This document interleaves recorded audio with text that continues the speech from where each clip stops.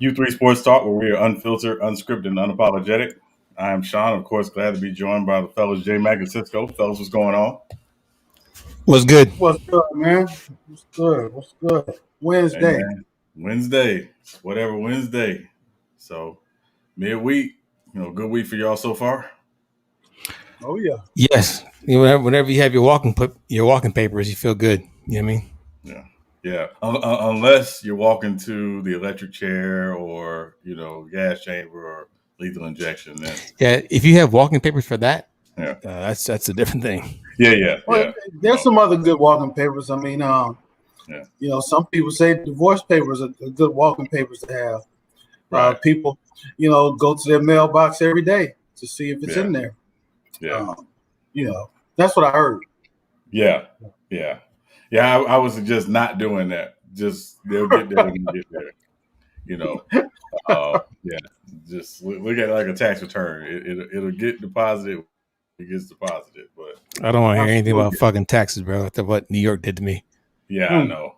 Yeah, I heard about it. Man. Yeah, I know. But yeah, man, it's whatever Wednesday. Looking forward to having a good night tonight. See some folks joining us. Absolutely, as always. Yeah. Thank you. Appreciate you. Salute you guys. Yeah. And if you are joining us for the first time on U3 Sports Talk, as Cisco and J Mac alluded to, thank you. And if you haven't already, please make sure that you like, subscribe, and turn on your notifications for U3 Sports Talk, because when we go live, we want you live with us. And again, if you are with us and not your first time with us, it's whatever Wednesday. Wednesday. Yeah, you know how we do. Whatever. Yeah, it's whatever.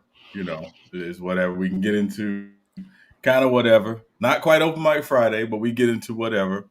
In the middle of the week. Some interesting things going on. J Mac, what we got on deck for tonight? Kind of want to touch this.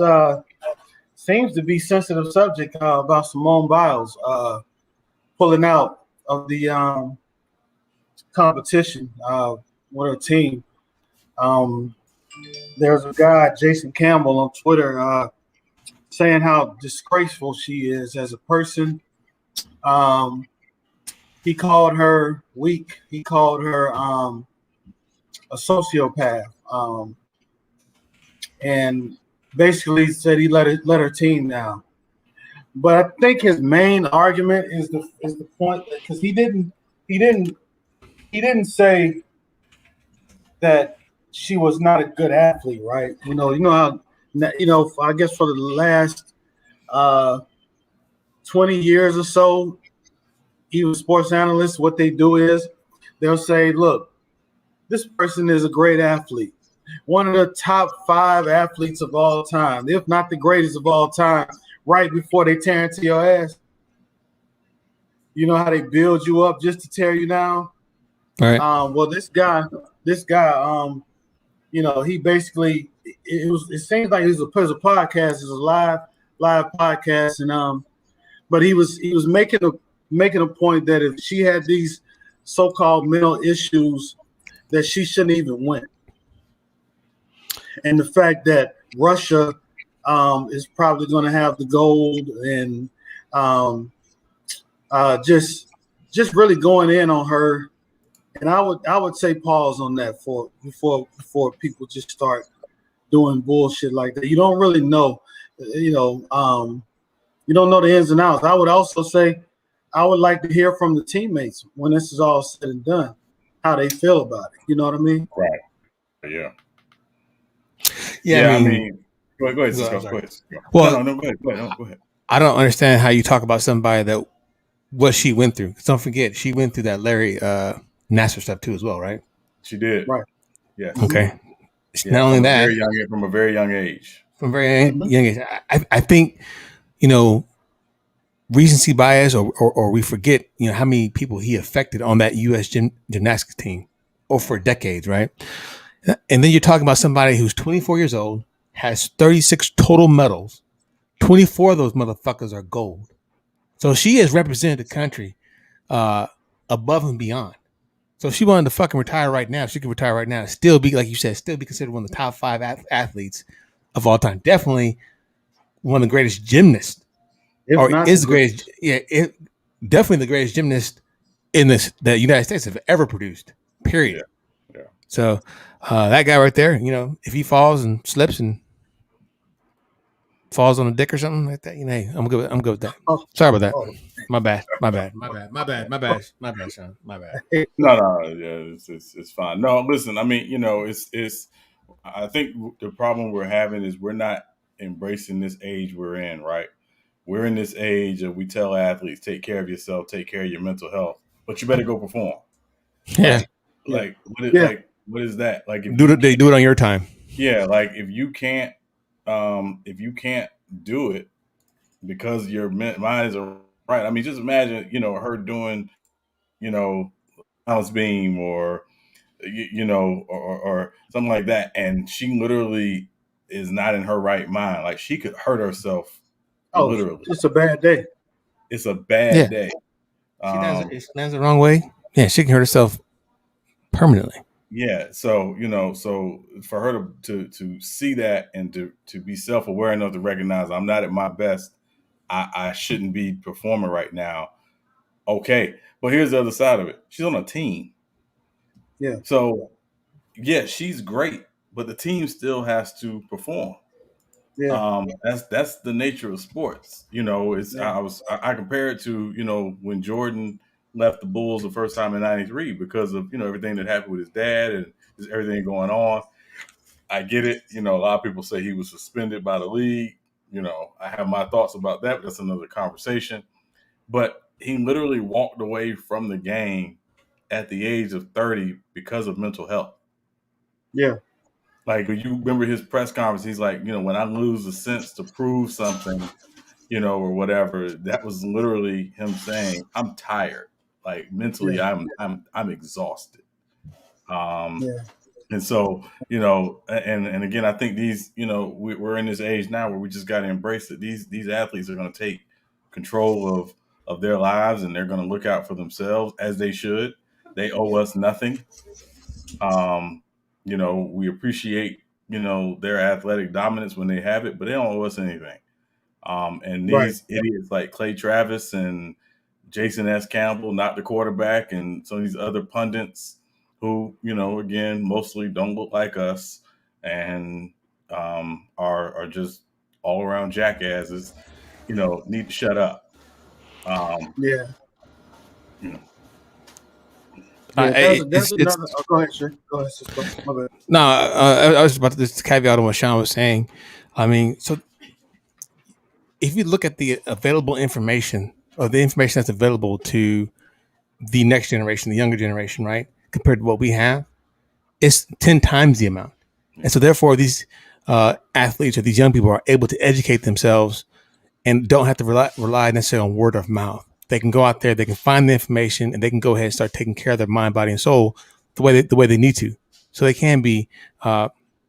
So that's all I was going to say. yeah. Yeah. On this mental health thing, Sean, you're absolutely right, man. You hit the nail on the head. This is gymnastics, world-class gymnastics.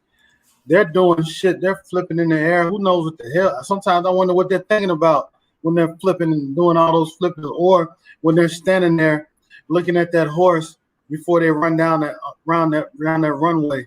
What's going on? They do have lives. They're not robots. And Simone Biles said she was feeling like she was shaking inside. That's an anxiety. Yeah. And when that occurs, trying to perform at that level, absolutely. There. First of all, even if she didn't have, we know a lot has happened to her, but as an athlete, even after everything that's happened to her, yes, she felt pressure before she got on that plane to go over there. She felt pressure after that case. Yeah. And she still went. Yeah, she still went she went as far as she can go. She probably had to push through just to get there this year. Yeah. And then there's one more side to it, bro. She was a little girl. We watched her grow up. Her life has changed she's gotten older. She's probably dating now. I think she was dating a football player or something. And I'm not saying from the that has Texans. anything to do. Yeah, I'm not saying it has anything to do with it, but she's maturing. She's grown now. Right.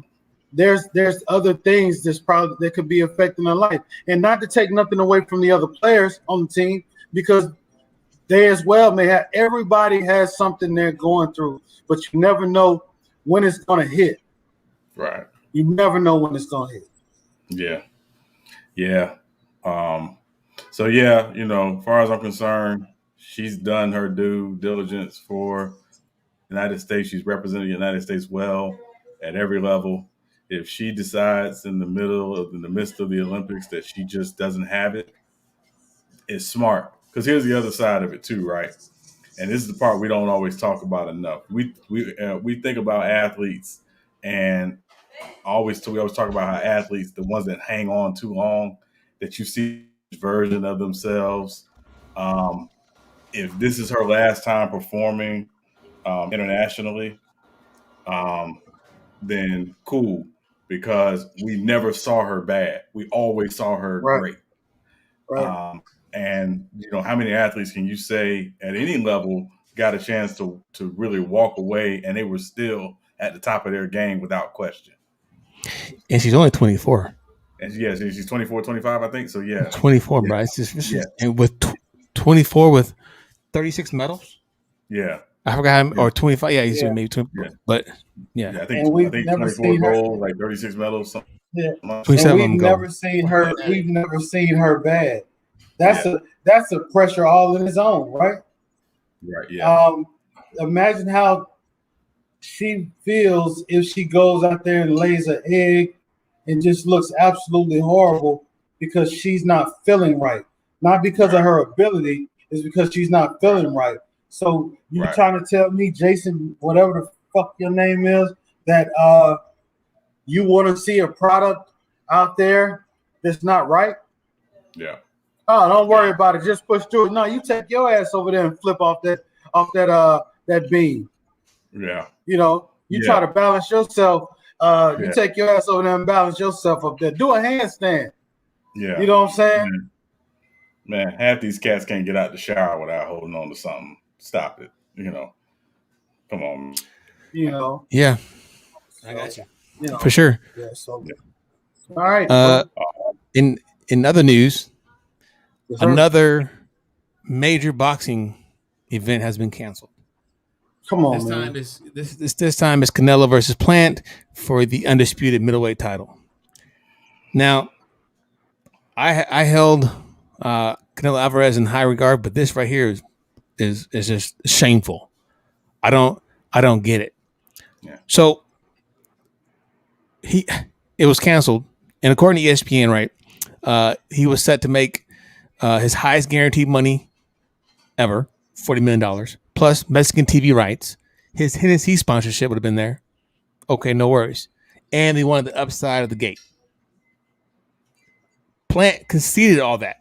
He said, go ahead, bro. Let's get it on. At the same time, they gave him his 20 by 20 ring. I think the standard is like 22 by 22, I think. Or no, 22 by 22 foot ring. So, I don't get it. To me, he might be hiding something. Maybe he's trying to flush his system out. I don't know. Maybe. But this is the second major fight that's been canceled. Although, of course, Fury and Wilder have been rescheduled. Still, this summer it was supposed to go down. This year was supposed to go down for boxing. Is this a postponement or is no? This is cancellation. It's dead. Oh man, yeah, that's unfortunate. Yeah. He wanted a 22 by 22 foot ring. He says, and the Nevada State Athletic Commission guidelines call for a 20 by 20 foot ring. So I don't get it. So Canelo's gonna take a hit for this one.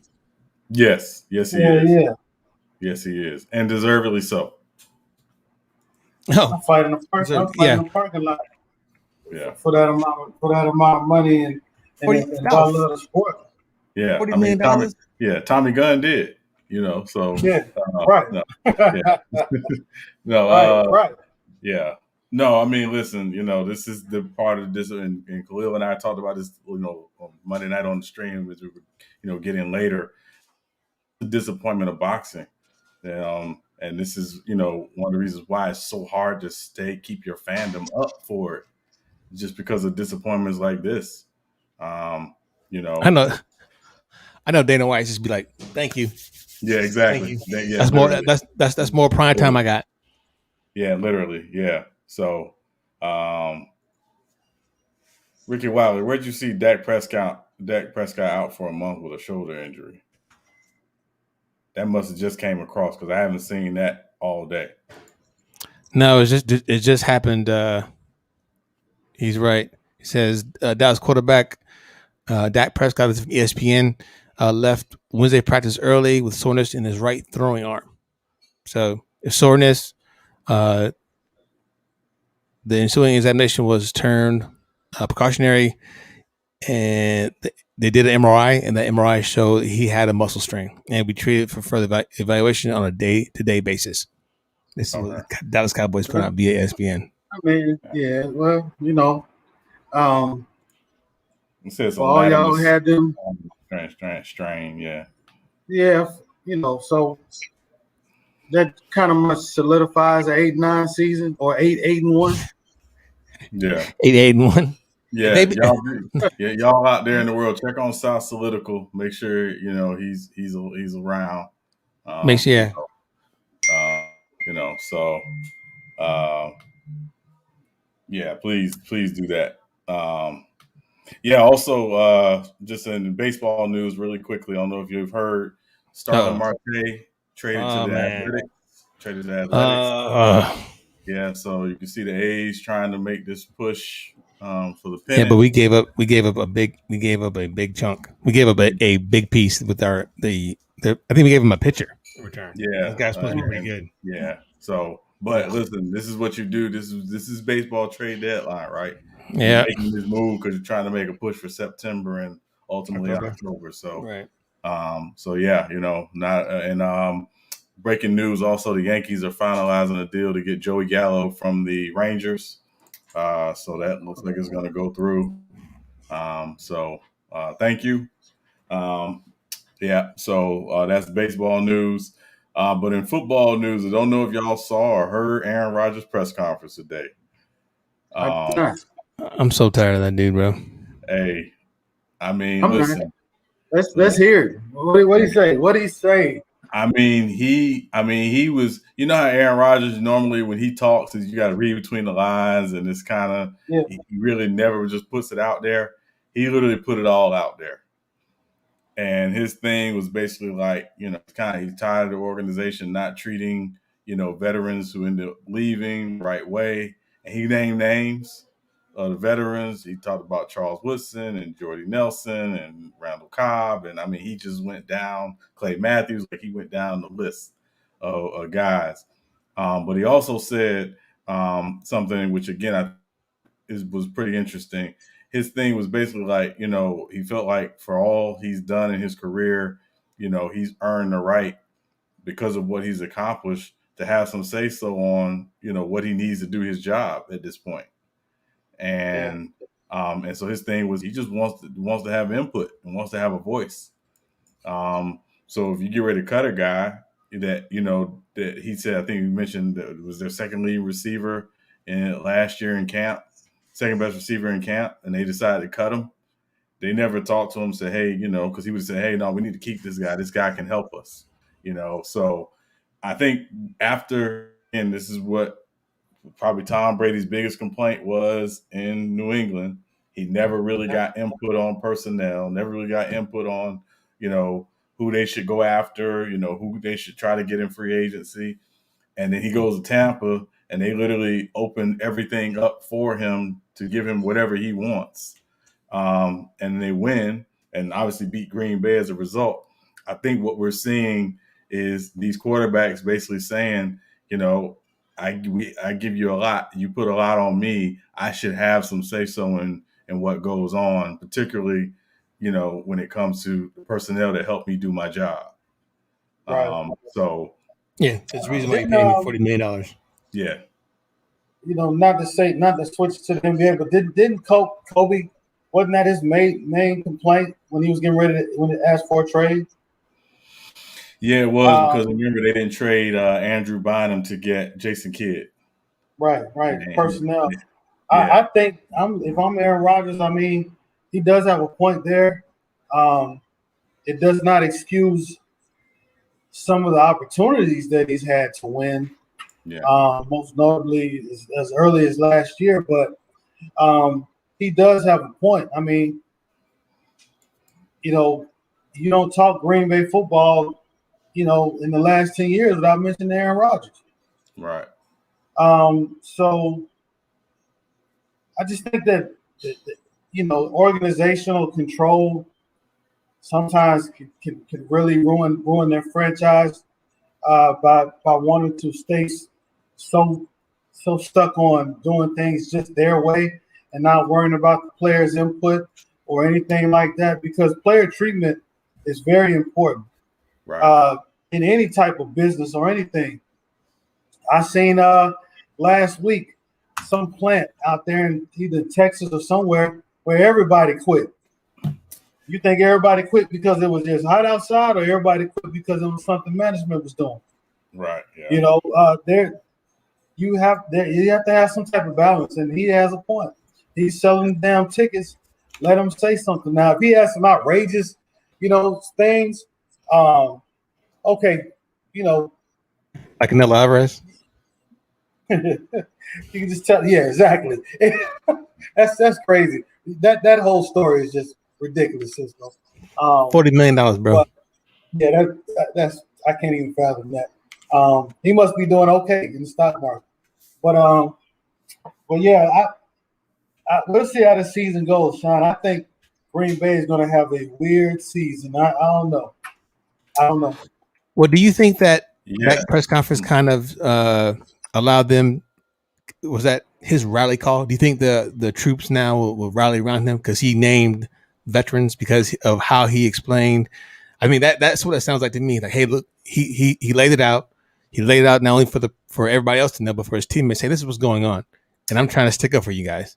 Yeah, absolutely. I think it was very calculated in that space, Cisco. And again, I think when he started naming names, and again, I think he was speaking about the Packers, but I think he's speaking to a greater issue in the NFL, and it's Really? a lack of respect, obviously, from organizations to players, from management to players, right?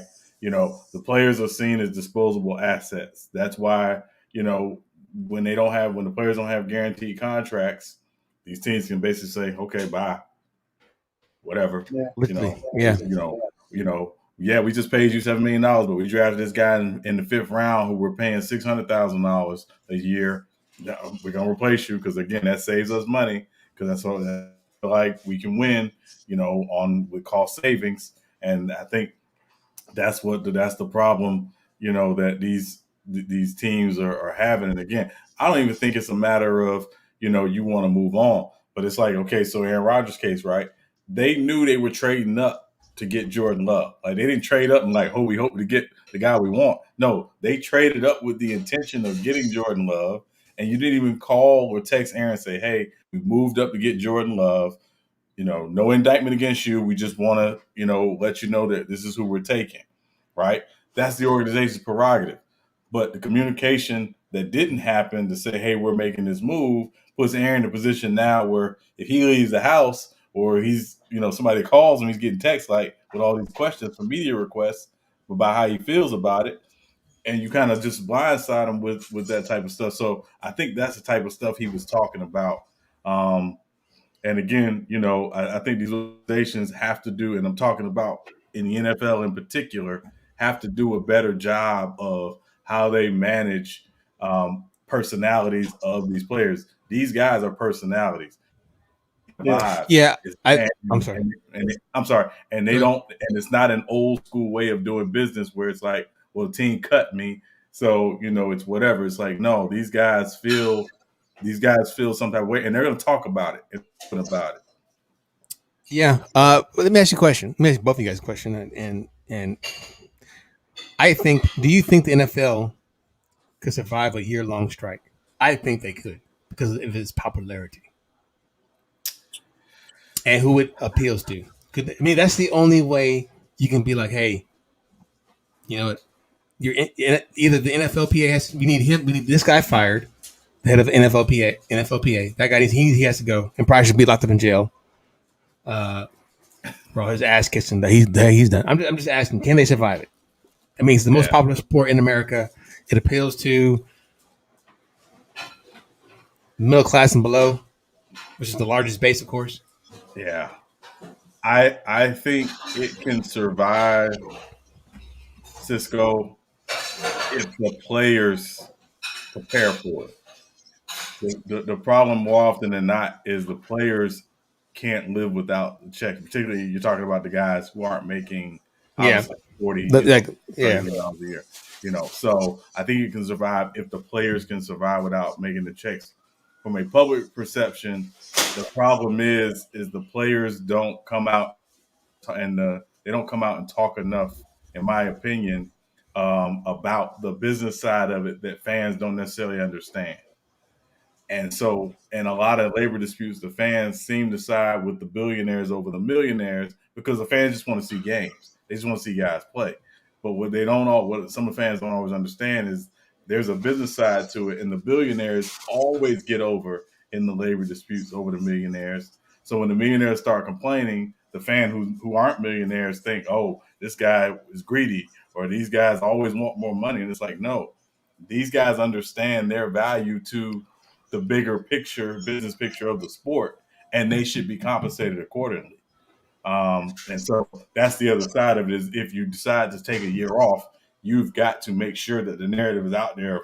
Here's why you're doing it, and here's what the business side of it that does not work, and why you need to strike for a year or however long it takes to get some level of, I don't want to say equality, but some level of balance from a business. Or like you said, respect.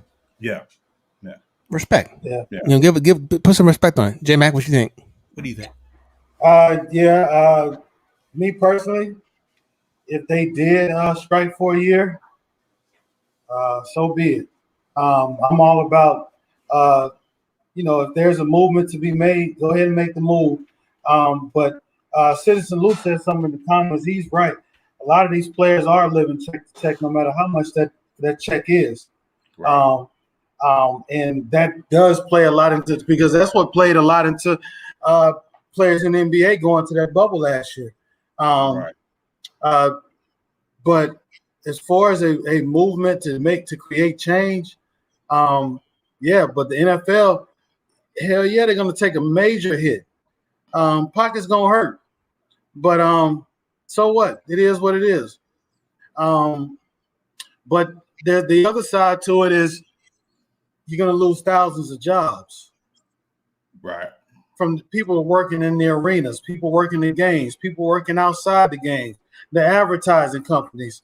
So I don't think it will last a year, if you ask me. Right. When these companies start feeling that, I mean, COVID showed you. COVID showed you that you can suffer. But I would be thinking about people who lost their jobs though at that level. But would it bounce back? Yes, because it bounced back from the Colin Kaepernick issues. A lot of people were trying to boycott the NFL, and a lot of people have returned. But so I don't know, man. Y'all ready to drop this link, man? We've been going on for a minute. Yeah. Yes. Yeah, let's go ahead and drop it. And Tiffany's favorite out there in the chat, bro. Tiffany's favorite person, Lamar Jackson, has contracted the virus, aka COVID-19 Delta variant. Yeah. Yes. He has the D version. The D version. Yeah. Okay. And if I'm not mistaken, he missed a game last year due to COVID, being in the COVID protocols. Yeah. So I do wonder if he's gotten the vaccine. But that's another. Because the Delta variant can, still get you sick even if you're vaccinated. Still get you sick. It's like 12%. So I mean, yeah. So the doggone Delta, huh? Delta is here. Yeah. So Hell, COVID only been around for about a year and a half. Hell, we already on letter D. Yeah. Hell, Hey, man. we're gonna be at M. J If it gets to M, bit, right? if it gets to M or something like that, bro, it's zombie time. Yeah. Hey, so listen, again, we appreciate everybody watching, appreciate the support. Cash App for U3 Sports Talk is on the screen. If you want to support U3 Sports Talk in the Cash App, please feel free to do so. Again, we appreciate all the support from you all thus far, but we're going to go ahead and get some folks in here. Salute. Who we got? We got Big Sal. What's up, everybody? What's happening, Big Sal? So, me amigos and amigas. What's going on? How y'all feeling? Oh, we're feeling outstanding. We are feeling outstanding. Are you awake? Yeah, are you awake? Are you all right? Yeah, I'm okay. I'm just trying to fix something right quick. Oh, okay. You mean food? Yeah. Is it real food or is it like, No, not food. I'm trying to fix my laptop. Oh, okay. So you're trying to fix food. Okay. No, I didn't hear the food part. I was getting ready to place my order. Yeah, I was going to say. Yeah, I was going to say, can't send a steak through. You can't send a steak through StreamYard. Man, nah, I ain't got that kind of money. Like T-bone or something, throw a little butter on it, Let's let it marinate. Oh yeah. I mean, just get some SpaghettiOs, put some shrimp in it. You can hook it up. Oh, that's horrible. That's horrible. Not SpaghettiOs. That's horrible. When does the USA team play? They play tomorrow? Yeah. I didn't hear you. They won their last game. Yeah, against Iran, right? Yeah, they played last game. They won. They blew them out. They was supposed to win that damn game. Yeah. Exactly. What's up, Anton? What's up, Shaq? What's happening, bro? What's up, U3? What's happening, everybody? Man, you got it, bro. You got it. Hey, same old grits, man. Just reheated, bro. I feel. Hey, you got to put some water in the grits and reheat them. What's up, man? What do you think the situation gonna be with them with this COVID situation in the NFL this year, bro? Like, you think they shut down? Like they stop play? I think they made it clear in the memo they released last week that if games are canceled because of COVID, and again it's because the players not doing what they're supposed to do or whatever, blah blah blah, then they will not. They won't shut down, but they will not pay players. So they have no intention of shutting down at all. Yeah. Is fans gonna be back in the arena this year? Yes. At full capacity, I think. Yes. That's crazy. I think they're gonna adjust that. I think they're gonna adjust it because the mask. Because I don't know if y'all heard that lady. I don't know I can't remember her name, but she was saying if you got the vaccine that you don't have to social distance or wear a mask. And she's now backtracked with this new Delta variant, saying that even if you are vaccinated, that you need to there are certain areas that you need to have a mask, especially in close proximity. Yeah. Is Lamar Jackson vaccinated? They didn't Good say, question. and they won't put that out, and most of the guys are not announcing it, so I don't know. Shit, with the Delta variant, doesn't matter. You still get sick when you vaccinate, bro. Yes, That's crazy. Hey, hold up, is the Delta strain over here? Yes, rampant, bro. It's the main thing right now. I thought it was only overseas. Oh, okay. No. If you're getting infected with COVID right about now, that's what most people are getting. Yeah, Delta variant. Damn. It's super contagious too, because I guess it carries more load of the virus. Yeah, if you ask me, it's just a bunch of it's a bunch of mutating, bro. The other, it keeps mutating because people continue to keep getting really and that's how it mutates. That's how it creates a new variant. So it's not. This one didn't travel, Anti. It was already here. No, the Delta variant started in India. Yeah, they said it started overseas somewhere. Yeah, it started in India because I know one of my Amazon the guy who was teaching me AWS. He said it was really rampant out there. Mm-hmm.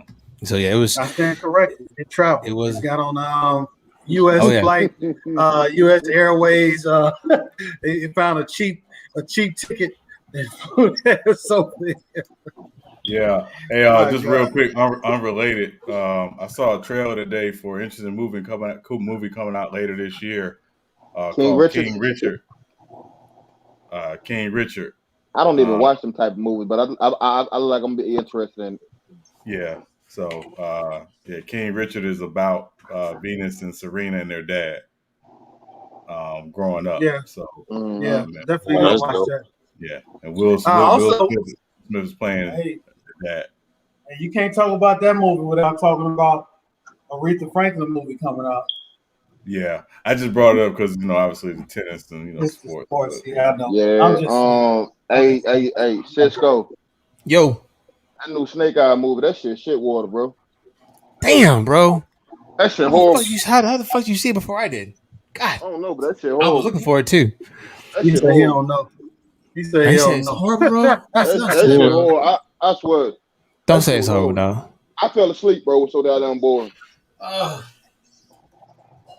Hey, so let me ask y'all opinion.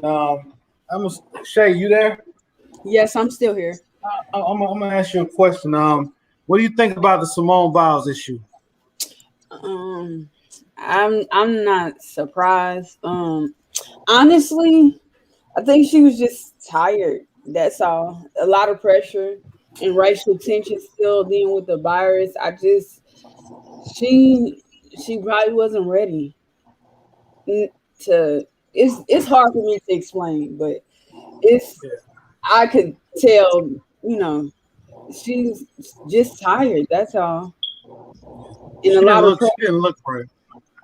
Yeah. I think Jackie Douglas too. I think they was black and they was doing their thing. Instead of talking about the talent, it was more they're the black young women, not the first in gymnastics, but it was more about that than they talent and with racial tensions and all there. It's hard. I know what I want to say. It's just hard for me to get it out. No, that's okay. But go ahead, Big Sam. No, she was still talking. Okay. No, you can go. Oh, okay. I wasn't nowhere near this on Aaron Judge. What the? Nah, I think. He watching the Yankees. Oh shit. Yeah, go ahead, Big Sam. I think she. I actually think she handled the situation responsibly, because John mentioned before, gymnastics is a team, is evaluated team aspect. So your point total counts against your team. So she took herself outside the game to more effective team score. Can't always have perfect performances. Is that background noise? Where's that coming from? That's me. Yeah, I don't know. I got water. That's me. Okay. I got. I'm about to turn it off. You go. I don't know. She didn't look right to me either, but I don't know. I don't know if it's just me, but a lot of Olympics does not feel the same, doesn't look the same. Of course, we know it's not the same, but I think it feels very last minute put together. I don't think they should be over there, bro. Tell you the truth. Yeah, I don't either. I really don't think they should be over there, man. Yeah, I think they can't. This was going to be the one people can't wait to get back home. But I've seen a lot of. I don't want to be too controversial on the topic, but I've seen a lot of white people on Facebook commenting on this, and they basically was trying to compare it. They were like, if LeBron would have did this, y'all be killing him. If Jordan would have did this, y'all would have killed him. I'm like, well, Jordan did do this. He retired. Like, he left for sport. So what are you talking about? I would say they were like, if LeBron James didn't lace up Game 7 due to a headache or some shit like that, or mental capacity will be killing. So they're trying to say that when it comes to her as a woman, why is she getting special treatment? I'm like, It's bro, not y'all are because reaching with this. it's not because she's a. 21 years. First of all, it's not because she's a woman. Yeah, do you have to? Somebody need to be on mute. You have to consider the sport. You cannot go out there, do all those flips, do all those things with your body, and you're not mentally ready for it. Hey, You have a problem. I got a different take on it now. Go ahead, bro. Remember, I said they're gonna come for a neck. Remember that, Anti? Mm-hmm. Yeah, you did. Hey, the Texas Attorney General said she's an embarrassment to the United States. Wow. Oh my God. That's what I'm saying. That's just the beginning, right? That grinds my gears. This shit's going to continue. So I really do see her losing the majority of her endorsements. Wow. I agree. Right? But I went and started reading and looking, and I think I know. I don't think she's got mental health issues. I don't think that either. What I think it is she's finally tired of being unfairly treated. Yeah. And how's she been? I haven't. Yeah, elaborate on that one. So I had to go. I had to read a lot of articles, and I was reading some of the men gymnasts was talking about this, right? Right. So she's created so many moves, and the level of her difficulty is so high that she wins by points.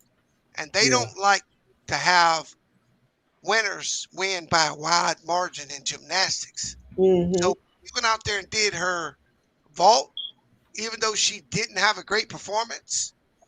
Some of the moves she did had real high difficulty. The highest. They underscored her.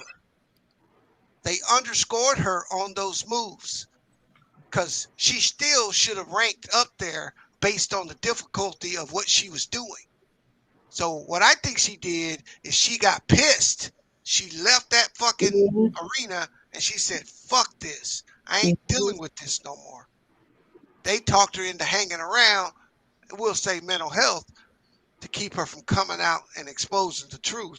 But they've been doing this to her for a while because she's that much better than all the other gymnasts. And they keep underscoring her routines. And then I wanted. And the reason, according to the IOC committees and shit, they've actually come out and addressed this because it's come out a couple times at different meets. And they say what she's doing, only men are doing, right? The men gymnasts are doing these moves. And they don't want to score her too high on these moves because they don't want to encourage other women to try this and get hurt. That's their explanation for it. And then this morning, I believe it was on CNN. I don't know what descent of they were, but I'm gonna say Asian American couple, I believe. I guess their daughter took over for Gabby. I didn't like how they had, I mean, not Gabby, but Simone. Simone's parents is still living, correct? Her parents? Yeah. Huh? What do you say now? I'm sorry. Or is her parents still living? I think so. Because they had this couple on TV. Instead of focusing on their daughter, they was like, they had them up there speaking on Simone like she was adopted, and it just caught my attention because they was like, "Oh, she'll be okay. We've known Simone for a long time, and sometimes you just need a break." And I'm looking like, I didn't know she was adopted. I knew Gary Douglas was adopted, and stuff like that. And I'm looking like, but if her parents are still living or whatever, why aren't y'all talking to her? Parents, why are y'all talking to teammates of her teammates' parents for? What do they have to do with her mental health status, especially if they're not raising her, if they're not around her in her home 24/7, stuff like that? What do they have to do with the situation? I was just looking at that this morning when I was at work, and I was like, that's really weird. So I really think J-Mac, she said, fuck y'all. I don't need to do this shit no more. I ain't taking it no more. And the mental health agree. is an easy way to say Oh, well, she's going through some stuff right now. No, she Right. just shot the whole U.S. gymnast a big fuck you, is what she did. As you could. And I'll tell you this also, Bees, to your point, that book is going to come out in the years coming. It's gonna come out. Yeah, and I was great reading some of them articles, and when some of the guys were talking about how unfair they score her every time she goes out, right? So every time she competes, she's getting scored on a totally different level every time. So just to show you, in 15, that exercise she did the other night, she scored a 15.7. This year they gave her a 13.5. So I'm pretty sure once she's seen that score, it's just a continuation of the bullshit. Because even though she may have made some mistakes in her routine, her degree of difficulty is so high that she still should come in higher than the other girls. Yep. Right. That's crazy. If you can make a mistake, that speaks to your talent and your dedication. If you can perform a routine, make mistakes, and just on the sheer difficulty of your routine, you should be rated higher with mistakes. That's awesome. That's crazy. Yeah, that's how far her score was this year to 4 years ago in the same exercise. A 13.7 to a 15.5. That's how far. And she was doing routine on the vault. They said it was, like I said, only 3 or 4 men on the Olympic team can do that. What she was doing, only the men can do that, and they still underscored her. Yeah. So I just think her cup runneth over. Right? Yeah. Hey. She said, fuck y'all. I ain't doing this shit no more. I ain't gonna go out there and do my routine, or go do a simple ass routine that everybody else does to get in line, because everybody else can't do what I do. Well, even though she's losing, even if she does lose some endorsements, even majority of the major ones, I want to see the smaller companies back her up. I want to see. I want to see them. I want to see her be able to continue to be, a major face in the sport, without everybody having to shit on her. Things that's being said. Hey, J-Mac, can I ask a question though? So hold on. His exact words, Texas deputy attorney, his exact words is, "She's a selfish, childish national embarrassment." That's what I mean, he's wrong in what shit, he's saying. But can I ask y'all a question though? Like, I understand she getting unbiased treatment, but in sports, we all know the greater that you are in the sport, the more that you dominate, the harsher you're gonna be critiqued, right? True. Like that. I mean, that what happen when you get too great at some shit, bro. Especially if you black, they're gonna critique everything that you do, and it's gonna be harshly critiqued, overly critiqued. But that is a little different, in this regard. Let's say she competes and don't win. What's the narrative? Yeah, what's the narrative if she don't win? Let me ask you something. Is all the judges white? Yeah. I don't know what they are. They're different nationalities. But they all go by the same judging scale. So Right. they're told how to score. Right, exactly. So if you watch the divers, they'll give you a level of difficulty. And the harder the dive is you're competing, the higher your score will be. Right? That's kind of what's happening, is her level of difficulty is so much higher than everybody else that even when she has a average performance, the score should still be in line with a great performance but lower difficulty. Mm-hmm. Yeah, just for reference, her some of her endorsers are Visa, United Airlines, Athleta, Oreo cookies, and Core Power protein shakes. And I know she Hold has on. an endorsement with Hold Uber on, Eats. hold on, Sean. What's she doing with Oreo cookie Hey, they giving her endorsement? that money, bro. Hey, and Hey, them the gold bitch, medals. and the bitch still got I that guarantee, bread. I The bitch still got that guarantee bread. ain't an Oreo cookie ever. Everybody can't be invested with Cheerios and Special K. When she, I read an article today, and when I'm she just sexually messing, assaulted. Yeah. Yeah, she was a Yeah. part of that Larry Nassar Yeah. thing. And Yeah, that yeah. other, that white girl said that the media, one of the girls said the media ruined her life over all that shit. Oh, absolutely. Hey, Absolutely. that gold medal, one gold medal comes out to be $3,200 a month. I think you're gonna do some. I think you're gonna eat some fucking Cheerios, J Mac. Damn right. Damn right. I'm eating the hell out of them damn things. I'm gonna have a damn gold spoon. Hey, what you mean? Like you? Hold up. If you win, hold up. If you win the gold, they pay you for it. 38,000 per gold medal. God damn. Like She got 20. 24. She got 27 of them. God damn.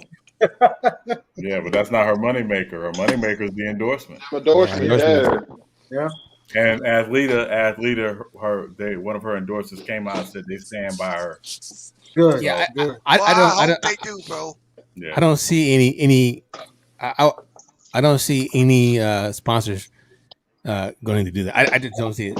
Well, When you put mental health, it's gonna come down this fucking political line, right? Because right? these conservatives, they're making it political. They're saying Right. that this is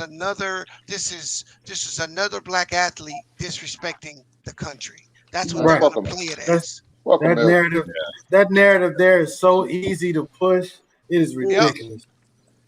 Yeah. You know, look at Colin Kaepernick. He was talking about social injustice, and they automatically made it about the flag and the country, Right? The Patriots, And the troops. Military. yeah, Right. the troops. Right. You know, Hey, I asked these motherfuckers tell me all the time.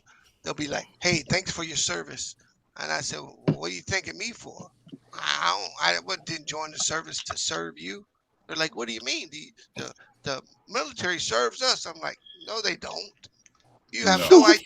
The military don't do shit for people in this country, bro. You need to understand that they're there to serve the geopolitical arm of this country, bro, not American citizens." Yeah, to maintain If the order American comes stance. down to wipe your ass out, well, bye. guess what? No, but hey, but guess what they use? Guess what they use to do it? The military. Own people. Yep. Bye. Because we gone.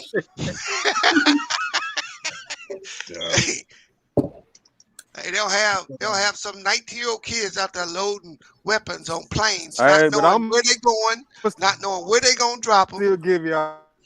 We got a brother Amari site. What's going on, brother? What's that, brother Amari? You, Sean, Cisco, and J Mac. No, I just said to them rednecks to come up and say thank you for your service because they into that flag patriotism shit. Mm-hmm. I said to them, I still honor y'all brothers for doing what y'all doing though. Appreciate it. Yeah, thank you. Mm-hmm. Yeah, I know what Bees is saying. He's speaking of the other side of it, where people just they say that thank you for your service, but sometimes people just say it because that's all they have to say. They don't really have nothing else to say. They feel obligated. Hey, let me buy you.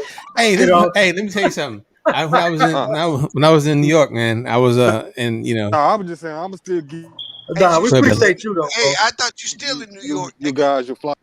I'm somewhere. Yeah, I know. That nigga really trying to find out where this nigga is. As far as a black man to another black man, bees on a mission. I just that's just gonna smell that nigga cologne. Nigga. Much respect. I couldn't do it. Hey, brother. Yeah, thank you, brother Myron. I appreciate it. I understand what he's saying. So yeah, and don't let the motherfuckers fool you, right? So one time, they say, oh, Patriots, whatever like that. As long as you don't ask my kid to fucking join the army or the military, I'm cool. I'll support you. Don't ask my motherfucking kid. Don't ask my son and my daughter to do the same thing you're doing because they ain't that dumb. They ain't that crazy. And they'll literally say that shit to our face. But for the token though, hey, they'll be like, hey, thank you for your service, man. Fuck you. Here's my biggest problem with it, brother Omari. Yeah, they don't really mean it, but here's my biggest problem with it, brother Omari. If I say it to you, if Lamar, you muffled or you keep going. He must be delayed. He must be delayed. Yeah, he's delayed.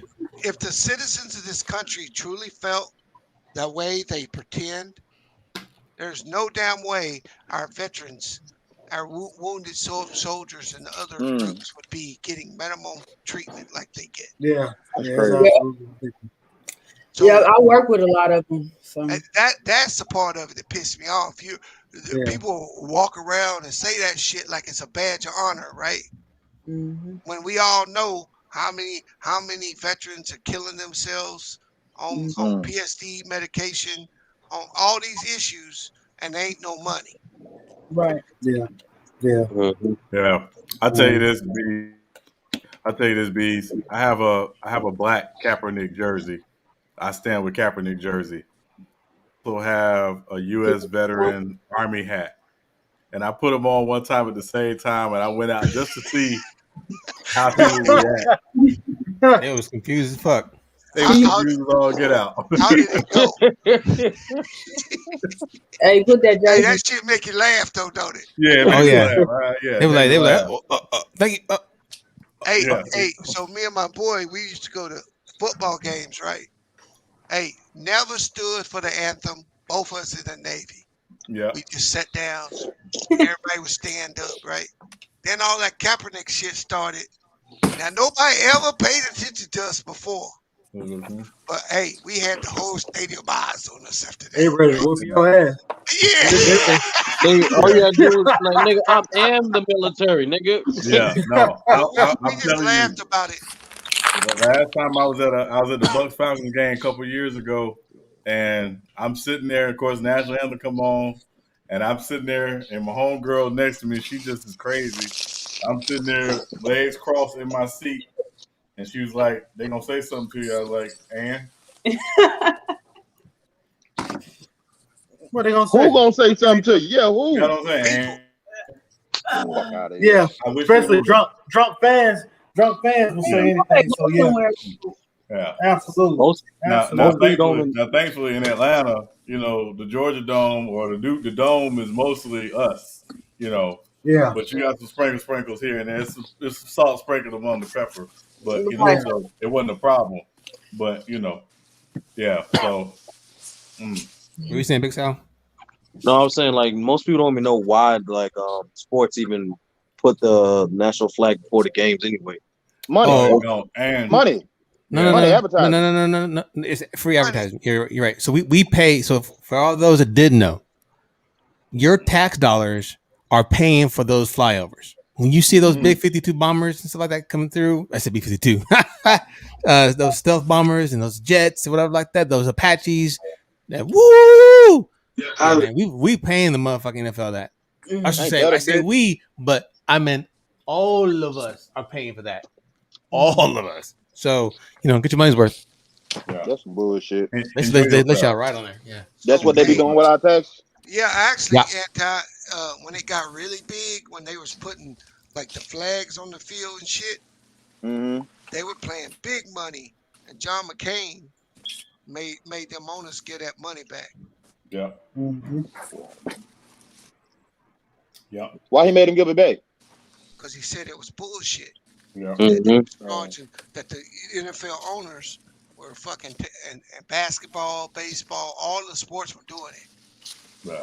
Because the country was stressing patriotism, right? Right. That's how they indoctrinate you, bro. So I don't know what they did to you in school. When I was in school, we would have Russian missile drills, bro. What the fuck is that?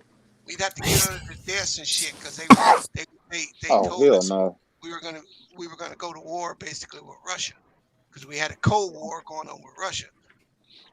But the fuck getting under your desk gonna do? It's just like a hurricane drill. Like a hurricane drill. It's just to indoctrinate you, bro. It ain't for you to do nothing. It's to put that shit in your head that that's your enemy. Just like when the war with Afghanistan and all that shit started. Notice how for like 4 years you saw red, green, purple, like the border warnings or the risk factor. You remember that? You probably don't, do you?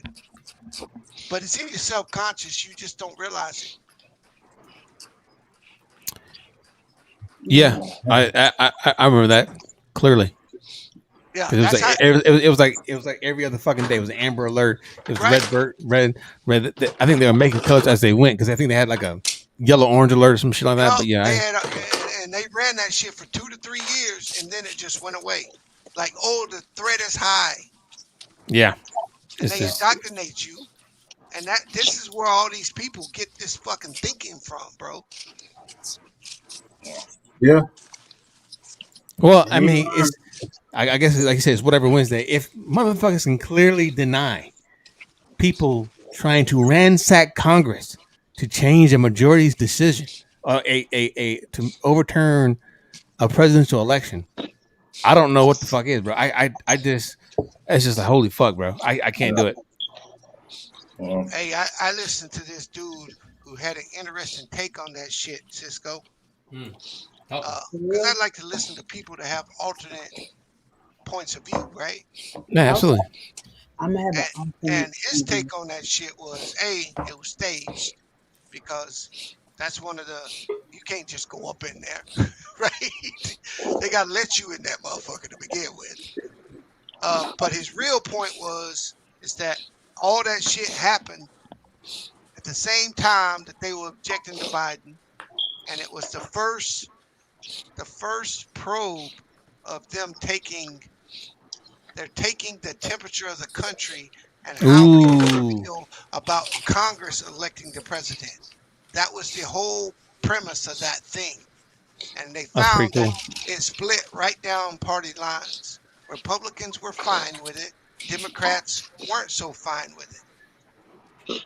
But it's crazy when you really think about it, right? Because eventually, I agree. They're going to enact a law that gives, because they don't actually have the power. They didn't actually have the power to remove him, so there was really no reason to objecting. But eventually, they're going to give themselves that power. That's nuts. Mm-hmm.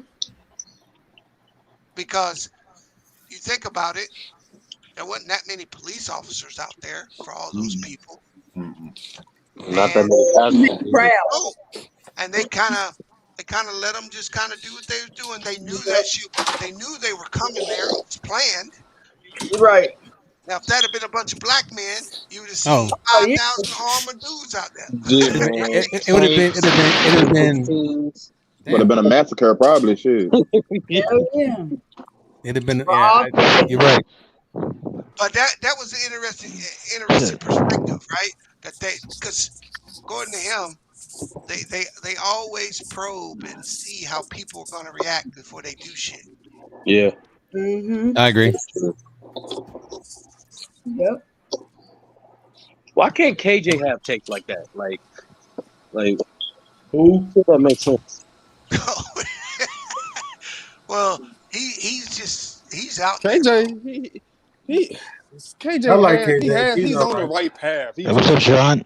He just don't know how to connect the dots yet. That's his biggest problem. So y'all talk about Simone?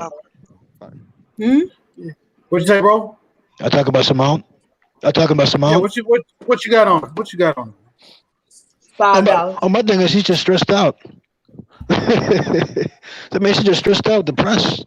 She's gonna do a lot because in the end of the day she want to exceed their expectations. I'm like, you gotta stop exceeding their expectations. Just exceed your expectations. Stop worrying about what they want. They just get to them, and then she young.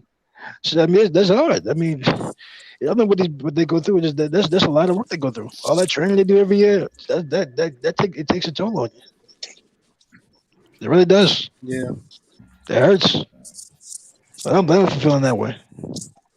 I mean, hey, let somebody else do it. Nothing wrong with that. She's gonna be all right. To keep it up. She'd be more than right, but it just this is just the same old. I read an article. Same old. Go ahead. Yeah, I read it. I saw a thing that said her teammates are by her side right now. But I'm waiting to see when the smoke. I'm waiting to see when the smoke clears and everybody get back to the States.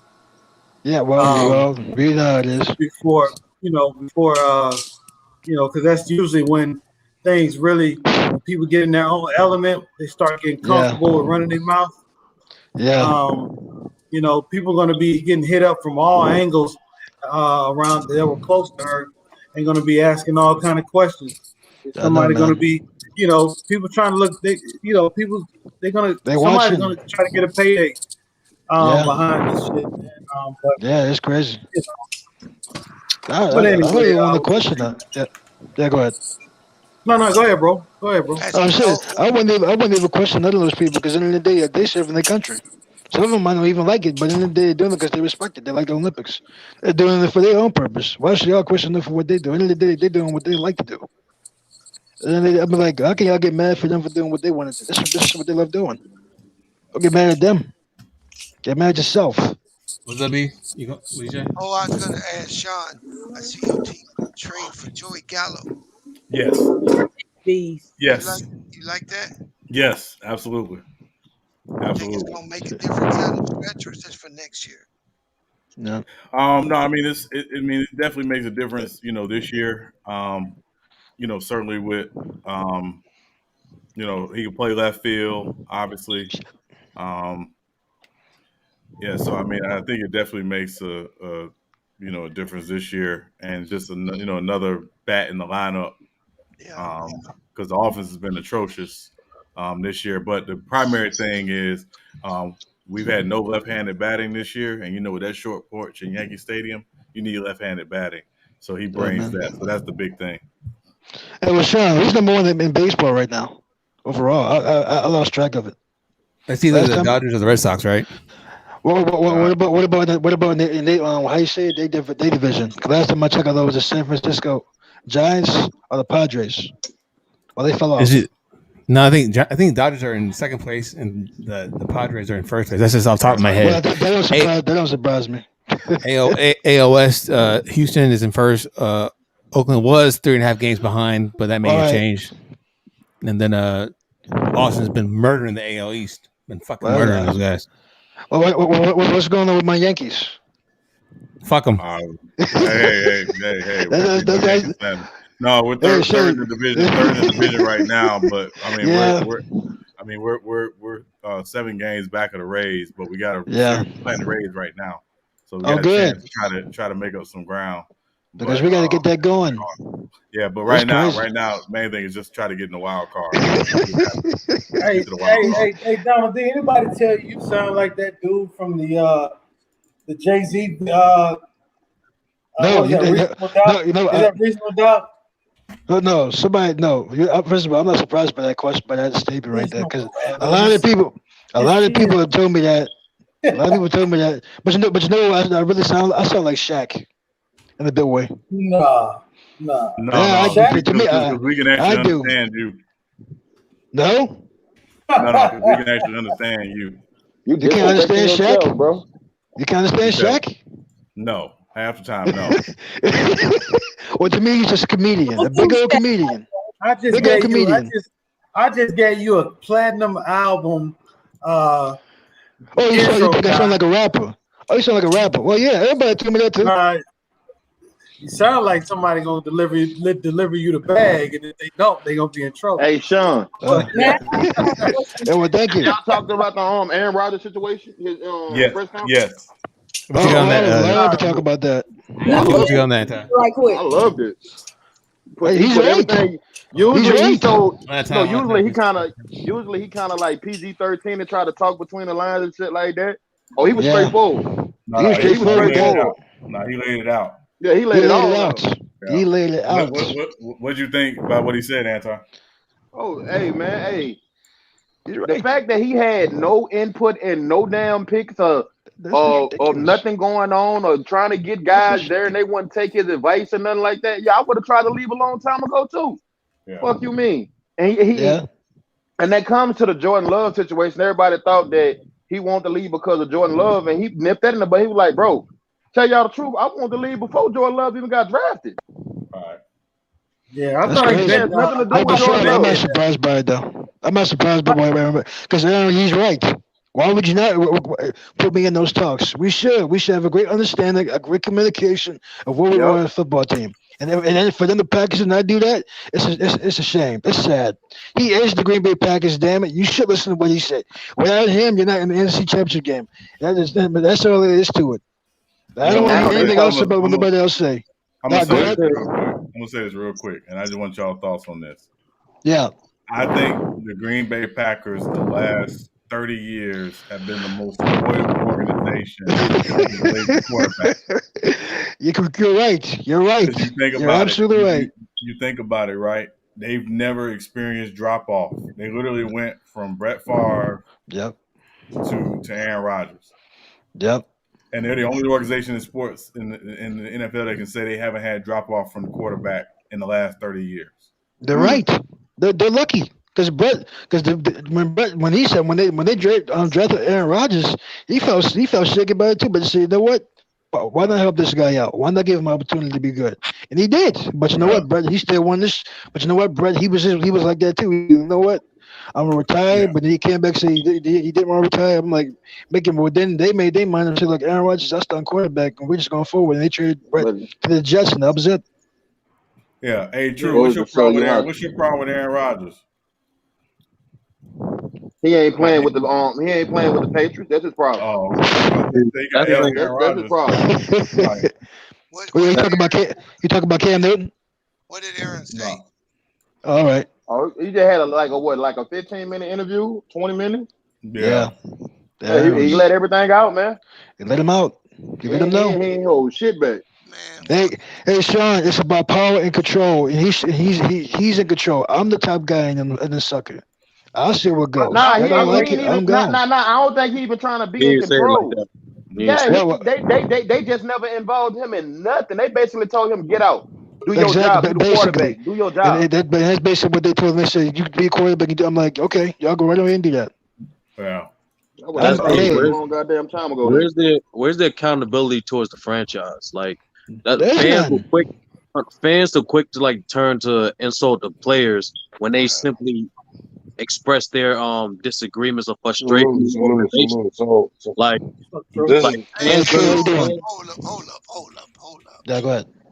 What is this? This nigga work for them people, man. What that mean? Not that. What that mean? That mean you can't. Hold up. I work for people, but I still got an input on certain shit, bro. Show up on time and do your job and shut your damn mouth. That's what you do. First of all, you can't tell me to shut my damn mouth. Choose to do that. All right. You know, doggone well. Look, you know, doggone well. LeBron James. People of that upper echelon, bro, with them athletes. That's the only people we talk about. Is you talking about them upper athletes, bro, the upper echelon of town. Aaron Rodgers, that. Hold on, Aaron Rodgers. What the fuck you mean is Aaron Rodgers that, True? Not there. What? And that's surprising. Fuck out my face. Y'all Cold State Farm commercials. He's that. Get the fuck out of my face, man. You trying to tell me? Yo, nigga, double checking for 10, 15 years. Hold on. That man is a Super Bowl with top 10 motherfucking defenses. Aaron Rodgers is a This nigga been getting the NFC championships, nigga, with trash ass defense for years. We see him being folded. But that's what I'm saying. Like shit like that. Shit what True is saying. He's quick to point the finger at the athlete as opposed to the organization. He do all that shit. He did all that shit. Hold on. He did all that shit and stayed with Green Bay. He did all that shit and stayed with Green Bay. I guarantee you gonna be sucking his dick to get on your team next year too. The Big South. I guarantee you gonna be sucking his dick to get on your team next year. Hold on. The Big South. You get cooked, people. Yeah, you ain't cooking shit, you bullshit. Y'all talk too much in this fandom, man. At the end of the day, somebody signed his check that got more money than him. What does that mean, B? Not just Hold that. on, B. Just because you got more money than me, that mean I can't have an input on certain situations in the organization? No. Basically. No. Fucked up. Get the fuck out of here, B. Hold on. I'm gonna give you an example. You mean to tell me the Lakers don't run shit by LeBron James and AD? Hold on, Anti. I'm gonna give you an example. And you own a real high upper state restaurant, and I'm your main cook, and I decide that I don't like the way you got the organization running. I want input on all the dishes that you want to serve. So I decide to make my own dish, and I just start putting it on the menu without your permission. What you gonna say? Why you going so far? Why you going so deep off the end, bro? That ain't what it now is. It's so deep. Now it's that so is deep. deep off the end. Why y'all going extreme? Well, I mean, what he's doing, B. Look, he wants input to what the team is doing. Yes, so they can be better. Hold on, bro. No, that's I want this now. That's not the best thing for the Packers organization. Right. It's best for Aaron Rodgers. It is not just that. I guarantee you, Peyton Manning, Tom Brady, all those dudes, bro, they talk to them people and actually, bro, this is what we gonna draft. This is what we looking to bring in for free agents. How is that a bad example, like, Drew? come on, man. He's one of the upper echelon. True. Why did Tom Brady? Hold up. I'm gonna tell you why those bad examples. Then the coach traded Peyton Manning without his control. Then Tom Brady. The reason why that situation of Patriots didn't last long because of ownership and management. So what are y'all talking about? What are you talking about? You're lying, nigga. Because if it wasn't for your management, nigga, Tom Brady would have been gone a long time ago. Your coach want that nigga gone years ago. For the owner, management was ready to get off of him. No, well, and the ownership chose management over Tom Brady. That's what happened. No, he didn't. He chose Tom Brady over management. See. Okay, y'all niggas. This is the NFL. This is not the NBA. Exactly. And that's not how the NFL works. They may consult you and ask you a question, but they're not going to bring you in and let you shape where the organization is going because they know one thing. We're going to cut every fucking player on our team at some point. And that's where the players fucked up.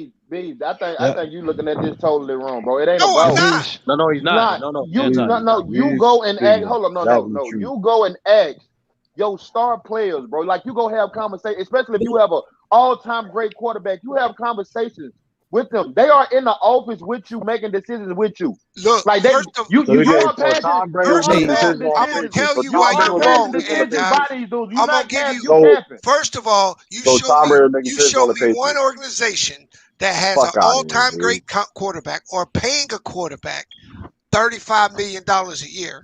At that point, you've restricted us in your pay.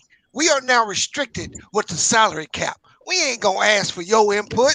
Your expertise, nigga, is throwing the football. So you telling me Patrick Mahomes had no input on the Chiefs? They ain't giving him that kind of input, bro. Fuck out of here, man. You capping, bro. Like, y'all come on, man. Get the fuck out of here, man. You don't understand. We're talking about it. We're talking about the NFL. This is the NFL, man. And the NFL is ran by who? Who makes the money in the NFL? The quarterback. Don't do that. That's where your bread and butter came from. You sound real crazy. Different discussion. You say completely something different. So don't even say let's be clear, right? The quarterback of an NFL team has a certain cachet. They have a certain thing in the organization that generally, if they ask for something, and depending on how long they've been there and their standing in the organization, they generally get what they want. Exactly. So what are y'all talking about? Case in point. Can I rebuttal to that? Case in point. Donovan McNabb. Let him finish. Donovan McNabb, when he was in Philadelphia, Brian Westbrook was in the middle of a contract dispute, and Donovan McNabb went to the office. Hey, Don D, hold on. I'm sorry, Don D. Can you put yourself on mute because you're breathing really hard into the microphone and it's like blasting sound all over the place. If you don't mind, sir. Oh, me? Oh, my bad. Yeah, please, sir. Thank you, man. Yeah. Thanks, Cisco. Yeah. So Donovan went to the front office and said, "Y'all take care of Brian Westbrook," and they did. One of the reasons why the TO situation happened the way it did in Philadelphia was because Donovan didn't do the same thing for TO. And you telling me McNabb is on a different scale than Aaron Rodgers, bro? Hey, Sean. Hold on, let Sean finish, guys. Y'all stop. Y'all talking over each other. Yeah. Can't hear what he's saying. Yeah, so we've seen it happen in the NFL where, again, if a quarterback goes to the organization and says, "Hey, please take care of this guy," or "We need this guy," that guy traditionally gets taken care of because, again, you want the face of the organization from a player standpoint to be happy. I think Aaron Rodgers' biggest problem is he's never had that level of – he's never had any input. They've never come to him and said, "Hey, what about this guy? Or I know you have a working relationship with this guy.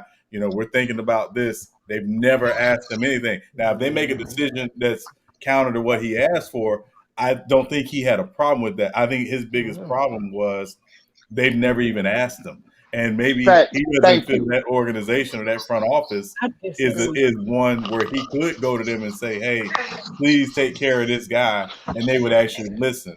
They go about kind of doing their business as usual. And if you, again, not the best example, but you look at Tom Brady going to Tampa, they literally gave that nigga everything he wanted. Everything he wanted. And now you see that happening. And so think about this year. We've never seen before this year. We've never seen the number of quarterbacks come out and talk about this with the organization like we have this year. And I think it's in part because Russell Wilson. What happened with Tampa and Tom Brady. Can I say something? Go ahead. Hold on. Let's take it in. Okay. My rebuttal to what you just said.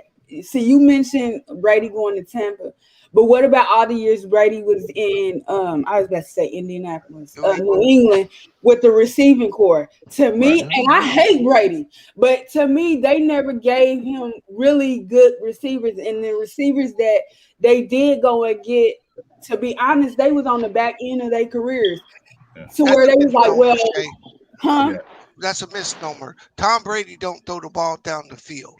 He don't need a bunch of receivers. He needs slot receivers, and they had plenty of them. And they need receiving running backs. Yeah. They had the best in the league. So what Tom Brady did well is what they got. That was exactly right. And Shay just went up 2 points on my good people list because you hate Tom Brady too. Go ahead. Whoever got that. Hey, all I'm saying, Anti, is this. I'm not saying it don't happen. I'm saying that basically the owner has to bless that, because at the end of the day, every NFL team knows they're going to cut every player on their roster. So they're not going to give you the power that a LeBron James has. No, they're not going to give you that, because at some point they're going to cut your fucking legs, bro. Right. And remember, you saw that when they drafted Jordan Love. They're getting ready to cut his legs. And remember, just real quick, the Packers are the unique organization in the NFL because they don't have an owner. They're owned. I was just about to say that. They're owned by stockholders and a board. So he doesn't have one person. He doesn't have a Jerry or somebody like that. He can walk in their office and say, "Hey, I'm having this problem." The way they're owned doesn't even allow that. Right. And you know what the board guy's going to say? Get out there and throw that fucking ball. We're paying you $5 million. And you know what Aaron Rodgers going to say? Nigga, trade me. Hey, bro, look, you seem to think, because if he's what you say he is, they'd have more than one Super Bowl. No. Yeah. No, we're not doing it. No, we are going to do that. He exactly what he is. Bro, it's more than offense to win a Super Bowl. Did they have the talent last year? Stop it. I'm asking you a question. Did they not have the defense and the talent last year? Yeah. Yes, they did. Why didn't they? Hold on. Now, let me ask you something. How many times have they put that talent around him? Bro, they've been it. Bro, honestly. No. Answer that question. No, in the last 5 years, how many times they been in the NFC title game, bro? 3 Twice. to 4. Twice, right? 1, 2 of those Three. against the Three or four This times. nigga ain't getting it done like you say he Three or is, four bro. times. Man. Nah, two of those games he balled out, bro. Look, And because the you other got good game, nigga, numbers. San Francisco ran through they with they all That defense balled out. with that defense with the Green Bay Packers when they played San Francisco in the AFC Championship game, that was a disgrace. You couldn't stop the run. Exactly. How you gonna I put mean, that on that was Aaron a Rodgers? disgrace. That was a disgrace. Exactly. I was like, what? First of all, it's not a disgrace. Second of all, they just didn't match up well with the 49ers. Exactly. With that You too. know more than They anybody. ran for Hold on 260 there, yards. guy. Slow down. You know better than anybody. You've played football. Football is about matchups. And some teams you just don't match up with. Yeah. They did not match up with the 49ers. And they proved it because they blew them out like that during the season. That wasn't correct. a one-off. They got, if you go back and you look at that game that the Green Bay played against 49ers during the season, they got blowed out the same way. But how you gonna blame it on Aaron Rodgers though? Look, bro, you up here capping for this nigga. I ain't capping for nobody, nigga. He's an upper echelon quarterback. What are you talking about? Dude, No, don't say that. Now you want to change the verbiage. Now you want to change the What are you verbiage. talking about? I just said You he's put top him on the tier. same level LeBron James. You put him on the same level LeBron Who James. said anything about Hold LeBron on, James? Anti. In the last 7 years, Take your ass back to sleep. In the last 7 years, I wasn't even asleep. I wasn't even asleep though. That's what I'm saying. You just capping. Oh no, Anti. Last 7 years, they've been to 4 NFC championships and lost all 4. So don't tell me what was Aaron Rodgers' stats when they did it? Don't tell me they didn't have a good enough team. A fucking They loser. didn't have because now you're making excuses. No excuses, man. What do you mean? Outside of the 49ers, can I ask y'all this? A fucking loser. Like, come on. Can I ask y'all this? Because I heard somebody say it earlier on one of the shows. He said that he felt that the Packers, from a talent standpoint, had a top 5 roster the last few years. They have. I agree. Hold on. No. The last 2 years. Don't do that. No, he the said last 2 to 3 years. No. Hell no. Bro, they've been in you 4 don't make it. NFC You don't go to 4 straight NFC championships. Come on, Please add context to this shit, bro. Stop capping. You can put context you want to. You constantly go to NFC championship game. You have a roster the whole time. Hold on. That so we're not defense going just got elite the last 3 years. We're not doing it. You can't win that one more. 2 out of those 4 times, Garrett, at least 5 starters was injured. I don't want to hear about injuries, bro. What are you talking about? Here's the thing, Big Sal. If I go from 2015 to last year, that's 6 years. Wait, that's 7 years. The only repeats in that time are nobody repeated in 2015. Repeat champions? No, talking about NFC contenders. That's hard. Green Bay, hold on. During that time period, Green Bay is the only team that's made it back there more than once. Hold on.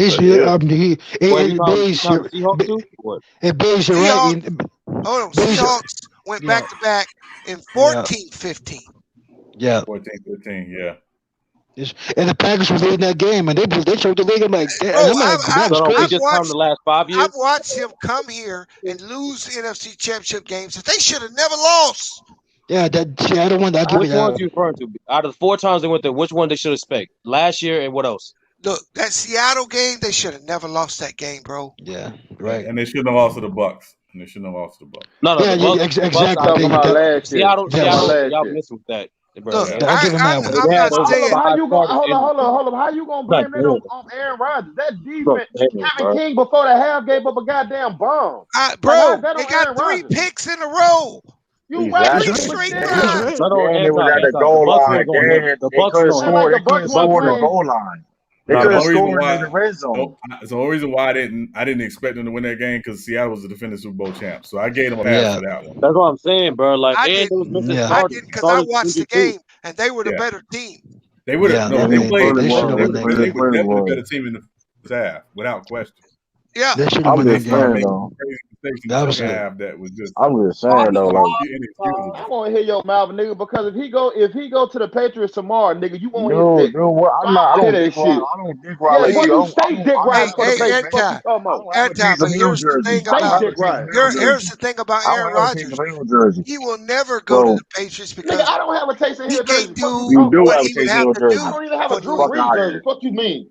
Come on, man. Fuck him too. Come on, man. Like, fuck you and fuck Cam Newton, nigga. Hey, Sean, what was the cap on him the last? What was the cap on this nigga the last 3 or 4 years? He throws the ball out of bounds just so he don't throw it.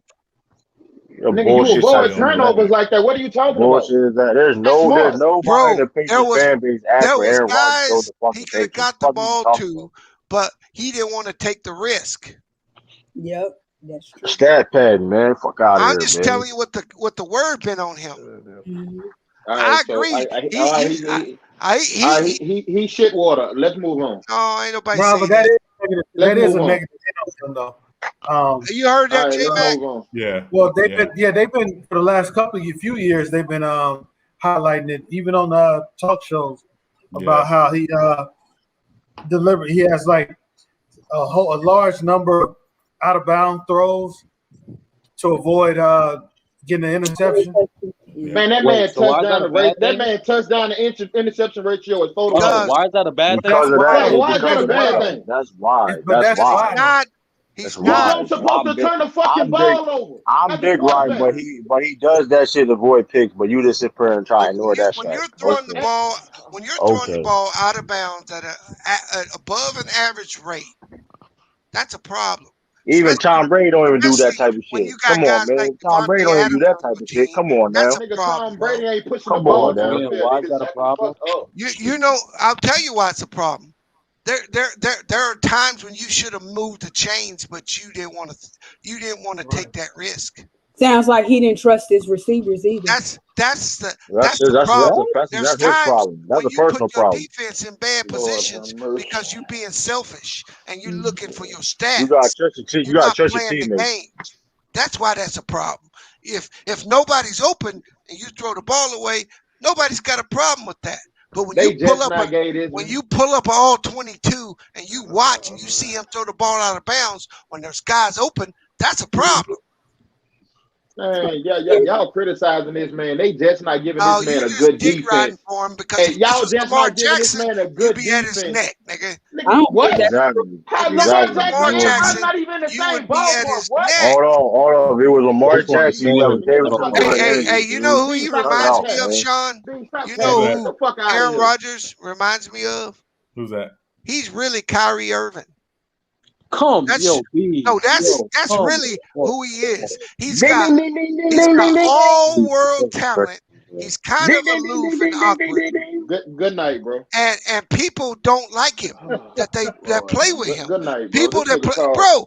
I don't know why you taking this shit. Yo, that man be speaking the gospel right now, man. I feel like I'm at church right now. A lot of Aaron Rodgers teammates don't like him.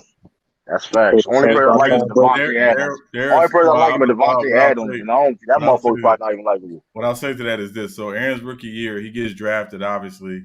And, he's a rookie in team meetings, blah, blah, blah. And, coaches are asking questions. And he's jumping up to answer every question because he wants to show everybody how smart he is. And one of his teammates, I think it was Donald Driver, was telling this story, or Greg Jennings. And they was basically like, they had somebody tell Aaron to shut the F up. Like, we know you're smart. Shut up. Why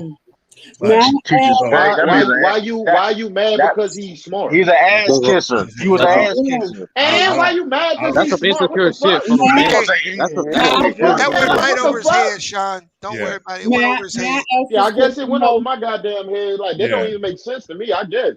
Yeah. He's an ass kisser, man. It's a lot of it, anti, in that particular instance. It's a lack of self and situational awareness, right? At the end of the day, you can be the smartest person in the room, but if you that person that has to tell everybody or show everybody you're the smartest person in the room, it's a turnoff. Why? Because I'm answering fucking questions? But the No, way he was trying because he trying to show off. And so, listen, no, we he get it. wasn't We know showing you. off. You Hold on, Fuck that's you what out of here, red nigga. This is zone though. football. We Get the fuck understand. out hold of We on, here, understand. man. Hold on. We hold on. understand you have a Instead of high Mind your IQ. You feelings, hear? nigga. This hold is on, Hold on. football. We Get the fuck understand. out We of here. understand. Okay, but here's the problem. If you keep Hold out of on. reminders that you have a So, high IQ, what the fuck you so talking you're about? talking about get out of your feelings for a dude that's in his feelings. Who in his Exactly. feelings? Who in what? his feelings? Aaron Rodgers is in his feelings. He was in his feelings a whole Lord, fucking. man. Come All on, But right, this is brother. cool, what I'm bro. saying, Let's yo. move Like on, dog. Let's move on, hold on, man. the first reaction. That's what I'm saying multiple times. The first reaction from fans is to not go towards the organization. It's to go towards the player. Oh, I'm sorry for expressing my grievances for saying, yo, they did not express my input. That Look, is no. On any league, you not have your best player not having any say. Not I'm saying any say, not having any This perspective you or talking about the input on any NFL though, decision. man. That's bad on any organization because as we not all You know, true, talking about dog. hold you on, talking about the hold on. NFL. It Listen, takes hold Not on. I'm It just true. takes to the whole hey, organization listen, Not no, hey, true. the Patriots fan, hold on, Patriots There's fan, no And what you're lopsided Patriots telling fans me, is organization. still Sal, Patriots is fans that is still Patriots you fans, man. really don't Like, understand high level business. No, I do understand high No, level you business. don't, No, because this you is know why what? You know what? let me finish. And this is why I say this is the player's fault for not using their leverage. He They're the don't have only none, hold on. bro. No, yes they do, Beast. Yes they do. no, They're they the Okay. don't, product. dude. No, Hold they on, fucking listen. don't, man. You are the product. You have leverage. They're the only No, they don't. out of all the major sports leagues, they're the only ones that get paid less than 50% of the revenue. That's ridiculous. Because That's the their fault. So first of all, So you're where's the moving. leverage then? Hold on, True. You're No, that's moving what the no. goalposts. There's no lack. Okay, There's no you're unity. moving the goalposts. They I'm not. agreed to it. No, They I'm not. agreed to it, so they should deal with it. No, that's what I'm Exactly. saying, Beast. They don't understand their leverage. They don't No, what understand. I'm telling you is they don't have leverage. Do They you do have understand? leverage, Beast. Do you big understand the business model of the NFL? Do you understand it? I do understand it. What is it? Based off collective bargaining, or what do you No, mean? what is the business model of the NFL? Oh, the The shield shield is before above everyone. everybody. No one's That's Yeah. above the right. shield. That means your face, we don't promote your face. We Yep. promote the jersey. Yep. You don't have leverage like you said. The It's one not the thing every individual. football player knows is they're going to be cut. Yep. They know it. Every one of them. And No players they better. need to No understand players You just like better talking? than Hold every up. other team. I major think you union. No capping right player, there. They no need to player better understand than team, just man. like every other major union and any other Yo, aim for Big corporation Solomon, can I that ask you a question? employees have leverage. Big Sal, you're smoking weed, bro. You're smoking weed. Seriously. Because So you think? what So let is me the ask you average something, B. Let salary me ask in you the something, B. NFL? Yeah. What is Now the let me ask you average something, salary? B. Yeah. B. Let me ask Let you me something. ask him a question right You quick. think the NFL would want to lose Patrick Mahomes? Can I No, ask you a they don't question? want to lose him. No. You think He makes exactly? So the what are you money. talking about? Exactly. So what are you talking about? Aaron Rodgers don't make no money. But look, bro, you got to understand something. You never let the workers determine the future of the organization.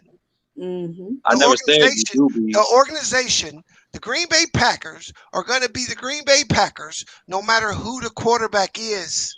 And they can also go from shit water too. It don't Super Bowl matter contender. because It does look, matter. you know how Because long if you get trash, what are you this, doing? this is where your disconnect is, bro. See, you believe that their success on the field makes the organization, and it don't. It does. It's If you ass losing, in nigga, the what the fuck? seats. No, If you bro. losing, what the fuck you talking about? Look, you know how Yeah, long the that's wait not list true. is? Do you understand the wait list to get into the Green Bay to become a ticket holder there? You know how long you Exactly. gotta wait? They They don't are gotta win, bro. yeah. That's They're the part synonymous with you're sport. not They understanding. anonymous They with like understand. yeah. This is not the NBA. Right. Bro, have you not just heard what Sean said? I heard what Sean said. They are one of the organizations that has went from great quarterback to great quarterback to great quarterback. Why? Because they had to be shitty to get that quarterback. Aaron Rodgers. They wasn't shitty when they got Aaron Rodgers. It wasn't shitty when they had Aaron Rodgers. They was Aaron Rodgers. Aaron average ass Rodgers team. is the only. Brent Favre That's was a it, shitty. trade. Aaron Rodgers, lucky and fell to them. Why? Now they lucky. Get the fuck out of here. No, man. why did Aaron Rodgers fall to them? Why did You he go tell me, B. You 25th, say it that was luck. guy? Why did he go 25th? I don't know. Exactly. So how you gonna tell me to get the fuck out of here then? Yeah. Because you said he was This what? nigga fell 25 spot. He was a laughing streak of the NBA draft because he was supposed to be a top 5, top 10 pick, and he failed to 25. Why did he fall? Why did Green Bay change his throwing motion in Why the did he first fall? year? Why did he fall? Because he had There was flaws. there's a couple reasons why he fell. It was like his competition or something, right? That he went against in college. Remember, there was a debate. There was a debate about whether or not him or Alex Smith should be the first pick. One of the reasons why Alex, go ahead, Cisco. I'll tell you why he fell. Because San Francisco is fucking stupid. Next question. I'm sorry. Go ahead, bro. So the other reason why he fell, besides the fact that the Niners didn't evaluate him well, was because of the system he came out of. The guys who would come out of that system under the Jet Teffer system, there was questions about their throwing motion and how they would throw the football. So that's why he really fell, was because it was questions about his throwing motion. So what they got to do with Aaron Rodgers on B? Because they changed his throwing motion, so bro. when he got to Green Bay, Green Bay was willing to do it. Yeah, Green Bay changed the way he held and threw the football. Yes. They had to break him out of that Jet. They broke him down and rebuilt him up. Yep. They did a good ass job. Oh, I'm not saying they didn't, bro. All I'm saying is when you look at sports and you look at business, it's not wins and losses that determine what those organizations do. It's revenue. When you are Seattle and you pay, Seattle won their chips when they had a quarterback on a cheap contract because now they fill out their team. Once you start paying these guys $35-40 million, that's 20% of the cap. You're really restricted. You're really restricted in what you can do. So your moves better be on point, and you better be thinking 3 to 5 to 7 years down the road. Some teams will go for it, but other teams that, like Green Bay, that don't get free agents, you got to draft well. That's why you don't give Aaron Rodgers control. Because if you do, you're going to be shitty for a long time. Who said give him control? Give it up control. Who said give him control? Ask him what he wants. I don't give a shit what you want. We pay you to do a job. Go do your job. So that's the thing. Let's move on, dog. Like, he'll do his job well, but he still get criticized for the team's not well. Bro, I don't care how well you do your job. Your pay is what you negotiate. At the end of the day, you sign a contract. About this man money for? Hold on. When you go to work, whether you're in the military, whether you work at an oil refinery, whether you play in the NFL, or wherever the fuck you play, when you have a job, you have a set of duties you're responsible for. You can bitch, you can whine, you can cry, but at the end of the day, you're getting paid to carry out those duties. If I go do my job better than the next man, I don't get no fucking raise. Nigga, you ain't Aaron Rodgers. Well, you do most companies. You keep thinking that you and Aaron Rodgers are different, and you're not. Yeah, Aaron Rodgers is totally different. Nigga, no, you're not. About? We in two totally different situations. You in different pay brackets. You are not in different situations. First of all, yes, we are. Reason, and that's what I'm saying. The reason why, and that's the case, is because once again, the players union sucks. The NFL players union is the worst union. The players union. Why does the players union suck? They have no unity and no clarity and no discipline. Okay. Because once again, no discipline to make the necessary sacrifice. Have you been in a union before, bro? What'd you say? Have you been in a union before? No. For a second, yeah. For a second, yeah. Not a long time ago. What is the average salary in the NFL? Not sure. Not today. I'm not sure. So Alexa, what is the average salary of the NFL player? Go ahead. I should come back. It's probably it's like $500K, bro. So you want a nigga that make $500,000 to sacrifice so Aaron Rodgers can get more responsibility. Hold on, what? That's just fucking crazy, dude. What? Man, that's the thing. You're pointing to gold. No, what you're saying is fucking moving the goalpost. This nigga stupid, dog. This nigga moving the goalpost.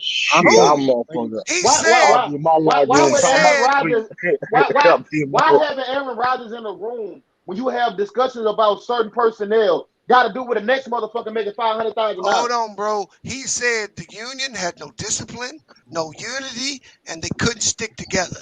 I'm telling you why they're not going to stick together. When bro, I can tell you why they're not going to stick together. They don't have guaranteed contracts. Hold on, bro. That's why. No. Yes, that's exactly why. Yes, that's exactly why. That has got nothing to do with it. It got a lot to do with it because the bottom half ain't the top half, nigga. The bottom half can't afford not to play. Thank you. That's exactly why. Exactly, nigga, money. That's crazy that somebody that makes $500,000 can't live off for a year. No, they just blow their fucking money. That's all they do. I got you. Let's look at it. Let's look at it. Give me $500,000. No. Let's look at it. They lose 40% straight in taxes. Right. Depending on where they're at. They got another 5 to 10% they got to pay for their agents. Right. And they also got the taxes in every state they pay. Oh yeah. Exactly. So that $500K was what? More 280, 2 something. And now you want me? I can still live off that. That's 280. 280 is not still plus. live off that. Well, when you put your body online, the physical football like that, though, I disagree with your statement, True, about ass kissers. I'm pretty sure 95% of the NFL players are ass kissers because they want that fucking next contract. Because they want their money. Exactly. They are. Yeah. I'm not denying that. And that's why the union, even though the players never chose the union. The owners forced the union on the players. And that's the point. They don't have the fucking cachet, bro. That's why they don't have leverage. That's the whole thing. I'll tell you why. They got no leverage. Because we have this fucking thing in America. I don't know how to explain it. But everybody goes to high school and everybody has affinity for football. It's our team. From the moment we start coming up in middle school, high school, the school has a team. And everybody in that community attaches themselves to that team. So when you go out here and you're a player and you try to fight those owners, these fans, like because you say something about the Saints, he gonna want to fight you. No, He's I'm not. attached to that team. That's why they lose. That's why they're going to continue to lose. The owners know that people think they make too much money already, but really, NFL players don't make that much money. They still make more than half of the population. 1% of the population. They make more than about 6% of the population. So the average middle class family makes over $200,000, bro. 6%. I didn't say 50. 6%. They in the top 94% of earners, up to 1%. Okay, yeah. Yes, that's what I was saying. As far as people ain't gonna feel sorry for them. Right. That's what I was saying. Right. Fuck people, bro. Is once again they need to. That's their do fucking better, product, bro. Bro. If people don't turn on the TV, you don't make shit. Understand the dynamics. You can have all the talent in the world. If people don't watch you, you don't make no money. Why do people watch the bees? I told you why people watch. Hey, because you could take all them dudes off the field and put replacement players out there. You probably are gonna lose 10% of your viewers. Put Keanu Reeves on there. Motherfuckers still gonna watch that shit. Yeah, I'll watch it. People watch college fucking football that ain't even close to the pros in droves. So what I'm trying to tell you is they don't have as much leverage as you think.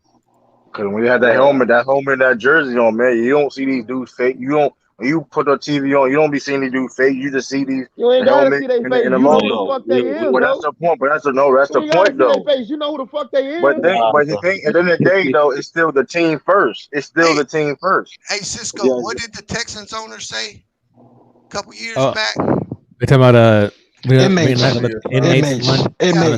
We don't allow the inmates to run the asylum.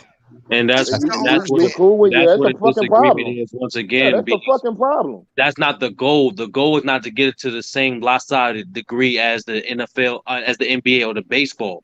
It's to once again make it more balanced. There's no reason why They like this, especially after collective bargain. These niggas have an extra game with more weed and not. Can I tell you? There's not enough guaranteed contracts. It makes no sense. This So- union is trash.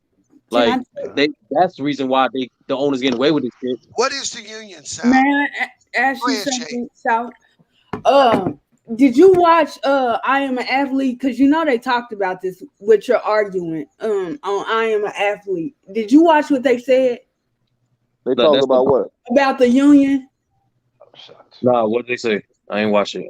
So Chad and Fred and them said they whoever's representing them now, I forgot the guy's name, they don't like him. Because Chad Johnson. Chad Johnson. DeMaurice Smith. He's a yes man to the owners.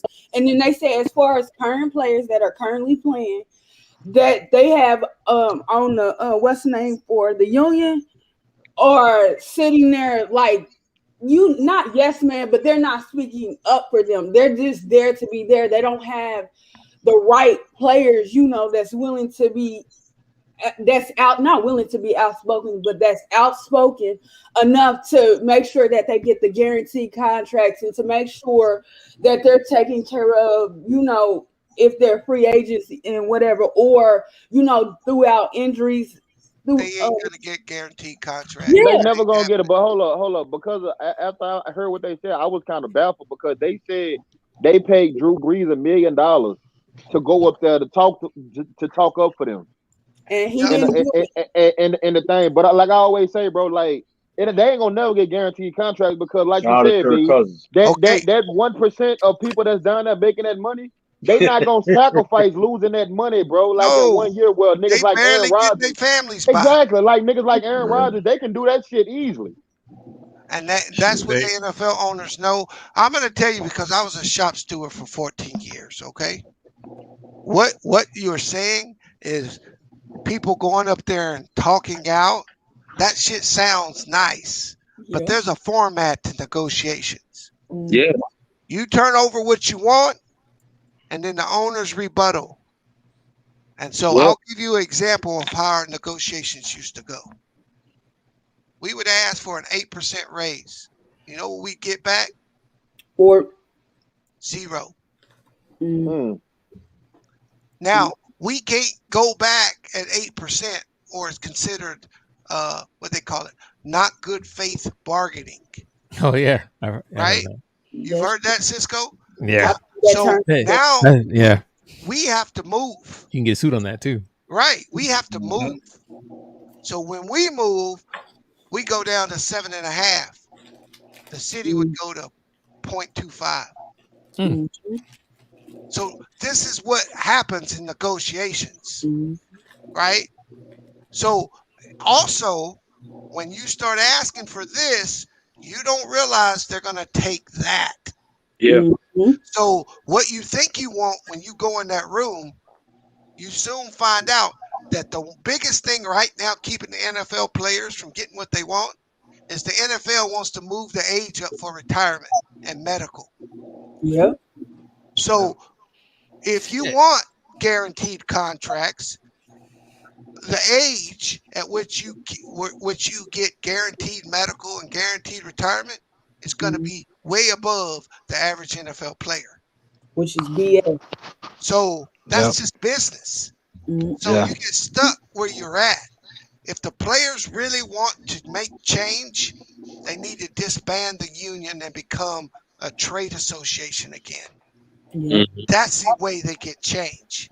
They're not going to get it through the union because it's really hard to take something off the books that's already been agreed upon by you. Exactly. Like this last agreement, these niggas gave up. These niggas gave up money so Roger Goodell didn't have as much power and punishment. That's crazy. Fucking meathead. So when you say the union, you're talking about all 1,500 players. Yeah.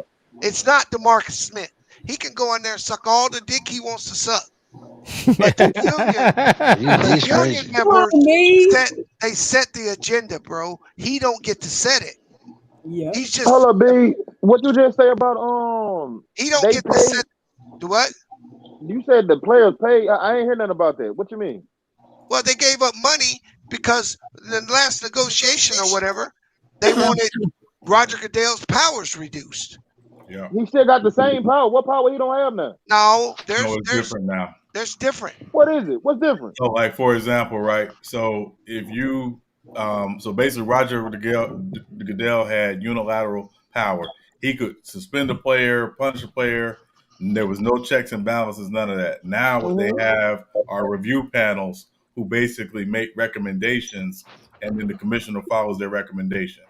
More of a due process. I think but the it's still appeal, his decision, though, right? No, it's still his decision, but the appeal don't go back to him. Don't go back to him. It goes like to it did before. If you appealed his decision before, it just went back to him. Right. So now they have appellate officer like I think it's James Thrash and Derek Brooks and a couple other guys. Exactly. That's what they do. But to get that, they gave up some money. Mm-hmm. Right. So I understand, but it's what you just said, Anton. When the average dude is making 500 G's, you can't get unity there. No, you can't, because they ain't gonna do nothing. Their bottom line is to get paid. They ain't gonna go shit out of their income, nigga, to make sure everybody else good, because they gotta eat. Their family gotta eat. They tried to tell the players. They tried to tell the players before the 2020 season. It was like 2018, 2019. Save your money. Save your money. Save your money, because the expectation was they were gonna hold out. Yep. They were gonna lock out because they were not getting anywhere near the stuff they were asking for prior to the collective bargaining agreement expiring. Exactly. Like Sean, like in 2011, they had a lockout. But it was brief. Exactly. I mean, like, exactly. The one to reference is the one from 1987. Yeah, exactly. The NFL owners showed you what they would do if the players refused to report to work. They got replacement players. Yeah, exactly. I remember that 1987. That was a big lock. I remember that was they went on strike. Yeah, and that's what I said. And people watched. They watched it. Sure did. That's the problem they got, is they got no leverage. No leverage. Shit, that's crazy. And to Bees' point, as a union, they don't have leverage. But if they disband and become a trade association, now you're talking about a whole different set of circumstances and rules. Yep. So they would be better off threatening that to get what they want, because that would take what's that called that all these teams are in, where they don't have to adhere to the rules. They're in the special, I can't think of the name of it. They get special provisions, right? All these leagues. And I can't think of the name of it right now. But being a trade association puts them back under OSHA and shit. That's why they made them union in the first place. Mm-hmm. Yeah. And you got to realize, too, here's the other side of what Bees is talking about. When they go back to the table and they negotiate this money issue, it doesn't affect the current players. It affects the Retired Players Association as well. Yeah. They pay into that. So the retired players don't want to lose or want better benefits. So what happens is the players currently playing end up having to give up something so the retired players can get better benefits. On the back end. So it's a whole lot of stuff, man. And again, it always gets put on the union. But and again, Big Sal, I understand your point, and I thought it was a great point. But again, I think the issue is so much bigger than people really realize, and it's just never going to be fixed by just the players saying we got to do this. Yeah, they do every year, and I think it's getting ready to happen. Every year, the NFL sends a check to every team. They send a check to every team. This is the revenue sharing. That revenue sharing check. Oh yeah, the TV money, the TV deal. Yeah. I'm glad we're talking. Yes. $285 and $300 million. Yeah, it's gonna be $300 million, Sean. That's gonna go with the cap space. Usually, it's probably gonna be lower this year because of last year's COVID. But what did they do?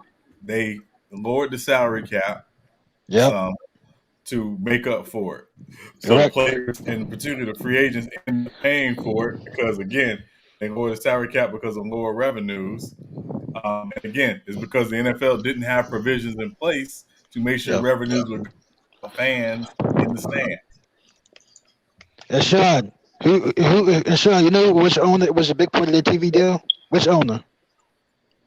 Oh, Jerry Jones. Actually, Jerry Jones changed the game when he came into the league. That TV deals that Jerry Jones got there was horrible. It was like when he got there, all that changed. They got even more money. Yeah. The other guy that did a lot but was really quiet was the Seattle owner that died. Paul Allen. Paul Allen, yes. Paul Allen. Silent assassin, right?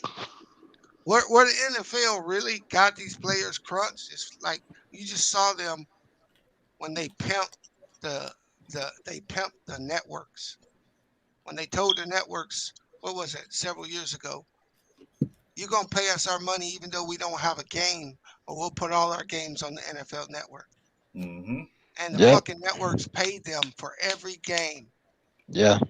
Even though they didn't have any football games, the network still paid them. So when you have that much clout, right? And we've all saw, what was the movie with Will Smith? I talking about the concussion. Yeah. So if that shit is really true, the NFL was following these people and doing all this shit, don't you think the FBI or somebody should look into that shit? Well, that's a good point right there. I remember that. But again, you're talking about an organization that brings in $28 billion a year. You better know who you're going up against. I'm telling you. When you take them on. Yeah. Because they got people like Cisco just sitting in a room thinking up shit right now. Nigga said like Cisco. That's a good one. I don't know. I don't know what I do to these people. My internet peeps, but Bees, Anti, and what's his name, Lamont. They all decide to, and True the King and Big Sal. They all tend to pick on me. I wonder why. First of all, I would never pick on you, nigga. You tech savvy. Hell no. I'm scared of you. It was actually a compliment. I'm scared of your ass. I'm scared of niggas like you, dog. Hey, did you guys see what Kyrie Irving said? About Nike shit. With Nike shoes? About his shoes? Oh, yeah, Nike. Yeah. Here's what he said. I have nothing to do with the design or marketing of the upcoming Kyrie 8. These are trash. I had absolutely nothing to do with them. Nike plans to release it without my okay, regardless of what I say. So I apologize in advance to all my sneakerheads and true supporters of the brand. Why would Nike do that? That's crazy. Because what I just tell you. It's how to pitch a butterfly. We pay you to put your name on it. We'll sell what we want to sell. Yeah. Now that's up to you as a person to understand. Okay, how can I put myself in circumstances where I have a proper leverage to obtain my goal? Thank you. If Kyrie in that instance, like owned his masters to his name, then by all means he'd be like, nah, get that shit off my name. Yeah. But the fact that he doesn't, talking about Kyrie, I guarantee you they won't play that shit with LeBron James. I guarantee you that they do. No, they didn't say anything with him. Bro. And LeBron brings in more money. Exactly. He's an upper echelon athlete. No, it's not just about money. It's not just about money, Anta. Yes, he is. He's on a whole nother level than upper echelon.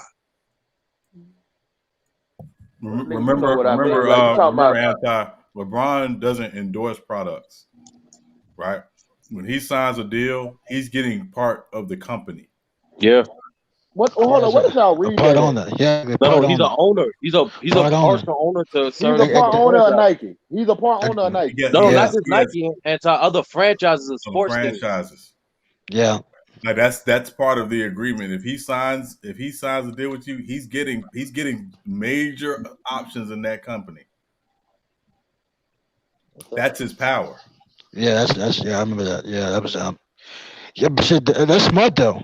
And Sean, you know what's crazy? You know what? Who that was it? Who owned Sony? You know, like 50% of it. He did today. He still owns 50% of it. He still get money for. Like if they make a song, he gets 50% of that. Mike, you said that about? No, he still do. Still do. Still making money. Who on Michael State? And that's understanding.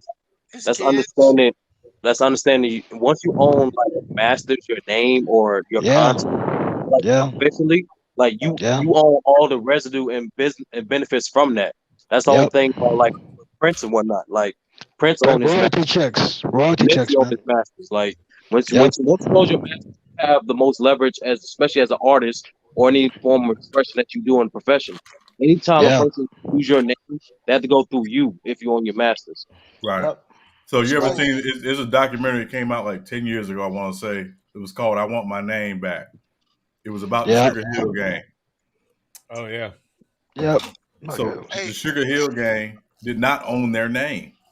Yep. The name was literally owned by Sugar Hill Records. So Sugar Hill Records could go out and form another Sugar Hill Gang, which they basically did, and they could go around and perform Sugar Hill Gang songs. And Sugar Hill Gang never made money off of it. For like 30 years, they only made about $250,000. Yep. And that's all that's what I essentially meant, Anti, when I'm saying, even though you may be good at something, there's a whole nother business side of it that you better have squared away before you sit in the room with these people, because they know what the fuck they doing. Yep, they're lying that. Know the rules of the game before you play it. I'm telling you. So my question to you, Sean, after I read that Kyrie Irving comment, is he trying to get his terminated? It would sound like it. It would sound like he's trying to have them in the deal. So that's what it sounds like he's trying to do. Yeah, he should. I got some more breaking news for you. What happened? I already knew that this wasn't gonna happen, but Reggie Bush not getting back. I heard about that. To me, that's stupid. I already knew they wasn't gonna give it back to him. But you know what? Reggie should have never gave it back to him. You earned that, man. I don't think Reggie even cared, man. Reggie done moved on from that. Oh, trust me, he cared. Trust me, he cared. No, he don't. Fuck that Heisman. Yeah, no, he does, because that's him being able to call himself a Heisman winner. Yeah, officially. That's elite. That's a lot of money. That's a very, that's a lot of money. Bro, yeah, that's a lot. These dudes go to these college games and these places where all these fans show up. They charge big time money for autographs, bro. You being able you still gonna get the same thing. He's Reggie Bush. No, he's not. No. What? No. Listen, Heisman Trophy winners walk a different way. Because they can say it. That's why he wants it back. That man is a Super Bowl champion. Fuck that Heisman. No. Look at him. Hold on. Listen, think about it. Man. There's thousands of Super Bowl champions. Right? Thousands. There's not thousands of Heisman Trophy winners. And them Super Bowl champions ain't making $1 off that Super Bowl win. Yeah. No. Let's say pawn the ring. Yeah, they making more money off that fucking Heisman. No, they not, bro. Yeah, so you make money in college now. You weren't making money in college back then. Yeah, but no, it's afterwards. So think about Nissan has these Heisman House commercials. Them guys get paid a lot of money to be in them Heisman House commercials. Yeah. Most of them guys in the NFL though. Oh, they didn't play in the NFL. No, they got guys that either never played in the NFL or sucked in the NFL. Shout out to Tim Tebow. So the point is like the fact that they were Heisman Trophy winners. The fact them guys are Heisman winners, that carries them the rest of their lives if they play it right. Yeah. Okay. It's simple advertisement. How they doing for Johnny Manziel? But that's the thing. Like if Johnny Manziel wanted to, he can sign signatures and make money off that alone. There's valuable for it. He's forever a Heisman Trophy winner. I don't think that shit means as much as y'all think it means. I'm just telling you this, Anti. You go to some of these dinners. You go to some of these dinners where they charge $150, $200, $500 a plate, and the guest speaker is Heisman Trophy winner so and so. Oh, Heisman Trophy winner so and so is making a nice piece of penny to come in and talk for 15 minutes at that dinner. What's a nice piece of penny though? What is a nice piece of penny compared to you being in the NFL making money? No, I'm saying past your NFL career. And that's what I'm saying. Yeah. That's what I'm saying. Like your average NFL career is 4 years. Like, Yep. That's 4 years. You should have still made some bread. Yeah. But yeah. So trust me, there's value in it because again, it's such a small fraternity. Hey, Frisco. No, like niggas win college Heisman every day, like every year. Yeah, but it's still a small fraternity. Right. It's like the Hall of Fame. It's like a guy. It's smaller than that. Yeah. Hey, Anti, why do you think these colleges are willing to go out and spend all this money on these guys going for Heisman campaigns and these boosters pay all this money to put these kids' faces up and to try to get them in front of television for them to win the Heisman? Because not only can the guy who wins it make money, the school makes money. Yep. Anti, here's the crazy thing. You had a guy change the pronunciation of his name to win the Heisman. Who? Joe Theismann was not pronounced Joe Theismann before he was on a Heisman campaign. He was known as what? It wasn't Joe Theismann. What was his name? Joe Theismann. Wow. Man, let's go. It said Baylor got the equivalent of $14 million of advertising while RG3 was in the Heisman race. Mm-hmm. They got how much?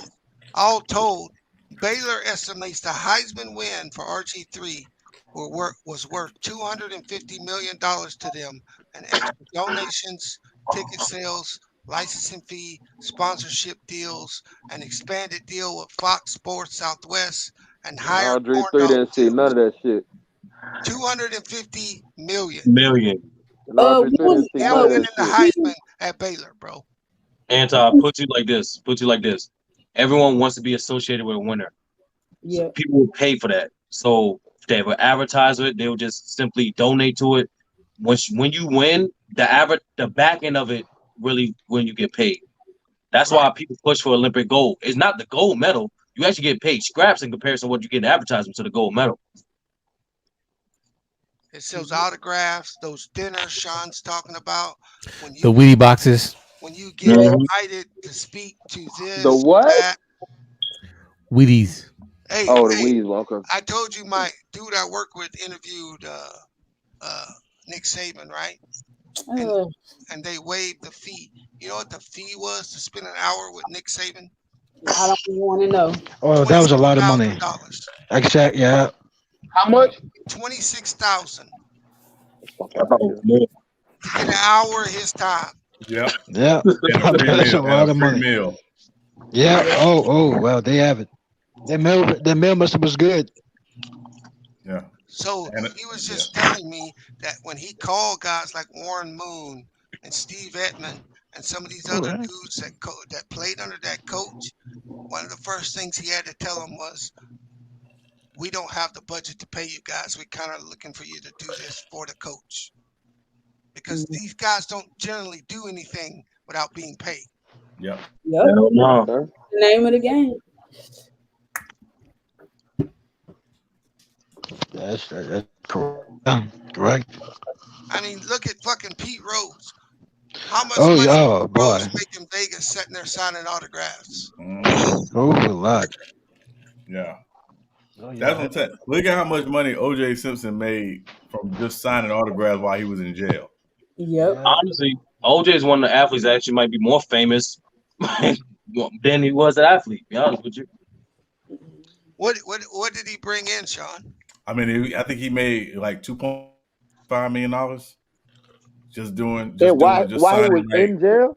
While he was in jail. Yeah. Because literally, like, his manager could bring in, like you bring in, so you can't bring in a whole jersey or a whole football. So you bring in, like, a panel of a football, or you bring in, like, the number from the jersey, and you just sit there and sign a bunch of them. Then you attach it, and then you take it to auction, and it was literally making a lot of money. And again, O.J. Simpson, Heisman Trophy winner. He signed something USC, Heisman 69 or whatever. That thing brings in so much money. Mm-hmm. Why you put me on Instagram? That's why Reggie wants that back. Yeah. He wants that money back. Yeah. And not that USC is special because they ain't, but being a Heisman Trophy winner at USC. Yeah, Marcus Allen, one of them. So what's your college? Didn't Matt Barkley win a goddamn Heisman Trophy one? Florida. Marcus Allen, USC. Florida Gators. Yeah. And Joe Theismann, he changed the pronunciation of his name because the PR director at Notre Dame insisted he do it to try to, boost up the Heisman campaign, but he ended up losing it to Jim Plunkett. Did all of that for no reason. Hey, but he did it. But guess what? He's in the Heisman House commercials as a joke, so he get paid off of that. So it was worth it. Oh, I wanted to ask y'all about this. I seen somebody talking about camaraderie as far as these commentators for stuff like football and basketball. Talking about when halftime come, and I wanted to know y'all opinion on with Shaq and Ernie and them.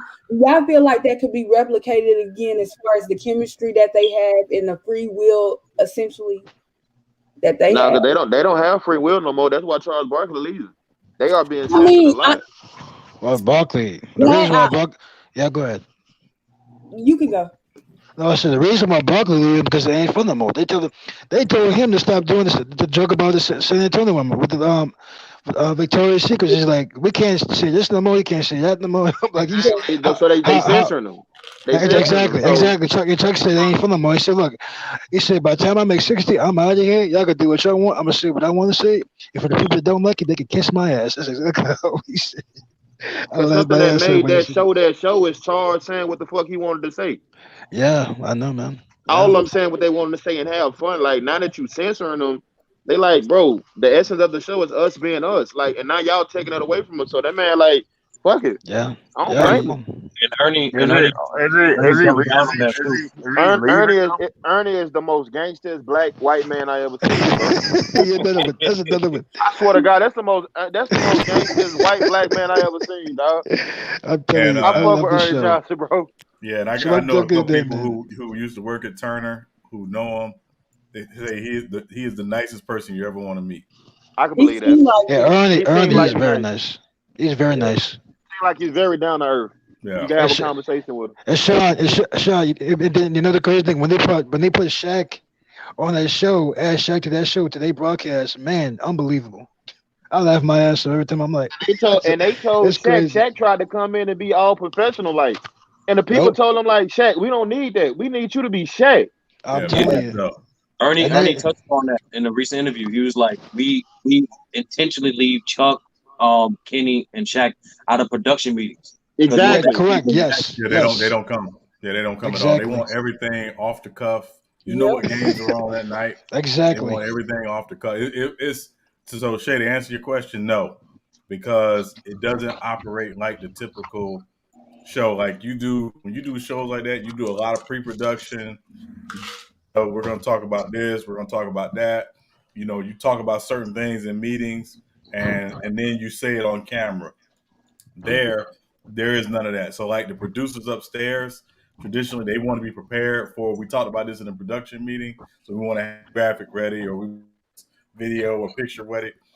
They're on their toes constantly because it's oh, he said this. Let's find this real quick so we can get it up before the end of the segment.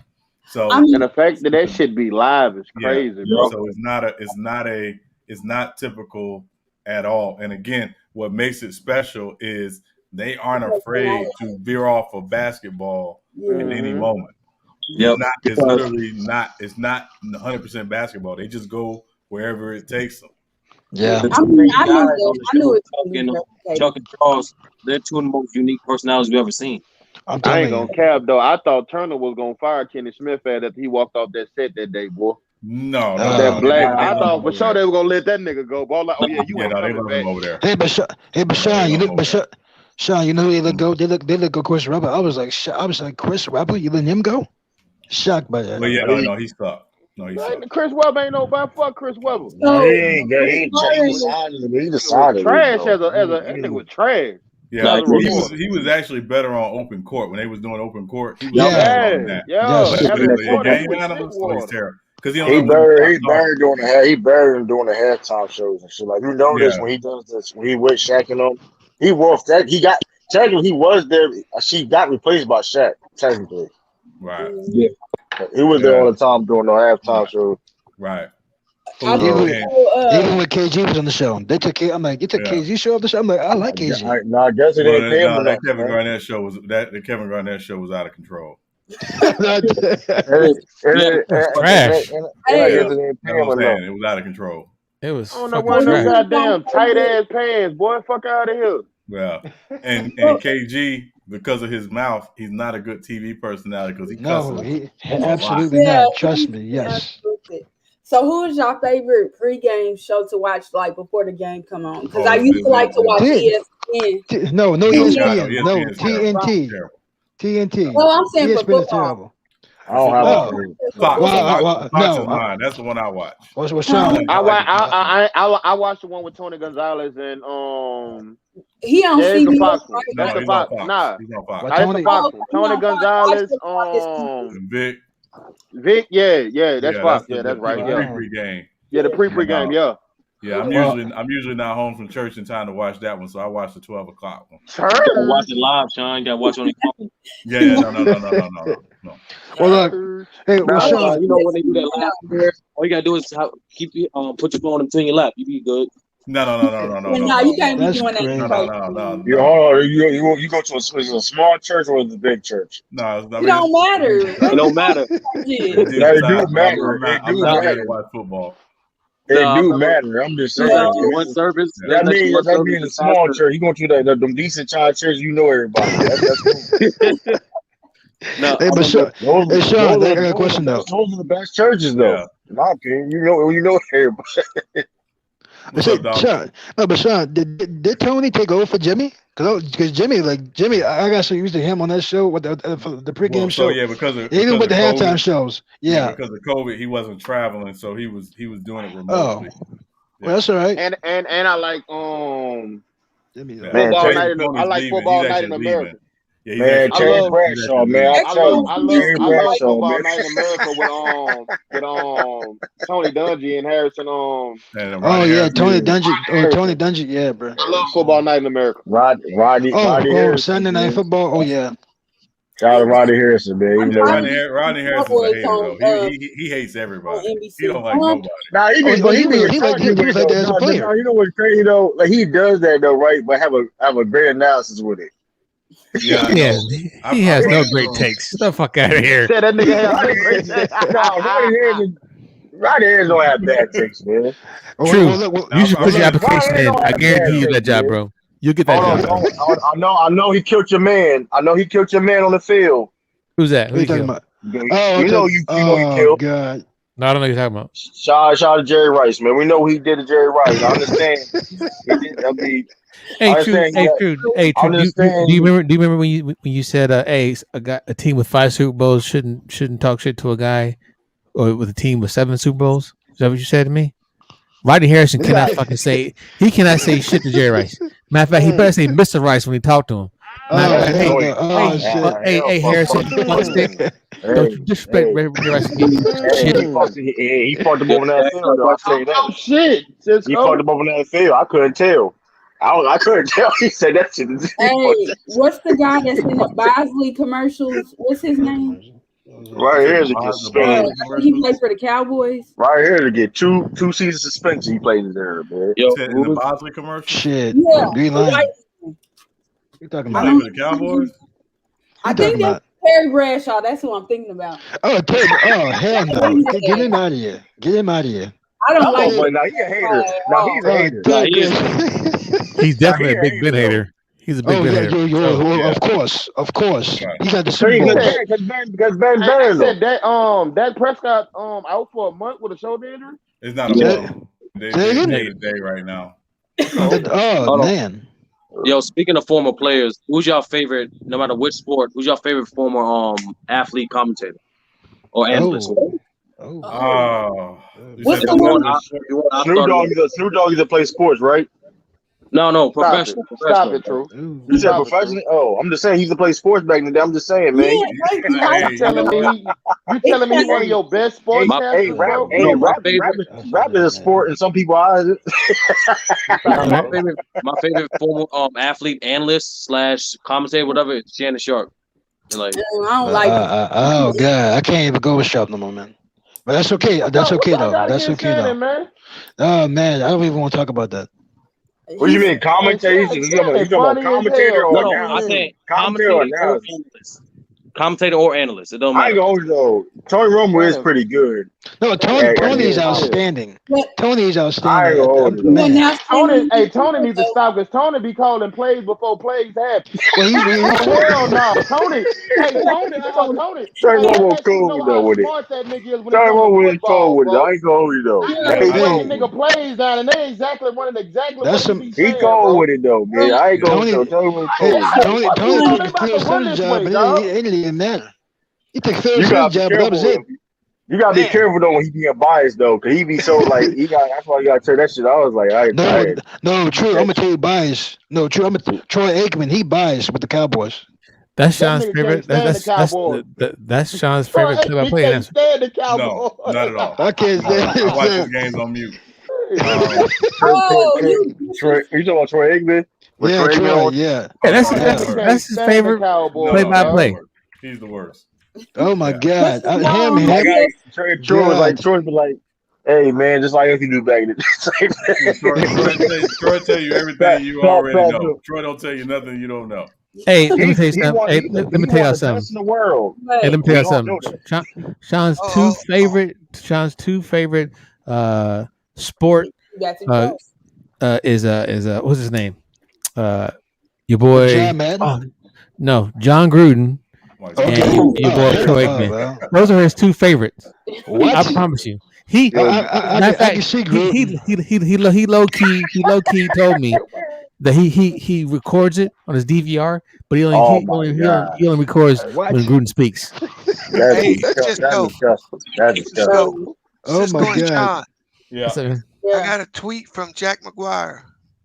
It says SEC has been in serious contact with Ohio State, Michigan, Clemson, and Florida State. Yeah. Not clear what type of Monday Night Wars is this? But they have their eyes on the 20-team mega conference. What the fuck going on? Yeah. They're trying the conference. Yeah. Oh, they're trying to get to the SEC. Yeah. Well, that's crazy because I seen like a picture or something. They were trying to expand the Big 12. They were going to expand the Big 10, or Big 12 and the Pac-12 would basically need to merge. Yeah, like so. What the Big Pac? And either way, the SEC wins. The Biggie Pop. Either way, the SEC wins, bro. That's too much talent in the SEC. Either way, the SEC wins, bro. All the talent gonna be in the SEC. That's a lot of lawsuits there. And look, they're gonna not only that, they're gonna be in the playoffs. They'll get all that bowl money. That's gonna be fucking ridiculous, bro. It's gonna be crazy. So now expanding that playoff makes more sense. Yeah. Now I see why they're tabling that. Because now you can get 12 teams or 18 teams, 10 of them gonna come out SEC. Yeah, that's not fair, B. That's not fair. I'm not saying it's fair, bro. I'm just saying, bro, that it makes sense. Why they're expanding the play? They're talking about expanding the playoff now. What, like 8 teams? No, they were talking about taking it to 16 or 12. Oh, exactly. The problem is that they're not going to agree to it if they won't shorten the regular season. No. What is that? What, 10 games? I think minimum.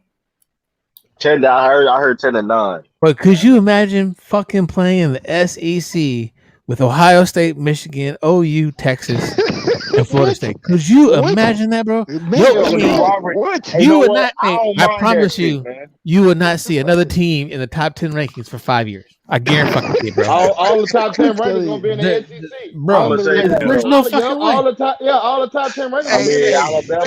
I knew that was gonna set you off, Cisco. No, bro. As soon as I read it, I was like, That's Hold up. crazy. You think Big about it, right? AOB. You think I got a about it. question. So, what hold I on, expect? Hold on. Let's Go ahead. Go ahead, Sean. No, I was going to ask. I said, you think about it, right? Just with the polls alone, a 2-loss SEC team is going to have a better chance to make the college football playoff than a no-loss Notre Dame team. That's crazy. And they're gonna be in the other conference, bro. That's so the crazy. the other conference, if one of them loses a game, it's unfucking real, bro. That's unfucking real. It's not They even. probably got to change the. I mean, a lot of things will happen. You know what I mean? Make it try to make it fair. It's not. They're not trying to make that shit fair, bro. They're not trying to make that fair at all. No, I told you guys that they had been talking about making their own conference. Yeah, they've been talking about that for years. Yeah, because leaving this Power 5 and having their own conference. Yeah. B, so you mean to tell me it'll be Alabama, OU, you text me that Texas? tweet? Yeah, I can. So how many? Man, it was my son said, "What happened to the Big 12 and the Pac-12?" I can just give you the article in the private chat. That's fine. And I'm going to delete it. Wow. You're such a hater. Hey, you know what, Shay? What I noticed, you are a hater, bro. They do that though, like damn, what universe you are a hater. Hey, Bees, you think they do that? Man. Yeah, that's old money. That's old money, bro. That's old money. We start talking about y'all know when y'all talking about that down south stuff. That's that old money. They hell yeah. Yeah, if like for example, I don't know how many people know this, but they want that Bill money. Gates, Bill Gates is obviously is one of the top 2, richest men in the world. Augusta wouldn't give him a fucking membership for the longest time. The Augusta golf course. When they do the Masters, they wouldn't give him a fucking one. So he built the LPGA in Georgia, the other course. He built one because they wouldn't let him in for a while. Nigga say he built one. Boy, that nigga that mean you got bread, bro. Yeah. Nigga say y'all don't want to let me in. I'm gonna build my own shit. Hell no. Damn, Florida State. Dang, that's tough, man.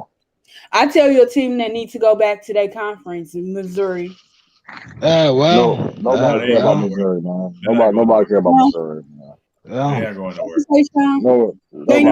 They're not going nowhere. I understand why the only team that might lead the SEC is Vanderbilt. Other than that, I was about to say that, Sean. I was about to say Vanderbilt got no business being in the SEC. Team at SEC, man. They just there to keep the conference. Skip Bayless keep them. Skip Bayless keep them niggas alive in his mouth. Yes. Good God, from great Vanderbilt. Fuck out here about Vanderbilt, man. Stupid ass. Only thing y'all got debaters over there. Jay Cutler, the only motherfucker can't live with Jay Cutler. Oh hell no! Don't even talk to. I don't want to talk about him. Hey, man! I don't know why y'all want to be mad, but hey, that's the way things go. Hey, I'm not mad. I just canceled the motherfucking organization. Hold on, it might not fare Alabama because y'all getting more competition now, bro. Hey, Texas ain't really competition. Hey, bring them all. Let them all come. Hey, Bees, not just that though. Recruiting also. That's just another dub for Alabama, bro. No, it's exactly. Not. No, it's not. Alabama. Texas ain't fucking with Alabama. Texas, OU ain't fucking with them. Ohio State ain't fucking with them. All those teams. Now they got 3 to 5, maybe 7-year window before they can get with them.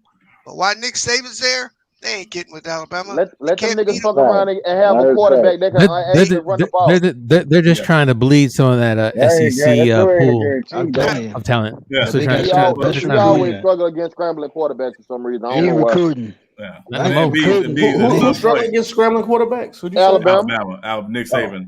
Yeah, but you can there's only like 3 or 4 that beat them. So let's not go to the extreme there. 10 games in like 12 years, bro. Yeah, struggle don't mean they always lose. You know what I mean? Like, and what was you saying, Sean?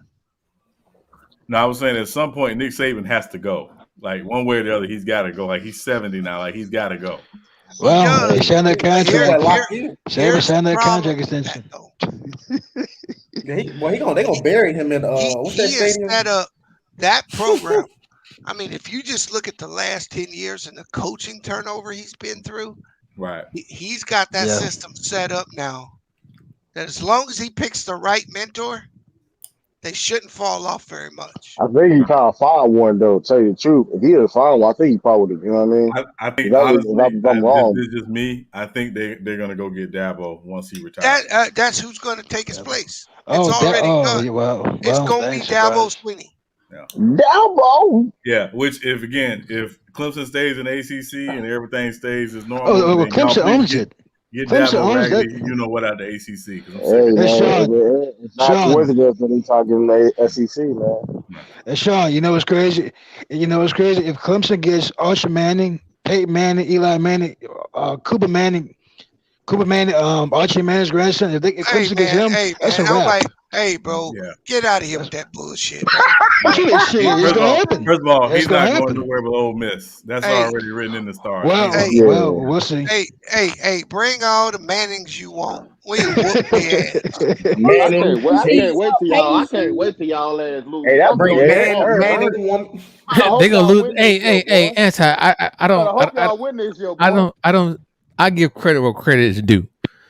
You know, I fuck with Bama. You know, I don't get me wrong. I hate all Bama shit because that's one of the most racist fucking states in the fucking United States. But anyway, next to Mississippi, but still, hey man, Mississippi is top 5 interracial dating. Don't give me that. I said no. I fucked with Bama, or I give credit where credit's due. And the SEC, they are able to pull off OU and Texas, which is the first step, and then they wrap 3 more teams: Ohio State, Michigan, and Florida State. That's really all they need. That's it. That's a fucking wrap. I may got get new college team, man. I ain't going to, man. I will be an SEC fan. I'll be an SEC fan, bro. There's no way. Everybody will have to be. Right, because there's no competition left there besides the SEC. Man, just throw the whole NCAA away. Just change the SEC shit. Just change that shit to SEC. Hey, don't hate the players. Yeah, talk to Hey, don't worry, boy. You better hope y'all win this year, bitch. I'm telling you, I'm on your ass, I'm on your ass. Hey, why I gotta hope we win this year, bro? We got so you doing all this talking, cause we got so many rings and things. That's how we say. A vacation may be needed, nigga. Hey, here's your problem, Waldy. We gonna win 2 of the next 3. We may not win next year. We got a quarterback starting out. We don't know what he gonna do, but with all that talent we brought in this year, it's raps. Year after next, and the year after that, it's raps. We recruited the number 1 tackle, left tackle, the number 1 right tackle, and the number 1 center. We also got the number 2 left guard and the number 2 right guard. We got 2 of the top 3 wide receivers in the country and the second-rated running back. Put your hand down. That's not even the defensive side. Boy, y'all gonna be shit water on defense. So that's Alabama's hidden our secret, defense man. is supposed to return to glory this year. But I tell you what, we beat LSU by 35. We shall see. You brag, but where's the talent coming from, though? What you mean? Where did talent always come from? Not Alabama. Hold on, Shaq. The whole nature of college football is get your 22 and show up. We don't care. We don't require them to come from one area. The only team recruiting like that is Miami. Well, then look where mine. That's why all the players that shit. In Florida brings the best. Hey, we ain't had a good Florida player in 3 years, nigga. You alive? How many years? You alive? No, I'm dead serious. You talking about Alabama? You talking about Alabama? Yeah. Oh, okay. Niggas we've been getting Florida been trash.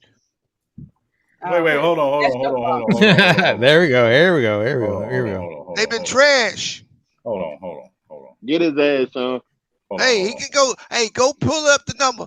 Hey, the last good Alabama football player we had was he run the ball for Tennessee Titans right now. No, I'm about to That's say not true. That's not true. Jerry Judy from Florida.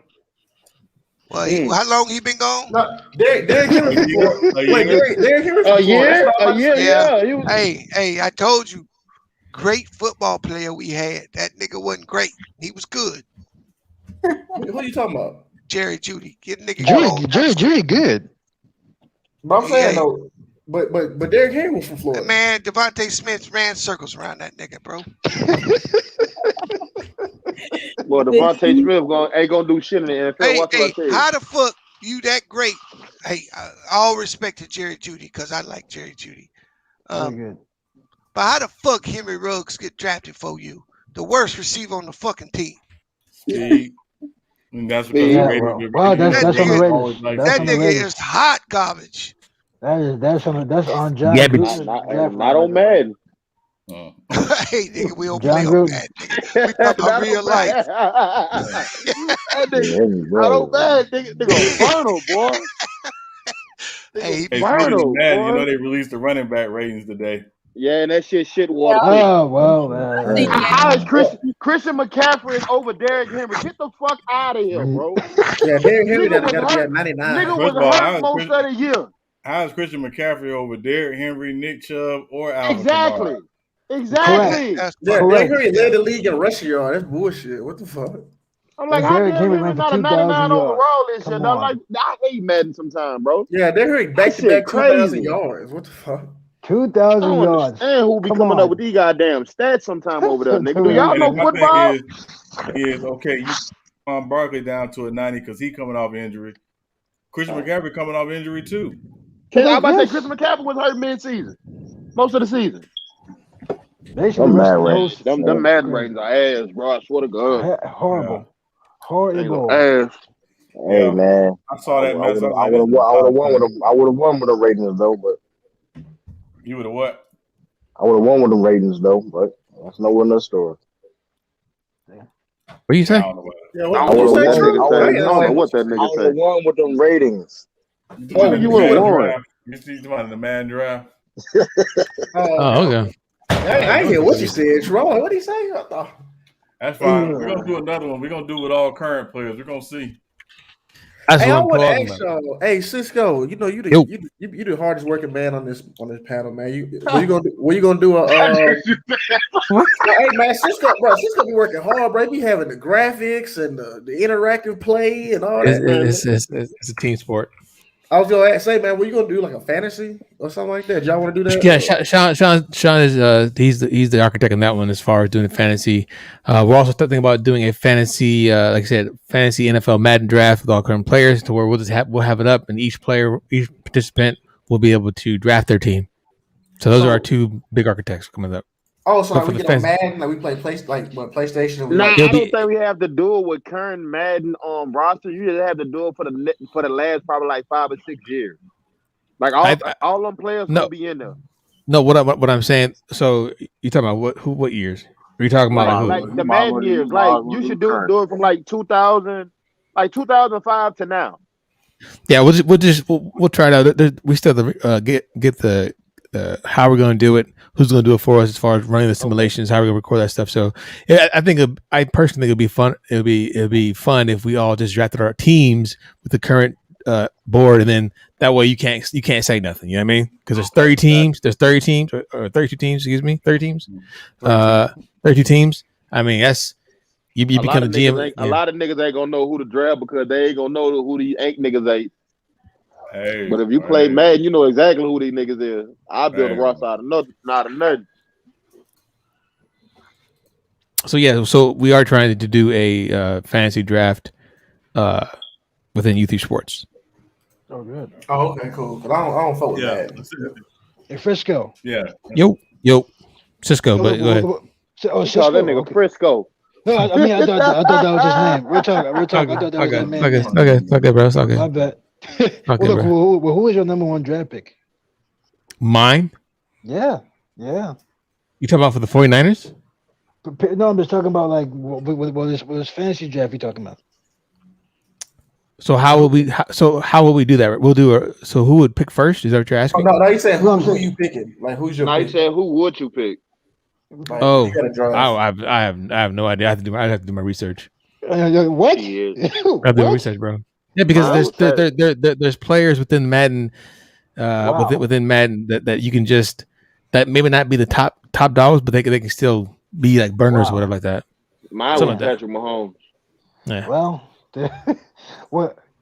Well. Yeah. Cisco, what's the ETA for that draft? Like the draft we did before. We're talking about for the fantasy draft, talking about for the NFL. Yeah, the all-time NFL draft. Yeah. Well, so we wouldn't do the all time because we won't do all time. We'll do current. I'm saying what's the each? Remember we already did the all time. Yeah. So we can't find anything online as of right now that will allow us to create the players that we drafted. You know what I'm saying? Yeah. We can't find it in the Madden round. Right. So it was fun, but that's the reason why we'll do it. We'll do it like the one we haven't, and then we'll just simulate everything, and then go from there. Hey, real quick question. I hate to bring this up. I missed the other stream. I had to go somewhere. But did Tim Duncan make the final 5 on that NBA Finals performance list that y'all had? Yeah, I think he was number 3. He was 4. Y'all what? Hey man, should have been gone over that dominating 6'8" Kenyon Martin. Kenyon Martin was nice. You talk about the man. Kenyon Martin didn't average 20 points a game. True. Kenyon Martin was nice though. He didn't average 20 points a game. Hold on, Kenyon Martin was a role player. Shut your ass. Yeah, it was not. Hold on. Kenyon Martin that time was nice. Y'all, he made the All-Star game. Didn't even average 20 points a game, bro. What are you talking about? Because he was more than a scorer. Kenyon Martin made an All-Star game. Yeah, he was more just a scorer. Like, bro, he was little, bro. Bro, Tim Duncan was dominating that nigga. That's what I'm saying. It wasn't no comment. Bro, Cam Martin was nice at that time though. Like, we're not gonna act like come on now. It's all good. I had missed it. I was gonna get my vote, but it's all good though. Yeah. Man. I was gonna stand on that vote. They were just capping for Jordan. That's everything. So Jordan made it. I know Jordan 98 had to made it, right? 98. No, of course 98 made it because of the script. It's pretty good for the movie. That's all. The man legit had to carry the load of his team though. That's not. That nigga had 45 points, 1-1. If you watch that game, hold on. I watched that game. They had it on like a few years ago. True. Everyone watched that game. That's the most advertised okay, game. When you watch that game, you can't. Come on now. That's all that man did was score the ball. You can't say about watch that game and you cap it. Like, come on, man. How am I capping? I'm saying exactly what I'm saying. Yeah, so he didn't score half the team's points. So he didn't score half the team points. He didn't score half the team points. Giannis scored half the team. Hold on. So did he? So if he didn't have 45 points, they would have lost. Correct or not? Exactly. If Giannis don't have 50, they lose. That's not what I'm saying. Once again, I'm only saying the fact that it only made top 5 because of narrative, not because of the performance. No, it's not. Fam, 45, 1-1, bro. Like, really? Wait, B, what'd you say made it? B, who'd you just say? Hassan. Giannis. Hold on. Go ahead, Bees. I didn't say anything. Okay. No, I said. Go ahead now. Hey, listen, I got a question about the Well, what did you thought about the trade today with Jonas Valanciunas? Smart. It's a great trade for New Orleans because they cleared $24 million in cap space, so it allows them to go out and pursue, Kyle Lowry or somebody like that. And if they don't get one of those guys, they have the cap space to re-sign Lonzo Ball. So. It was a smart move on their part. No, but you know what? I think that's what they're gonna pursue Kyrie. That's what they're gonna do. They're gonna get Kyrie. Can they sign Kyle Lowry and still be signed on Lonzo? No, there's gonna be. They gotta sign either or. Well, true. So to answer your question, they could, but they're not going to. It's gonna be one or the other. That'd be like it makes no sense when somebody be coming off the bench. Don't make sense.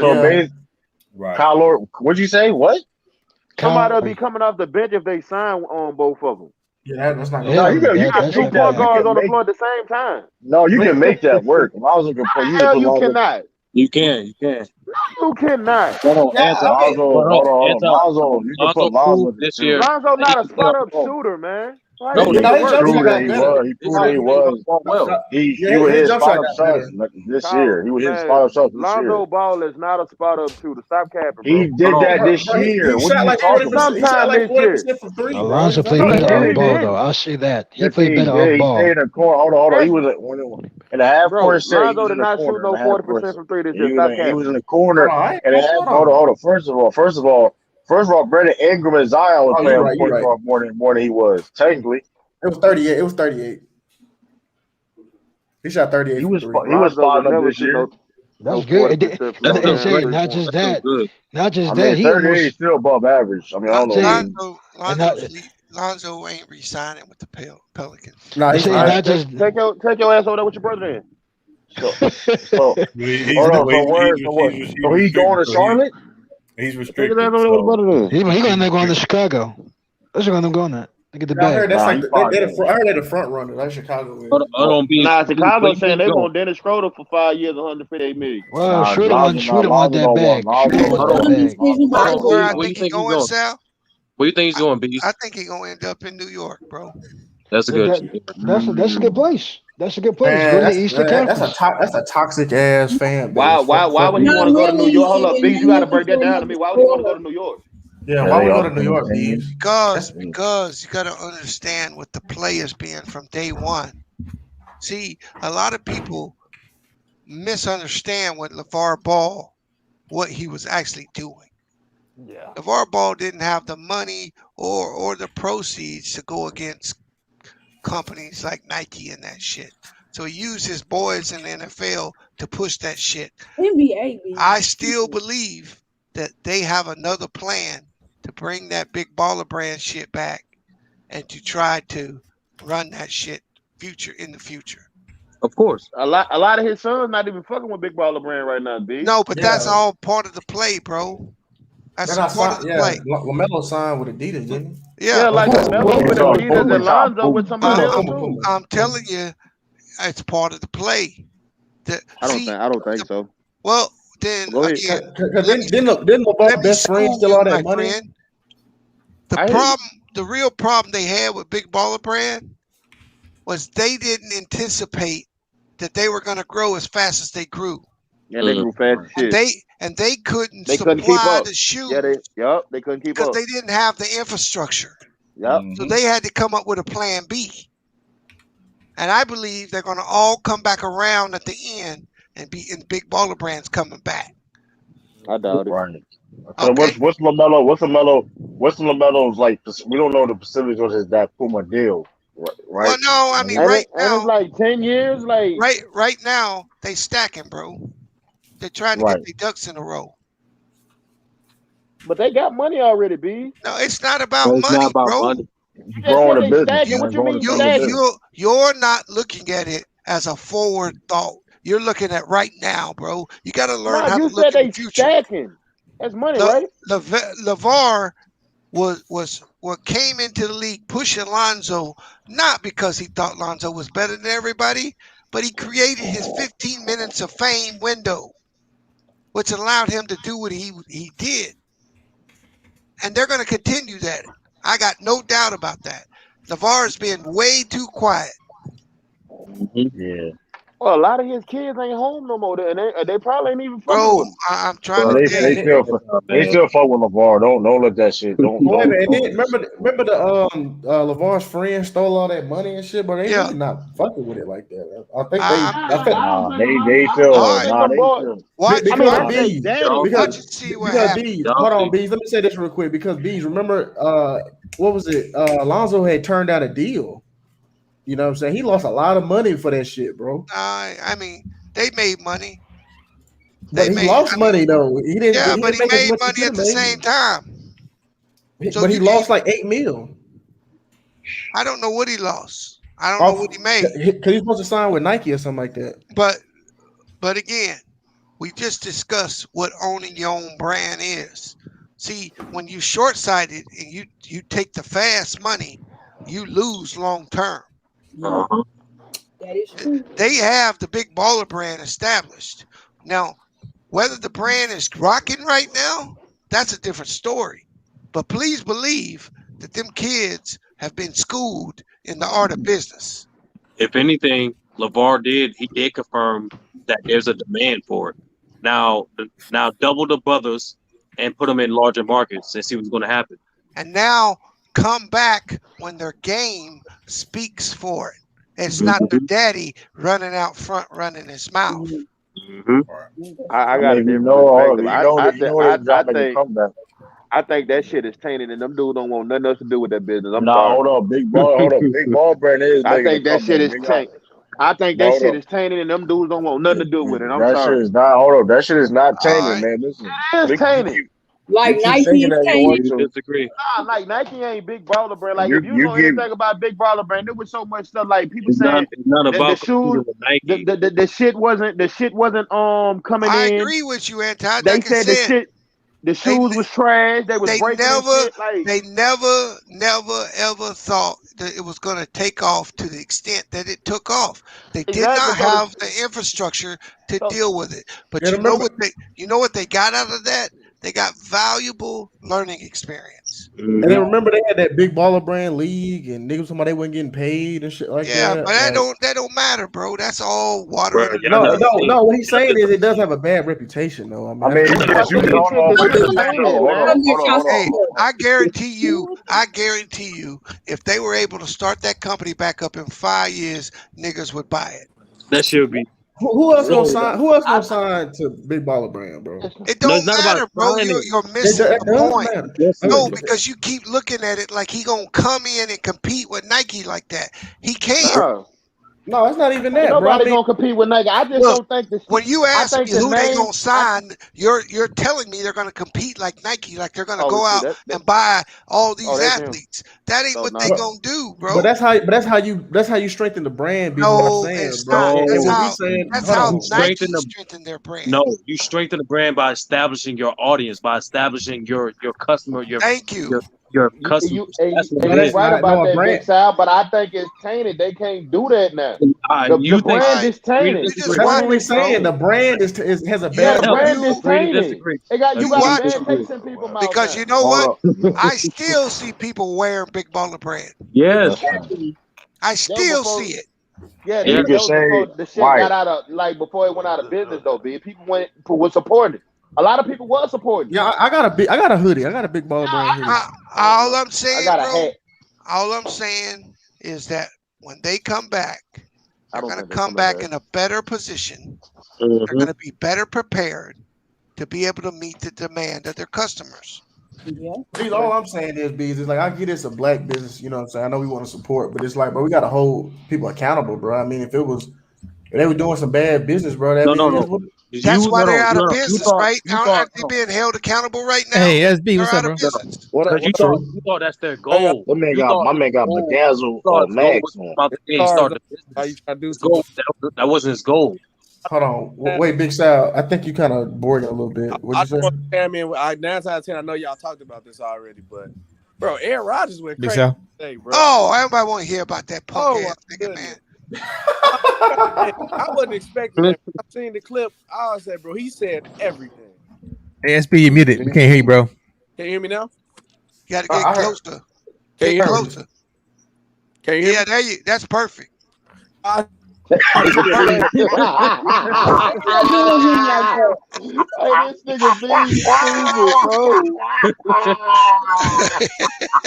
And Sean just gonna sit there and laugh. Hey, yo. How you doing, SB? What up, Breeze? What up, my boy? But I was just like, I know y'all probably talk about y'all want to get, but I was just surprised that he literally said everything. Okay, I got a question. For you, SB. Go ahead. Do you think the Big Baller Brand? Do you think the Big Baller Brand is coming back? Yeah. I think so. Y'all hear him? I hear him, Cisco. Okay. Having technical difficulties or something, Cisco? I hear him. Damn, I need you working on English language, bro. Like, I don't know. Mr. Checkman. Hey yo. Having technical difficulties, nigga. That shit whooping your ass, anti. Don't try and play it off now, bro. Hey yo. Hey yo. Hold on, what did I say, Cisco? Hey, I gotta ride with that on this one, bro. No, it's what? As far as what? I'm sorry. No, that's what I honestly believe, bro. So you say, I mean, it's not like I don't want them to have a comeback. It's not that at all. I mean, it's just that you're right. I mean, LaMelo, I feel like he the last. You know what I'm saying? Because I think them boys gonna be too focused on their basketball careers, bro. Let me say this: in the next 5 years, if LaMelo Ball becomes a superstar, how you gonna stop him? Ho! Time out. Hold up. These to your logic and how you said superstars are created. LaMelo Ball not a superstar already? Not to the level of a Zion and nobody. What? He's getting there though. Nigga, that nigga had Chino Hills on them on lock. Hey, bro, he didn't have the clout Zion had, bro. You crazy as hell. Bro, come on, bro. Zion shit is through the roof. But Zion shit clout is Zion was viral. You crazy as hell. Bro, Barack Obama came to see Zion play. Damn, Lonzo and them had Bron and them showing up that game. What you talking about? What you mean? Yeah, Barack Obama. I'm just saying. Fuck Barack Obama. Hey, there will be no Obama slammed up in this motherfucker. Man, fuck Barack Obama. Fuck you, man. You can probably say it, but what's more rare, having Barack Obama go to your game or LeBron? Yeah, LeBron go to everybody's game. LeBron go to. I'm just saying, LeBron go to everybody's game, man.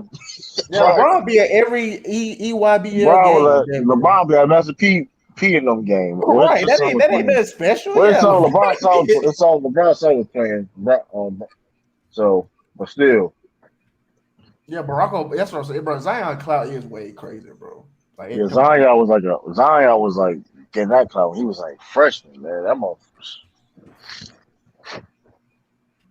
Hey, B, I think Big Ball Bread is coming back. I know they got the Drew League team now. I seen they got the Drew League team.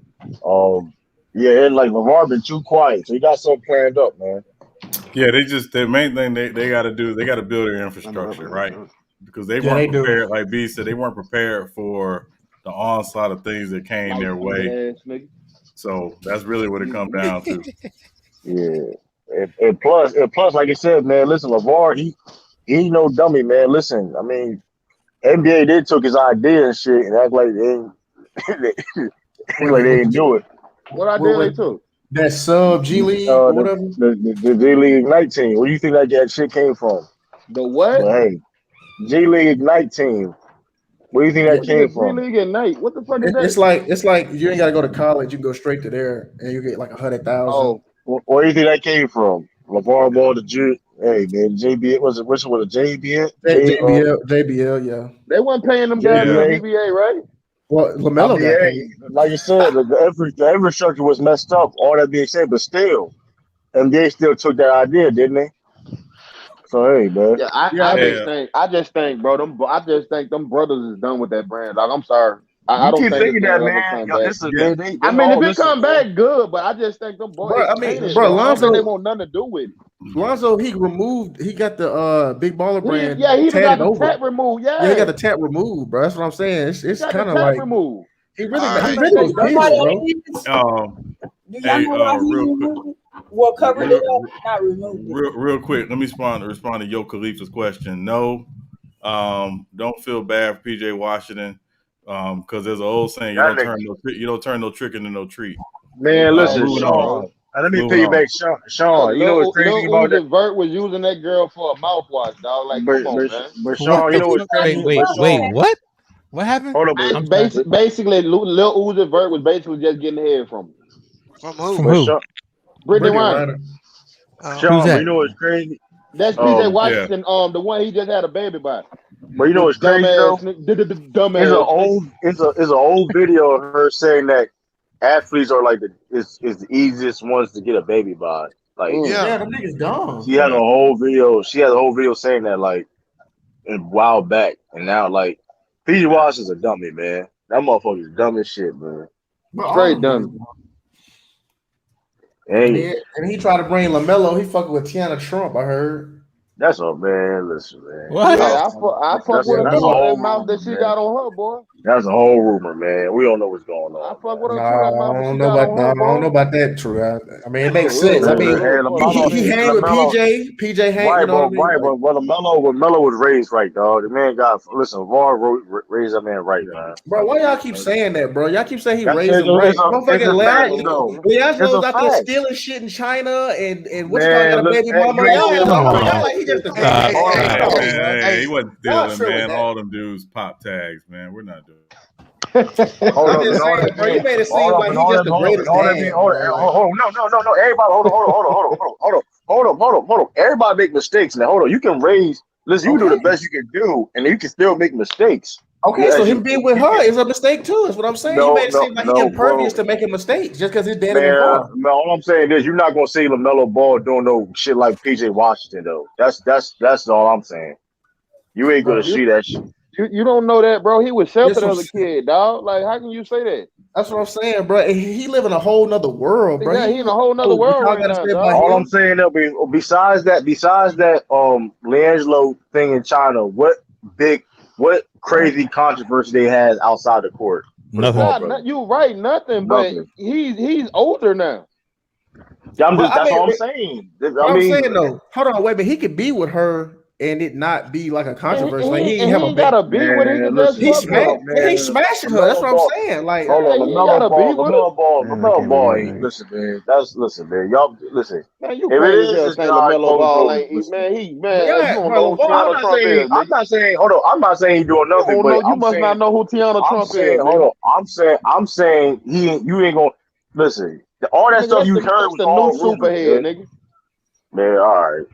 Oh, God. Oh, I mean, it do make sense.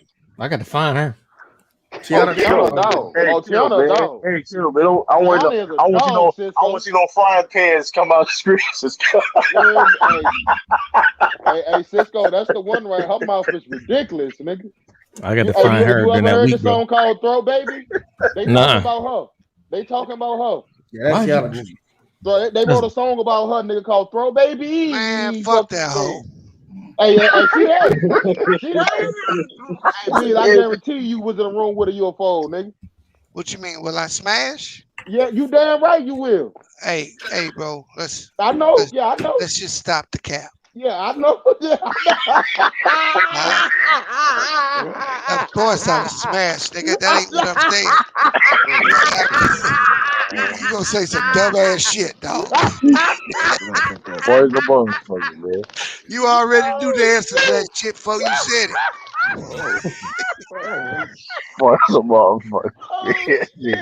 Shit. Oh man. But shoot, but I my name Bennett and I'll be all in it. Oh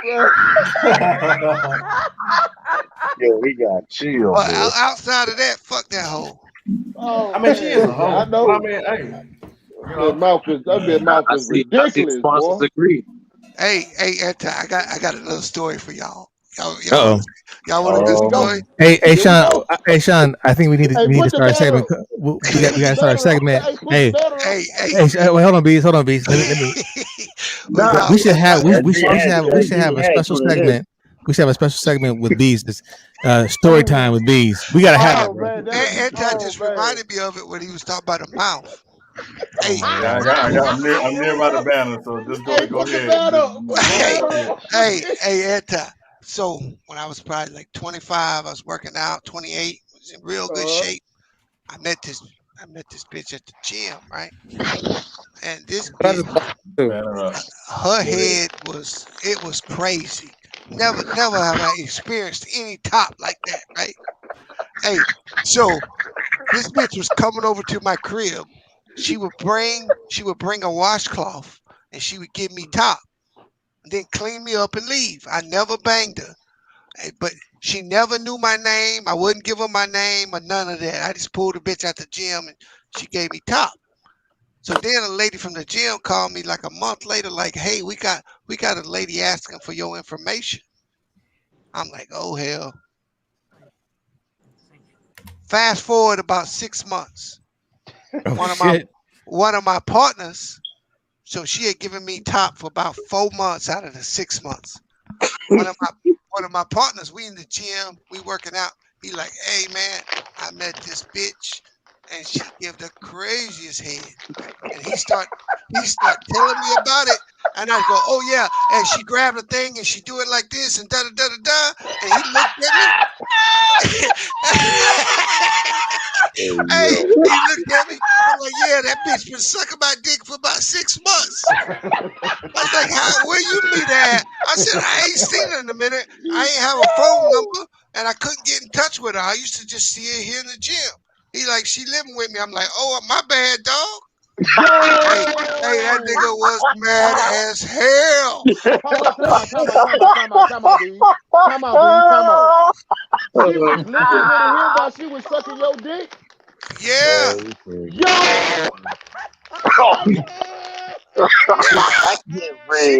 She been cleaning my top the whole time. She living with him. Wow. Wow. Man, you got to see the fade or chalk that shit up, man. See the fade and chalk that shit up, man. You made the statement about her mouth. That's what we used to say about her. I'm like, this bitch got to be in the porn industry. Oh, yeah, she is. Oh, yeah. She's a porn star. Did he stay with her or did he leave? I don't know. Hey, that's a big nigga. But hold on, B. Somebody add up. Why was she looking for your information then? Because she was trying to get a hold of me. I know you was nervous in the motion. She couldn't contact me. Hey, she couldn't contact me. It was only when I seen her at the gym. She come back. I wouldn't give her my name, my phone number, none of that. Just come do what you got to do. That nigga said she used to bring her. That nigga said she used to bring her own washcloth. She bring her own washcloth, dog.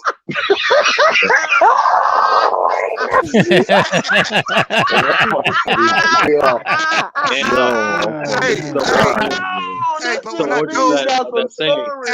told Tony though, hey, Tony was like 6'3", he been on steroids. He was a big ass nigga, bro. That nigga was semen. This nigga got. He was tasting your semen. That's what the fuck he was doing. He was tasting your motherfucking semen. That's what the fuck he was doing. Hey, come on, Cisco, dog. Hey, man, hey, that's real talk. Real talk. Hey, his mouth was open the whole time. I was like, oh shit. Oh, and she do this and this and this. And he's just like, I'm like, yeah, she been sucking my dick for about 6 months. When you meet it? She live with me, bro. Damn, come on, bro. My bad, homie. Yo.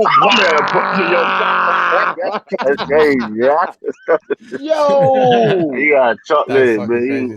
Hey, that goes back to we talking about what these women, boy. These female scandalous these days, boy. Hey, chalk that. Hey, I used to chalk that shit up, man. That's been a minute. Hey, that dude ended up going to jail for beating up some other girl. Damn, bro. Hey, he should have beat her motherfucking ass. No, we don't condone any kind of violence. You gotta chalk that shit up. The banner is up. The banner is up. Yeah. No, I'm done, Sean. That was my story. Only because he was talking about the girl mouth. B's funny, motherfucker. This nigga got some stories, boy. I swear to God. Man, hey, dog, that was. Hey, I thought I was gonna have to scrap with that nigga, bro. I know you felt a certain kind of way real quick. Like, let me see. I ain't gonna lie. We were gonna have. Hey, we would have had the bang, B. I ain't gonna cap, bro. Why? We would like that. Cause no, I know it ain't on you, but the thought of that and she probably was kissing that nigga too. Yeah, we were gonna have the bang, dog. Hey, what you mean probably? She was living with that nigga. You know she kissing. Hey, yo. Hey, I should have said, hey, homie, I eat pineapple. How my nut tastes? Nah, you know what? Yeah, see, you'd have caught that one, bro. You would have caught that L, bro. You would have caught that one. You would have caught that iron. I was cool about it, dog. I mean, we was boys and shit, right? So when he started, I was like, oh yeah, this what she do. Like, yeah, that bitch gave. But hold up, if that's your boy doing y'all that cool, how you not know he wasn't messing with him? Bro, I don't I mean, I knew the nigga from the gym. We was cool. Okay, like y'all that. wasn't cool then. Yeah, y'all We wasn't wasn't cool then. All right. outside like that. All right, cool. But when I creep, nigga, I creep alone. Got you. That's how you keep the shit low enough to where you That's don't crazy though, dog. So how long was she with that? Well, so hold up. I So don't was know, she man. with that nigga the whole time? Yeah. I mean, because I work different schedules, so it ain't like I see him when I used to go to the gym all the time, right? But she had my routine down because she was there when I'd be there. Hey, I bet you when he confronted her, right? I bet you her excuse was, "Well, I'm not fucking him." Yeah, she would have been right. She would have been telling the truth. I never smashed her. Never got to that point because she got me off at the top every time. Trying to say was sensational. It was sensational. Hey, you know how we are, right? Once you get something, that good, funny as hell, man. But I ain't found shit close. Hey, yo. That shit funny as hell, man. Can't find nothing. All right, yeah, okay, all right, yeah. And ladies and gentlemen, that is story time with bees. After she left, I became David Carradine. That nigga stupid, dog. You know who David Carradine is? Nah, who that is? That nigga that used to kung fu nigga that used to walk the earth. I've been walking the earth searching.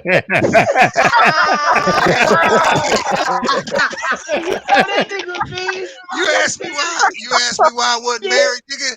That's why. Oh, you still looking? You still I'm searching. Yo, you stupid as shit, man. It was funny. Yo, this nigga stupid. Oh man.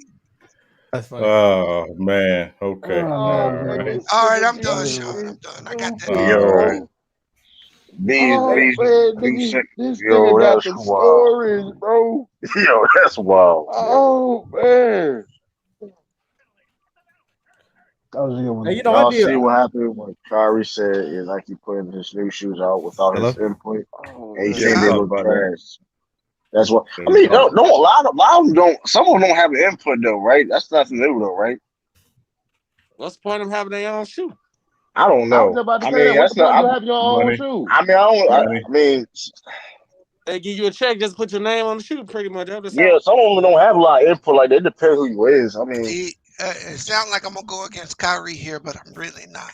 I think, but it's your shoe though. How you not have input on your shoe? I think the problem Kyrie got is Kyrie's done fell out of favor with fans. Yeah, that's true. Right? Motherfuckers are tired of Kyrie. Yeah, he had the Uncle Drew shit. People like Kyrie then, and now that was a good movie. Yeah, ever since Boston, man. That was a good movie. What a movie with shit water. Hey, yo, Uncle Drew with shit water. We not doing that. You said that shit like on a tear, y'all. They have funny moments. But people who actually like Kyrie and wear Kyrie. Some people wear Kyrie. They like your shoes even though they don't like him. Yeah, I do. I forgot which pair I got, but I know I got me a pair. Yeah, they said they comfortable. They're hella comfortable, especially on the court. What's the new Kyrie's? What's the new Kyrie's? Is out right now? The 7. These are the Kyrie 8s. The Kyrie 8s. Let me see. Yeah, these the 8s. Shit, the ones he hit that game winner on Curry with them shits fire. I like them. Damn, why you guys say it like that, bro? That's fucked up. For context. Hurt your soul. Hey, Cisco, for context, so you know exactly what I'm talking about. Cisco, that still hurt? Oh, that's it. What you think, motherfucker? Hey, does that non-pass interference call? Does that non-pass interference call hurt? You got jokes now. Hey, I'm just saying, does it hurt? You got jokes. Hey, Cisco, when that happened, I was Cisco. When I was in Buffalo Wild Wings when that happened, I ain't gonna lie, bro. I really wanted to fight the LA niggas because, like, just the fact that y'all acted like it didn't happen. Whoa! And that's why I'm glad y'all lost the Super Bowl. Whoa, that was I'm sorry. What happened? Are we talking football? Or are we talking about basketball? I was talking about that Saints. That Saints shit. That when you brought it up, that pass interference. Oh yeah. I was like, bro, I really wanted to fight that. I'm not even really a New Orleans fan. Why you want to fight us? Because, but y'all acting like it didn't happen, and y'all was Who's y'all? What are you talking about? LA Rams fans. You keep saying y'all. Do you see the banner, bro? He's a 49er He's fan, not a bro. He's not a Ram. He's a 49ers fan. He's a 49er fan. Yeah, So yeah, yeah. We got he we hates the got Rams the as much as you. 49ers. Yeah. That's probably our biggest rivalry. Hey, My bad, Lou, Cisco. Lou, What's up, B? did they call it? B, chill out, bro. So it didn't happen. Chill out. I don't remember. I don't know what y'all. Hey, Bees, sis, hey, Lou, Bees, Lou, I ain't I don't your know what you friend, nigga. talking We about, can Lou. fight. Hey, Yeah. I ain't that nigga. I'm We can glad fight. Tom Brady won, though. Shit, I was praying them niggas. I honestly believe if they would have called pass interference, it would have been the wrong call. What was it? What was it? Hold on, bro. Ooh, If you're gonna say what, I'll tell you. Yeah. He got to explain that. Go ahead. I think if you look at that call, if you look at the ball from the top, that ball wasn't catchable. What? That's how pass interference works, bro. Yeah, it is. Wow. You can't Bees, pass. no. He's right. No. You If the cannot ball pass is not interfere. catchable, it's not You pass can't interference. pass interfere with anybody if the ball's not catchable, bro. Bees, I'm serious. Get hold up, the overrated. Hold on. That's not true. Wow. Bees, you can't stop. Hold up. Bees, you cannot stop a receiver from running his route. He hit the man before the ball even got to him. Hold on. He stopped him from running his route. That's pass interference. Contact. That should have been called illegal contact. It was illegal contact. It should have been a first down, 5 yards. And that would have sealed it. Or you could have actually called. He led with his head when he hit him. He did that. It was all type of calls they could have called. You could have called that. But as far as pass interference goes, bro, there was no pass interference on that play. Bees. Hold on, Bees. That's bullshit. Bees. No, Hold on. Wait, let me share my screen. Nah. A lot of people had said that. Now, if you go back and watch that, if you look at that ball from above, bro, that Well, ball. hey, we can't. If you're trying to bring up that play, we're not gonna do that. Remember, when you watch that play, remember he threw that ball. He threw that ball. Photos good. Photos good. Photos good. He threw that ball. Hold up. We didn't play NFL shit on here before, have we? And we got fucking tagged every fucking time, bro. Oh, for real? Oh, my fault then. Okay, I'm not gonna play nothing. I'm just gonna. It's a still image. Hey, remember he threw that ball on the line. He didn't throw that ball. He didn't put no air on that ball.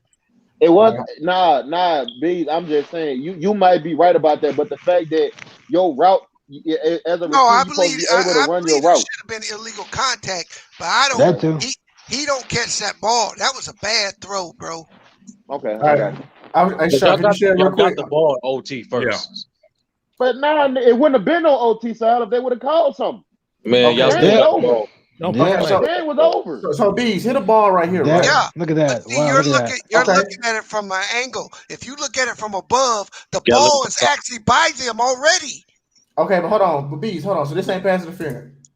No, look at that ain't pass interference. Look, he can't catch that ball. It's uncatchable. He can't hit him. He can't hit him while he in the route. He's still running the route. He can't hit him during the route, Bees. Y'all know, y'all agreeing that he did something wrong, but you're not agreeing on the right call. I'm just saying it's not pass interference. There you go. That's what's up. But because Bees is wrong, it should have been called. Yeah, thank you. Anti. Like I said, the ball was a couple yards in front of him. He can't catch that ball. He could catch it if he would have changed the route. No, bro, he had already turned his body back to the quarterback. He wasn't catching that ball. It was an uncatchable pass at that point. Drew Brees threw him the ball as if he was going to keep running straight through. Well, yeah, he couldn't catch it when that nigga hit that helmet in his chest. Hell no, he couldn't catch it. When the guy made contact with him, bro, I'm telling you, the ball was already by him. So what call you saying it should have been? You saying it should have been? You could have called illegal contact. Oh, you could have even called helmet to helmet. You could have called the fact that he used his helmet because that's in the rules now. But pass interference would have been a really bad call. So hold on. So if I'm running a route and I'm in motion and you hit me before I even touch the ball, that's not pass interference? If you can't catch the ball, no. But okay, so that's the part I'm harping on right now. So you saying it was uncatchable because the ball was uncatchable. Why? Because he could have caught it. And they Even usually if the guy don't hit him, he don't catch that ball. And they usually call them foul. Them personal foul. Them what you call it? You could even called it a personal foul. A personal foul, like hit on defensive unnecessary receiver. Contact to a receiver. Yeah, unnecessary contact to a receiver. You could have called a lot of defensive stuff. receiver. Yeah. If you were looking for pass interference, they made the right call. I'm saying that's why they got their ass beat the Super Bowl. They ain't had no business being there. That was bullshit. Hey, anti. Hey, we're from New Orleans. We have a great understanding of that call. We'll never get over it. It's gonna be with us for the rest of our lives. Like I said, I've watched that play on so many angles. I argue with so many people, and that pass ain't catchable. No, but Bees, you're right. Bees, I'll give you credit though. At least you say helmet to helmet. At the same time, it's a bad throw by Breeze. They should have called something. Fuck you, but to us, if he puts a little air on that ball, a little more air on that ball, he gets that call. Or even try to back shoulder throw it. Yeah, if he throws it back shoulder, they get the call. But when you fucking sing that ball 75 miles an hour on the line, that bitch is moving, man. Because the dude was beat on it. If you ask him, he was beat. The dude was beat. He said, "I just tried to make a play, so I hit him."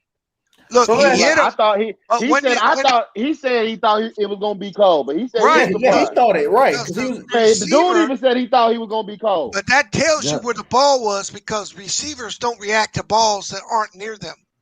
That ball, he hit it when he reacted because he thought he was gonna catch the ball. That's hard. Because that's all you're looking at. As a defender, that's all you're looking at, right? You're looking at the receiver get ready to catch a ball. The fact that he even attempted and the ball wasn't nowhere near him tells you he couldn't catch it. Okay. I see a point on that one. Okay, but let me ask you this: so what's the penalty for hitting a defensive receiver? It didn't matter. 15 yards. Any penalty at that part of the field is half the distance. Over. Right. It's over. Because I know because passing the fence, you get it right where it happened at. That's what I'm saying. We probably would have took the time now to kick the field goal. The game was over. Yeah, because that was fourth down, wasn't it? Yeah, it was fourth down. No, before that. No, that was fourth down. That wasn't the fourth. You talking about the passing first call? No, it was third down. Yeah. Because they kicked the field goal on the next one. Yeah, they kicked the field goal on the next one. So they get the field goal after. So get that out of there. That ain't why they lost then. They had another down. B, stop. And they had. After you get robbed, after you get fucked over like that, you ain't gonna go for fourth. That's kind of. You just suck the whole momentum and the energy out the team. That was a bad call. It might not have been pass interference. It might not have been pass interference, B's, but something definitely should have been called. That was horrible. I won't argue that, bro. I just don't believe it. I personally don't believe it was. I think too many receivers in the league today get pass interference calls on uncatchable passes. Those rules, the rules today, how it was back, the receivers, they don't even get touched today. That's why a lot of these guys are like, y'all get free lands to the end zone. Back then, y'all wouldn't get free land, nothing. We would touch y'all. Now, can't even touch no more. But it's like tell Jalen Ramsey that. Like tell Jalen Ramsey he can't touch you. At that point in the field, the defender's going to have his back to you. You throw a back shoulder, you're going to get a flag. Yeah. Because as soon as the receiver even attempts like he's going for the ball, the defender going to hit him. Yep. Because that's all you're relying on as a defender is you're watching the receiver. And the fact that the receiver moved, but he was nowhere near the ball tells you he can't catch it. Yeah. Sean. So he hit his ass. Question to the panel: What's the greatest NFL game you ever seen? Because I know mine. Oh man, I know mine off rip. Mine just happened recently. That motherfucking 51-54 game against the Rams and the Chiefs. Oh god, that shit was crazy. That was insanity. Hey, that shit was crazy. Man, that's a good question. I think what I know my top right now is like when Tom Brady came back on the Falcons in that Super Bowl. That shit was crazy. That shit was stupid. That was stupid.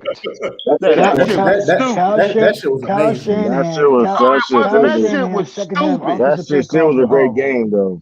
That wasn't amazing. You see how he capped it? You see? That shit still was a great That wasn't game, no though. great game. That was shit stupid. What? That shit was a great game. That Saints ain't wasn't no great game, bro. Saints ain't on that list. I'll tell you that. Saints ain't on that list. I'll And tell how you the that. hell you talking about the Y'all ain't Rams on that. capping and you motherfucker them and you hear it capping for this? I'm the just saying, last man. What's his name?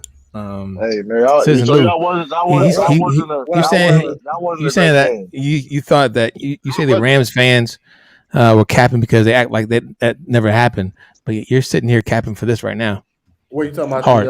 You talking about the Atlanta Hawks and the Patriots game? What I'm that shit, man. That shit was stupid. That shit wasn't a good game. They should have won that fucking game.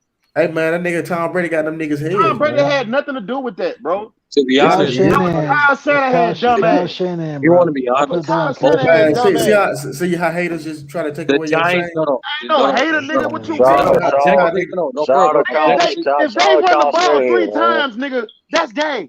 Shout Kyle Shanahan, man. That's my people. You better shout that nigga out with his trash ass game. Man, I ain't going though. He get my vote for Hall of Fame. He get my vote for Hall of Fame. Kyle Shanahan, past 2 games, he get my vote. Super Bowl. He get my vote for Hall of Fame. That Super Bowl he get my vote. that I've seen, there's 2 of them. Oh, what is it? There's not the best Super Bowl game, just the best game you've seen. Period. Bills and the Giants. Okay, that's up there. 1990. 1991. Well, 91. The Patriots and the Giants. The helmet catch. The man had the helmet catch or the man had. That was a great game. That was a great game. Hey, that game with Buddy, the Steelers when he got that. What was his name? The Cardinals and Steelers. Cardinals Steelers. That was a good one too. That was a good game. James Harrison had an I still don't believe Santonio Holmes caught their pass clean. Antonio Holmes, that's his name. Yes, Antonio Holmes. He caught that shit clean. No, he didn't play his feet, bro. How many times he caught that shit? He caught that shit. Anthony, you tripping, bro? I couldn't believe. I'm like, bro, there's no way he caught that fucking ball. That shit was perfect. I'm gonna say what was the craziest catch y'all ever saw though? Yeah, it's the craziest Beckham one shit. I ain't gonna count. Well, that was a good one. What the dude from the Seahawks? The one catch from the dude when before Marshall missed, it was in the red zone. He dropped it, then he caught it again. What's the dude name? Not Golden Tate. Golden Tate was it him? Hold on, I'm about to find his name. No, you talk about Tyler Lockett. No, it wasn't him. Hey, John, what was you gonna say for your game? No, I was gonna say I can't. I'm not gonna go too far he's still back. Thinking. He's still thinking. I'm gonna say the NFC Championship game, Vikings and Saints. That was a good one. When they were light, Which one? Far ass up. Which one, Sean? They was out there slugging it out. I mean, you talking about Brett Favre? Sean, which one you talking about? The one with Brett Favre? Yeah, that was Brett Favre. That was a back and forth game. We made that nigga retire. Hey, Sean, hitting that nigga hard. Because I'm gonna be real. I remember feeling like that was the Super Bowl to me. Nothing against the Colts, but I just felt like that was the Super Bowl. That was a good game. Jermaine Curse. What the catch he had to do? Why the fuck he threw that? Jermaine Curse. Yeah. Okay. The truth is a freak. Is that Adrian Peterson didn't fumble? They wiped your 6 ass. times. He fumbled 6 times in that game. Well, he did. How many times did he fumble that game? 6 times. 6. I think he had 2 fumbles in that game. Yeah, and Favre had like 4 picks, right?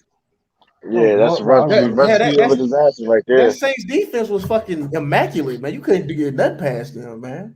They were head hunting and going for boys' necks. It's been people, man. and back then they had Greg Williams. 2 quarterbacks. Greg Williams at that time. Kurt Warner and Brett Favre. Kurt Warner. Kurt Warner went back to Walmart, boy. Kurt Warner retired and Brett Favre retired. Citizen Lou. So you didn't have a problem with the way that game was officiated? Which one? The Saints and the Vikings? Vikings. I mean, when you say officiated, you didn't have a problem with that, right? They were lighting their ass up. That was good old football. What you mean? So do you know there was like 9 personal fouls not called in that game? Get the fuck out of here. No, I'm not sure. Fuck out of here. That is facts. No, That's no damn facts, nigga. No, we was hold on, hitting. B. Hold on, Personal wait, foul, Anton. nigga, we was hitting. Anton, what B said earlier? Did they call it? Yeah, No, exactly. They call him. Did they call it? I'm just making the point that when it worked against you, you didn't like it, but when it worked for you, you was all good. That's called bias. Hey, name a person. Hold up. Name a personal foul that we did. Bro, They hit on Brett Favre. They were hitting. They were hitting Brett Favre from left to Rule right. was already in place, bro. that you All couldn't hit a quarterback high and low. They did that. They hit him. They hit him low several times. Hey, I remember. They broke his damn ankle a couple times. They hit him so low. That But was- I watched the show with Sal Palantonio where he fucking counted them out. There was 9 personal fouls in that game that they swallowed the whistle on because they didn't want Brett Favre in the Super Bowl.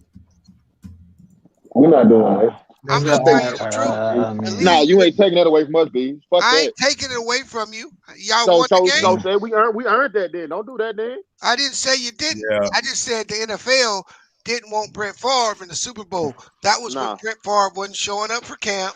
He wasn't doing any of that shit. Well, that was he the was next just year. showing up for the first week of the season. Yeah. They didn't like that. And the motherfuckers Yeah. went what, They didn't like that at all. 13 and No, they 3? didn't like that. Shit, doing that. And didn't so like that. in that game, they let them dudes play old time football. Yeah, sure. You ain't lying. Because Hey, Darren Sharp, You he ain't got see hit him on you Brett ain't see Favre him level. motherfuckers still training camp since. You ain't see him motherfuckers still training camp since. And then Hey, I got a came question. I back got a question. then came back and suspended your coach and suspended some of the players for Bountygate. That's some bullshit. Go ahead, Yeah, Sean. I got Super Bowl was a good game, but the Rams shouldn't have been there in the first place because Bert Emanuel caught that football. All right. Say again? My favorite one was in 1989 Bengals against the Niners. 1999. 89 for me.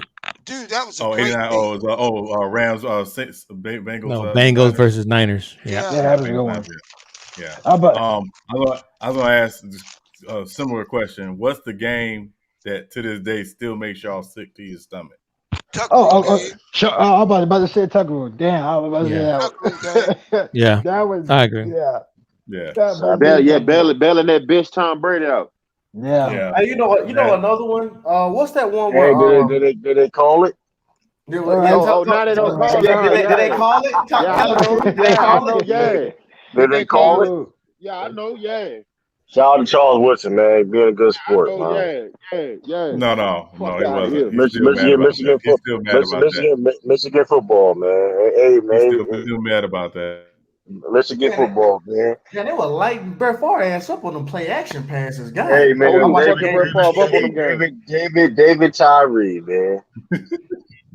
David Tyree. Yeah, I got one. Bees probably remember it. It's Houston and Buffalo in the AFC divisional playoff game. Houston was up 35-3, and Buffalo came back in the game. Oh, that was a good. You didn't know for blowing leads, man, like that. Hold up. Who the fuck was they coach? Houston's coach. Whose name was? Damn. I forgot. Boy, that nigga should have got fired instantly after the game, boy. And that 93 Houston team was crazy. They was super talented, but they were crazy. Yeah. They were fighting each other, all kinds of stuff. Buddy Ryan punched Kevin Gilbride. Yeah, I was about to say that. Yeah, I tell you what, out of control. Though. I think I see they did a documentary about that team. I think that shit was out of control. Yeah, I think. But yeah, no, I get the game ball. Yeah, that was Warren Moon best chance to get to a Super Bowl, and it never happened. One man. I think they would beat the Cowboys personally. That Dez Bryant catch against the Packers, I still think that he caught it, man. I think he did catch it. That's what I'm saying. He caught it. Hey, what I'm saying. He caught it, but he a Cowboy, so forget him. Why Deion don't like being called Deion by the reporters? Because he coach Sanders now. He a coach now, and his whole point is, okay, y'all refer Nick Saban as Coach Saban, well, give me that same respect. So but to be fair though, to be fair, you ain't Nick Saban though, nigga. The press the press, when they go talk to these guys, they always call them by their first name. They never. I mean, rarely do you hear them say coach. Normally, it's first name. And to be fair, Nick Saban ain't Deion Sanders. You know what I'm saying?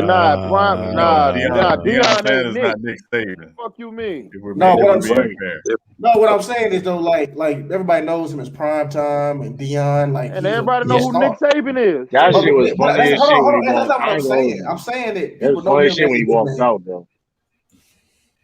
Being known as a player. Deion again, shit. What did he call him? He called him Deion? Yeah, he called him Deion. I called him Deion. Yeah, that's disrespectful. How? That's disrespectful. What they call Bill Belichick, Bill? No, they call him Coach Belichick. They call him Coach. It's disrespectful to call a coach by his first name without coach in front of it. Man, I feel like I've heard somebody say Nick before. Well, you'll hear analysts say it, but unless you know somebody personally, you shouldn't be calling them by their first name if they're a coach. I see what you're saying. I think that's just the etiquette, right? But I agree that he should be called coach if that's the decorum of coaches. I'm just saying though, like, you know, he is known as Prime Time. I mean, I'm just sometimes somebody might be starstruck. You know what I'm saying? Might just like, hey, what up, Deion? Hey, hello. You know what I'm saying? Yeah, listen, I'm a coach. Fuck out here. The fact that he said that shit back tell you that it matters to him, right? Yeah, you're right. And from now on, they should call him coach since he's established that he wants to. Because he wants to be looked at as a coach. Right, right. Mm-hmm. So since he's established it now, yeah, they definitely should call him coach. Hey, I want Coach Sanders or Coach Deion. Which one you want to do? Coach Prime? If you did that shit to Nick Saban, as long as a coach, I guess, you wouldn't be in that interview room no more. He'd get your ass up out of there. Huh? Yeah. I see what you're saying. Hey, I've been sitting on this this tape for a minute for like the last 3 days. Fuck Nick Saban, bro. Go ahead, Lou. I'm sorry, bro. No, you're good. You're good. All right. So we talking about resume. It's kind of switching to NBA real quick. We talking about resumes and shit. Hey man, I was looking at David Robinson resume, bro. But that motherfucker got a case. If we talking about Giannis resume and all that, bro, this motherfucker got scoring champion, defensive player of the year, and MVP. David Robinson. Yeah. Led the league in rebounds, blocks. Nigga averaged 4.5 blocks a game and damn near 30 points. And got a 71-point game. Bro, I don't never hear him enough is what I'm saying. Like, I'm gonna say it like this. I think if he had the type of talent as Tim Duncan had, I think he the best Spurs player. You know why you don't hear much about David Robinson? Oh boy. Carl got one ring. No, he got 2 rings. No, Hakeem. Shaq punked him. Shaq punked him on the court, and Shaq punked him in the media. Shaq used to talk so down on him every chance he got. James Harden punked Giannis. Huh? James Harden punked Giannis in the media. No, they're not. They back and forth. That's a back and forth. No. James Harden ended that shit. No. But none of them dudes. How? Giannis sent the nigga home this year. This is when Shaq was huge, right? Shaq, Orlando. The man. They went to Orlando. No, he was in L.A. Well, yeah. He was a Laker then. Well, don't matter. But I don't know what Shaq. I mean, David Robinson's a big man, but Shaq's a fucking gorilla, bro. Yeah, but beige. That nigga a gorilla. Yeah, but beige. I'm in the gorilla in the upper coops. Yeah, but beige, you know what's crazy?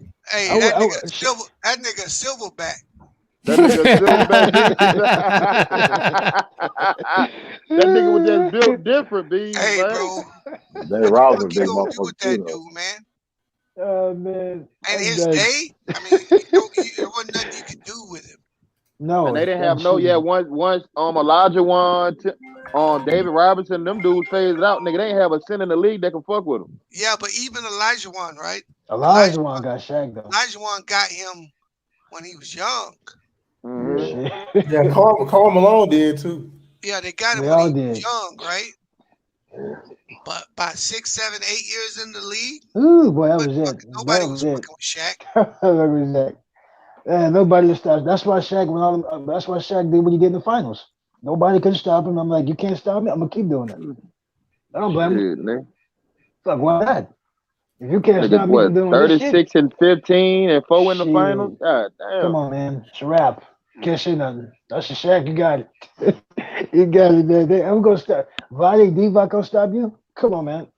See, like, did y'all take Shaq out the greatest finals performance? I don't think we ever had him. Yeah, he's outside. No. He was out top 10. Y'all had him 2000. 2000 was up there, I remember. It was up there, but it was somewhere between 12 and 18, somewhere in that range. I don't. Yeah. Somewhere. That shit, that's better than Tim Duncan shit, but it's all good. No, I mean, man, Tim, you out your damn mind? That shit, that shit better Them than dog get low key should have quadruple double. They didn't count them until shit. Tim. Bucks. I like Shaq. Shaq great. I like Shaq, but I would never put Shaq over Hakeem Olajuwon though. That's out. I'm not doing it. That's me though. Let me ask you. That's me though. Yeah, go ahead. Let me ask you a question about that. Yeah. Who had a longer run of dominance? Oh, no, you talking about dominance? Yeah. If that's the case, I'll take. I don't know. I'm asking Kareem you. Abdul-Jabbar. Kareem Abdul-Jabbar. Hold up, bro. You just shifted the goalposts. We talking about Shaq and Hakeem, bro. Oh, Shaq and Hakeem. Oh, I'm still one going of to them take had Hakeem. the longer run of dominance. I'm still going to take Hakeem, but I'm cool with Shaq though. Okay, and which one of them had the highest peak?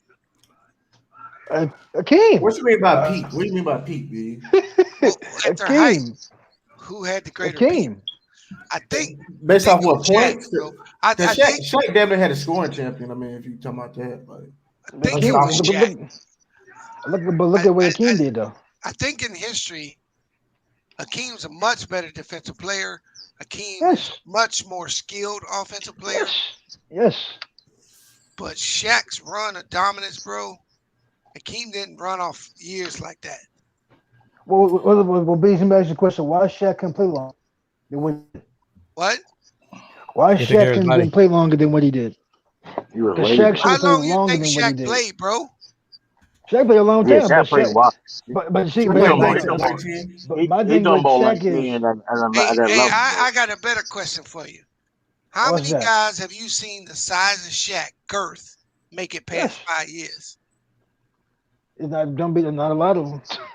Okay. He was just good. but B is my thing though. If Shaq was able to take care of his body like he should have did, he would have played even longer. That's my take with him, bro. That's what you think. Well, listen, no, I'm not longer. I wouldn't say he played longer, but he would have been at a longer run. He would have had a longer run in my opinion. Hey. Shaq had a 10, 11-year run, bro. Yeah. From what? From 92 to 2002? From like 96 to 05. 94 to 05. I'm not saying like he would be at like 30 for like, you know what I mean, for 15 years. So I'm just saying like. And in his younger days, people forget Shaq was a fucking beast on defense. Orlando. They was actually like they're 4 blocks a game. Yeah. Man. I was just saying, if you look at it, Shaq had been in the league 12 years when they were going for their 4th ring in a row. Yeah. Yeah. I don't think Hakeem had that type of success, bro. Yeah, but look what Hakeem did with Houston. Hakeem transcended their market. Bro, Hakeem Olajuwon is the all-time great. You were comparing the two. I think Shaq is probably greater. No, hell no. I'll never say that. No, I'm with Bees on that one. I think Shaq. Never debatable though.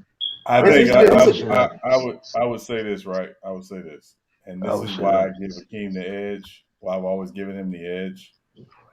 Hakeem, there's never been a season that a big man has had in '94 like Hakeem had. I'm telling you, he was MVP, defensive player, Finals MVP. Like as great as Shaq was, he never had a season on that. And that's why I asked him: is he talking about run or peak? Yeah. So I think if you say peak, it's Olajuwon easy. Yeah. Now the run is an interesting question because Shaq's. I've always said I think Shaq's greatness, his run was probably like '94 to like 05. His first season in Miami was his last great season in the NBA. But wait, Sean. But wait a minute, though. Hold on. But Shaq three-peated. Yeah. What I'm saying is that in that three-peat run is in that run. So you saying like off one season, like compared, he had the better one season, right? No, he said peak. He said we're taking peak. Shaq's best season. Shaq's best season is in 2000. Shaq's best season in 2000 is not better than Hakeem's season in '94. Oh, okay. I see what you're saying. That's Okay, what I'm saying. I got you. But Hakeem's run, but Hakeem's run, I think Hakeem was from like 86 to about 97 was Hakeem's run. He just didn't, he didn't have a precipitous drop off that Shaq did, and obviously his last couple of years, he was dealing with back and hamstring, obviously because he was getting old. Achilles, he ruptured his Achilles this last season in NBA. Ruptured his Achilles. I'll never forget that. No, but a lot of people don't know Hakeem was a team record, bro. Yeah. Did he fake his injuries and shit? He didn't want to No, that wasn't true. That wasn't true. No, that was. So you got to know about Houston, right?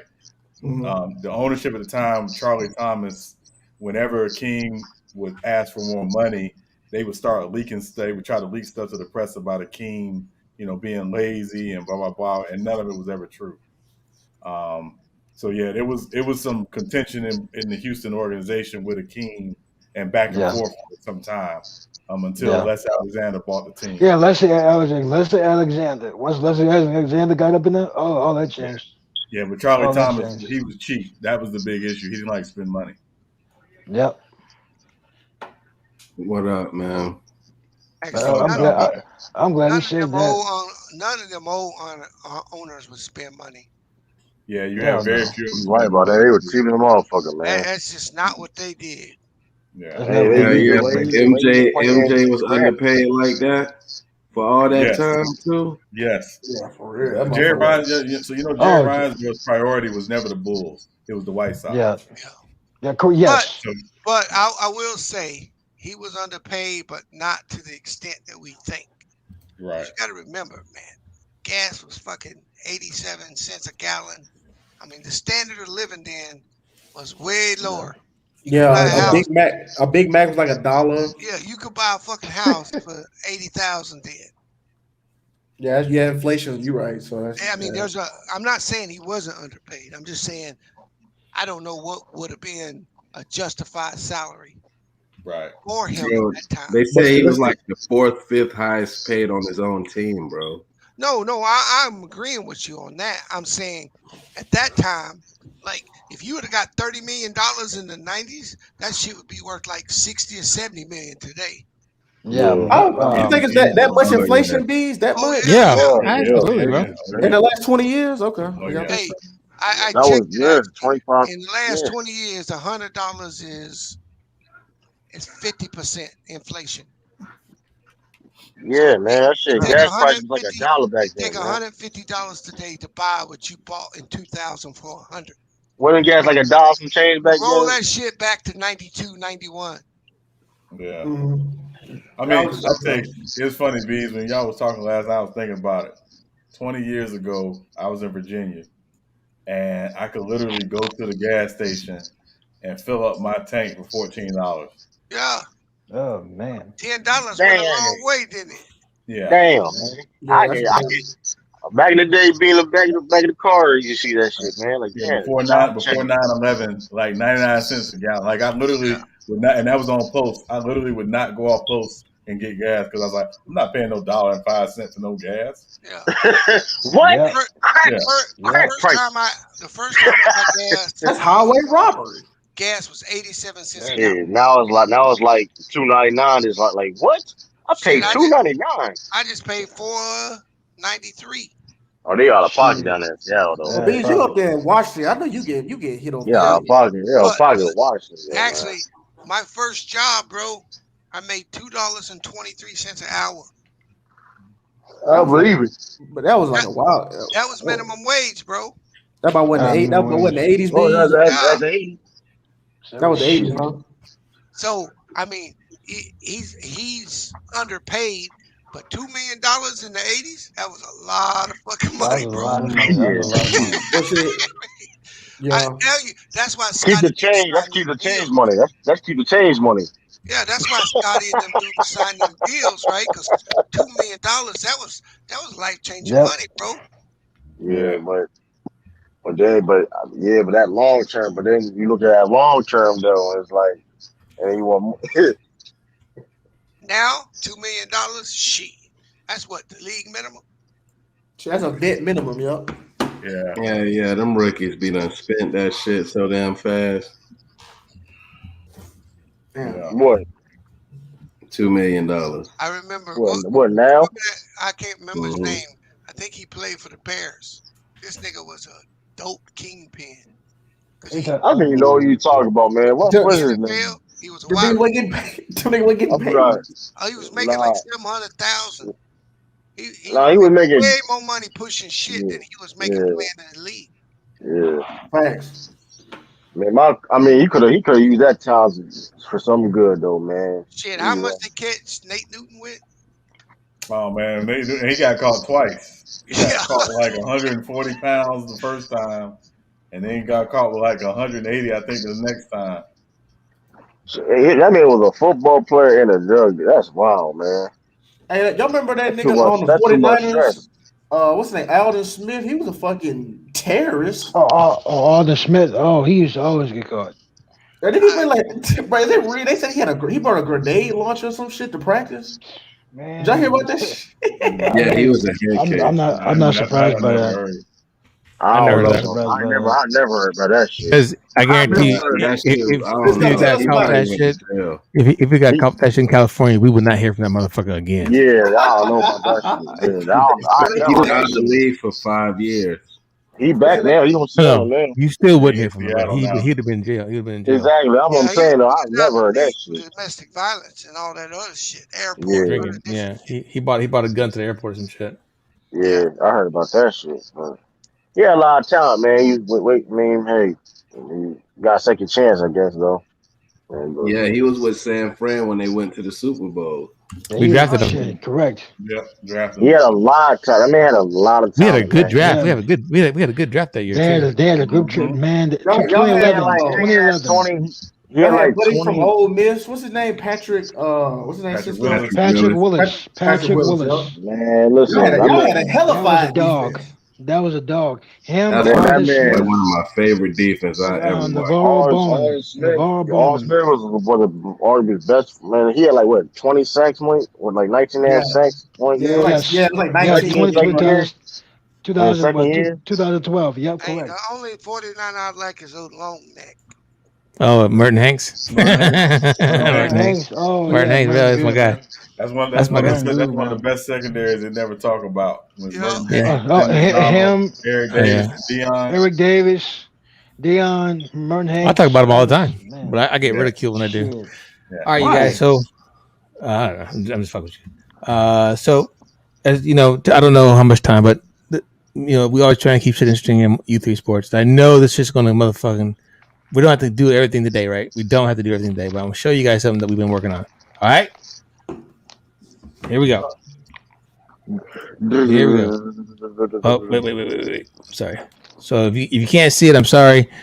It's not my fault. What do you want me to do? Oh, hey, it's House of Fantasy. I don't know. Do we have anybody sign up? Right? No, nobody's emailed or hit the Instagram to sign up. So nobody's signed up. Last week, right? Next week will be the last week, August 1st.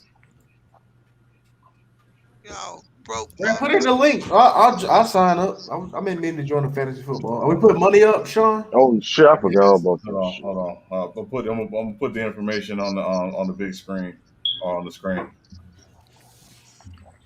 Okay. I gotta go. I got to email. Okay, 35. Okay. Either I hit us on the IG or email us, and then you just send the cash out. Hey, you three. Bro, you got PayPal? No, just cash out. I can't use cash out. You said you can't use cash out? No, I can't. I can see if we can set up a PayPal. That's fine. So Lamar, like you don't want no money. Oh, go ahead. No, you good, bro. You good. Go ahead. I just want to show. So we're trying to devise is who had the greatest MVP season, the best in NFL history. Now, what's up? How you like them numbers, bro? Hold on, let me see him. Dan Marino. That's my guy. Dan Marino, my guy. 3-time game winning. 84 Dan Marino. Now we know. Yeah, that's right. Now pull up Patrick Mahomes' MVP season compared to his. Not even close, bro. It's not even close. Yeah, the only difference is the. It's not even close. I'm a Patriots fan. I ain't gonna hold that shit cold. Hey, where'd he go? Tom Brady shit nasty. Yeah, don't fuck. 58. Yeah, I give him that one. I give you that one. That was just a product of Randy Moss. But he lost the season. They lost the Super Bowl too. They lost Super Bowl. Man, shit, a lot of these people done lost. Yeah, they did. That one. But that 2007 season was. Now the year Patrick Mahomes won his MVP, he won the Super Bowl. Yeah, it was. Facts. I give you that one. I remember they beat the Bills like 51-0. Yeah, they lost. Yeah, you're right. That's right. Lamar was MVP. I thought that was the year before. He didn't win the year before. Nah, Lamar. He was a rookie this year. Lamar was the MVP the year Mahomes won the Super Bowl. Yeah, he. Okay. Yeah. But though, this year 07, though, Brady did snap though. But that shit was. But that was a crazy. Yeah, Randy Moss. Look, down there 70% completion rate too. Yeah. Back then in 07. 50 touchdowns. Man, 50. And they beat the Bills. I mean, they beat the Bills ass. Marino's still better. Hey, I'm doing it right now. That, bro. Man. Well, Sean, who else you got? What's that, Sean? Give me somebody else. I say, Marino better just because that was the 80s and he did that, man. Yeah, are we ranking these? Yes, we're gonna try and wake him. Oh my God, here we go. Man. It's about to be all right. I don't think it's all quarterbacks though, and I think I need to add some running backs, more running backs. Damian Thomas. Yeah, I got him on there. 2006 Damian Thomas. Yeah, but you still got O.J. Simpson though. Oh, him too. Oh, they have it. Yeah, and I think Barry Sanders has one too. Best running back season of all time. Adrian Peterson. Oh, that was Eric Dickerson. Eric Dickerson, yeah. Nah, not O.J. Simpson's season was. Remember, Adrian Peterson did that coming off the ACL. Eric Dickerson won the MVP. Dan Marino won the MVP that year. Yeah. I share my point. See, that's my point. Yep. Man. How many times Dan Marino won the MVP? Like 3 times. Hold on. I didn't even look at Dan. I never looked it up. I haven't linked this stuff yet, so I can't tell you. Hold on. I'll tell you. That means you want it. He's gonna go down as one of the greatest quarterbacks never to win a Super Bowl. Yep. Yes. The greatest. That's not even a question. He's the greatest quarterback not that ever. Period. That's not even close. Orange Steelers would have drafted him. Oh, there's one guy that beat him. He only won the Jets. The Jets should have drafted Dan Marino. No. He had 3 times. He had 3 times first and all pro. That's fucking shit, man. But Marino, man. And that was with Don Shula as his head coach. I'm like, Shula, you got Marino. You got to get that one right. Shit, you got to get that one right. The defense was right. That defense for Shula when he had Marino was absolutely horrendous. I mean, it wasn't like when they played the 49ers in the Super Bowl. It wasn't like it was an offensive powerhouse. It was a close game. Yeah, no. I'm about where Shula was with Marino. Period. They had no running game. No, y'all had to win game 35-42. I'm like, come on, man. All right, let me try this again. So Tom Brady, yeah, Dan Marino, man, and then Patrick Mahomes. I don't even want to put Mahomes in that, but he did a good year though. I still think Brady got to have a better one than Mahomes. Tom Brady had a better year than Patrick Mahomes. This is MVP. This is Lamar Jackson. Oh, Lamar was man, unbelievable. That's crazy. Yeah, Anti, look at these numbers, bro. Yeah, that nigga got an MVP off of 3,000. He led the league in passing touchdowns, bro. Get the fuck out of here. 3,000 yards passing. Get the fuck out of here. 1,000 yards rushing. I don't give a fuck about no 1,200 yards rushing. But that's 4,000 all-purpose yards. Dude, there's nobody in NFL history have ever done that shit. Nigga, this got to be that's the least most impressive MVP of all time. Yeah, I would agree. MVP. That nigga shouldn't even won MVP. This is where SB needs to be here because I want him to see this right. 1989 because this if you watch the MVPs, you can see how if I was to range it from by year or categorize them by year or index them by year, you can see how the fucking trend just changes.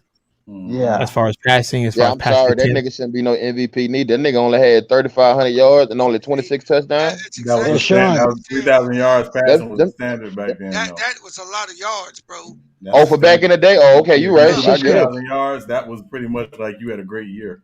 And think about this, right? I was thinking about this, right? I'm thinking about this. I saw something the other day. The Bears have never had a 4,000 yard passer. Yeah, correct. You're absolutely correct. Jake Keller never threw the Bears? Hell no. No, he couldn't stay healthy all season. Couldn't stay healthy. Okay. That wasn't that. Peyton Manning. And they never had a quarterback they've never had a quarterback throw for more than 30 touchdowns in a season. Hey, hold up, this nigga had 50,000 yards passing. Yep. Yeah, 50,000. No, 5,000. I'm about to say you need to change that. Drew Brees only won with 50,000. Right? I was about to say in his career. In his career, that was a career. Hey, this is more impressive than Brady right here. Of course. That nigga threw 5 touchdowns and 10 interceptions, bro. This is after he had no neck and came back and did. I agree with that. Had no neck. Wait, hold on, Sean. Hey, Sean, let's look at that 2007 season. How many? What was the win margin of the Patriots in that 07 season? They was tearing niggas up. Yeah, I'm not going to do that research. Yeah.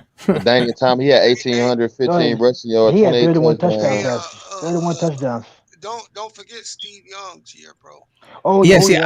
I was going to put him in, but I didn't. Well, there's like 50 MVPs, right? That you can really say. I think Derrick Henry wasn't the kicker MVP one year. What's his new name? No, you got Steve McNair on here.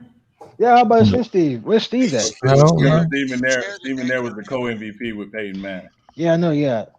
Oh, that's right. I forgot about that. Wasn't the kicker MVP? He only had 12 touchdowns. Oh my God. It's a 14-game season. 14 games. Yeah, but damn, he only had 12 touchdowns. That's still 143 yards. That's a lot, game, bro. 143 yards a game. 12 a lot, bro. And let's remember, you can't name another O.J. Simpson teammate. They were that bad. He was the team. O.J. Simpson's locker quarterback. Exactly. Had 2,000 rushing yards. Jack Kemp was the quarterback. 2,000 rushing yards in 14 games. They ran for more yards. They ran for far more yards than they threw. And 6 yards and a 10. That's a first down every time he touched the ball, damn near. So they had over 3,000 yards as rushing as a team. That's all. I listed Lawrence Taylor's accolades because when in 1986 they didn't count tackles or forced fumbles as they do now. That's crazy. He had 50 touchdowns. Take that 50 touchdowns off. No. I was about to say this nigga had 50 touchdowns. Hey, I would boot you motherfuckers for talking about my shit. I was about to say like he got 50 touchdowns. He'd be the greatest of all time. When he came to the backfield, said, "Give me the ball." He was snatching that shit from them niggas. God, 50 touchdowns. Y'all do. Hey, we do know cocaine's a hell of a drug, though. So. Hey, Kevin Durant sent out another tweet. He did what? He just sent out another tweet. It says, "Kyrie needs a better team around him." Oh man, they finna lose next game, dog. That's what everybody was waiting on. What about the wrong shit? Everybody waiting them niggas to implode. What the fuck, where is KD talking about? Dude, literally, he can't lead a team. He really can't lead a team, dog. He's not a leader. He a slithering ass nigga. Serpent ass nigga. It's a picture. What's this? He put his Aaron Rodgers, 2011 one-time game winner. I don't get this picture though. Why you say that? Yeah, that passer rating insane though. I think that's the highest all time. That's crazy. Yeah, I think it is. I think it is. 45 touchdowns and 6 interceptions. He won this year, didn't they? He was throwing that shit out of bounds. He was throwing that shit out of bounds. Nigga, stop capping, nigga. Shut up. Yeah. He was throwing that shit out. Nah, he was doing it less back then though. In 2011. Oh, they won in 2011. 2010. Nah, he didn't do that. He didn't do that in 2011. I'm joking. Hey, is that Nowadays, better he than do Dan Marino? No. Hell Man, no. What? hold on, man. That's damn near. Come on, man. Bro, the dude damn near went perfect. 45-6. Bro. See, that nigga threw 48 and 17. Bro. That probably saying Night- that. You gotta think about it. And he had 108.9 passer rate. You're talking about one dude that played when you could mug him and the receivers, and one dude that played in the pass. I can't, bro. We not comparing errors, bro. We comparing the MVP stats. We take that shit out of it, bro. No, you have to consider that. Bro, we can't do this then. If y'all can't take the error out of this shit, we can't do this then. They take everybody in the 2000s off there. Y'all gonna do that? Yeah. If y'all gonna do this, you might as well not even do this, because if y'all gonna discount errors and all that, we might as well not do this, bro. We're not discounting. Nah, he's not winning. No, because y'all saying it was harder in them errors to do this shit. Hold on. I'm saying that Aaron Rodgers' numbers don't pop off the screen for me to put him ahead of him. Nigga, what? No. He's 48-6. He has a passer rating of 122. Anti. This was his second year in the fucking league. I understand that, but still, bro. Now go back to Aaron Rodgers. I don't think you do, bro. I don't think you do, bro. Hey, I don't think you understand. No, maybe they say more about y'all era. How y'all let a sophomore come in and dominate like that? Maybe they say more about that. That's one of the greatest quarterbacks of all time, dog. That's horrible, bro. He was on Dan Patrick last year, right? Yeah. Right. They asked him, Dan Patrick said, with the rules today, what kind of numbers do you think you put up? Yeah. He said, I'd throw for 65 to 7,200 yards with 60, 65 I'm telling you. That's cap. No, y'all gotta stop, bro. Y'all love the shit. You niggas really, y'all gotta stop with you niggas thinking they just gonna come up. This revisionist history, bro. Y'all gotta stop that, man. First of all, What you gotta stop is thinking that these niggas that are being helped are as good as you think they are. Yeah, bro. Dan Marino would average the same shit that either Patrick Mahomes or Aaron Rodgers. No, he would not. Dude, fuck out of here, man. Let me tell you, Dan Marino had the fastest release I've ever seen in my life. He never lost his arm, bro. Maybe a little bit in his last year, but he never lost his arm, bro. He threw the prettiest. Aaron Rodgers throw a pretty ball. This boy throw a pretty ball. Damn, Marino. Party. I still take Aaron Rodgers over that nigga. Hey, all you gotta do, Anti, you don't have to even talk about errors. What you gotta do is you gotta look at league averages for yards. Mm-hmm. What was the league average for Aaron Rodgers' season? And then look at the league average for Marino's season. Ain't my fault you niggas wasn't throwing the ball. He was the nigga that was throwing. They didn't have no running game. Yeah, the run game. That ain't my fault. Look, bro, the reason why Miami quit running is because he was that damn good. I got you. What we saying? Y'all gonna do this every time we name anybody after 2000? No, bro. Look, you get it right to vote for who you think. Come on, man. That man threw 17 interceptions, bro.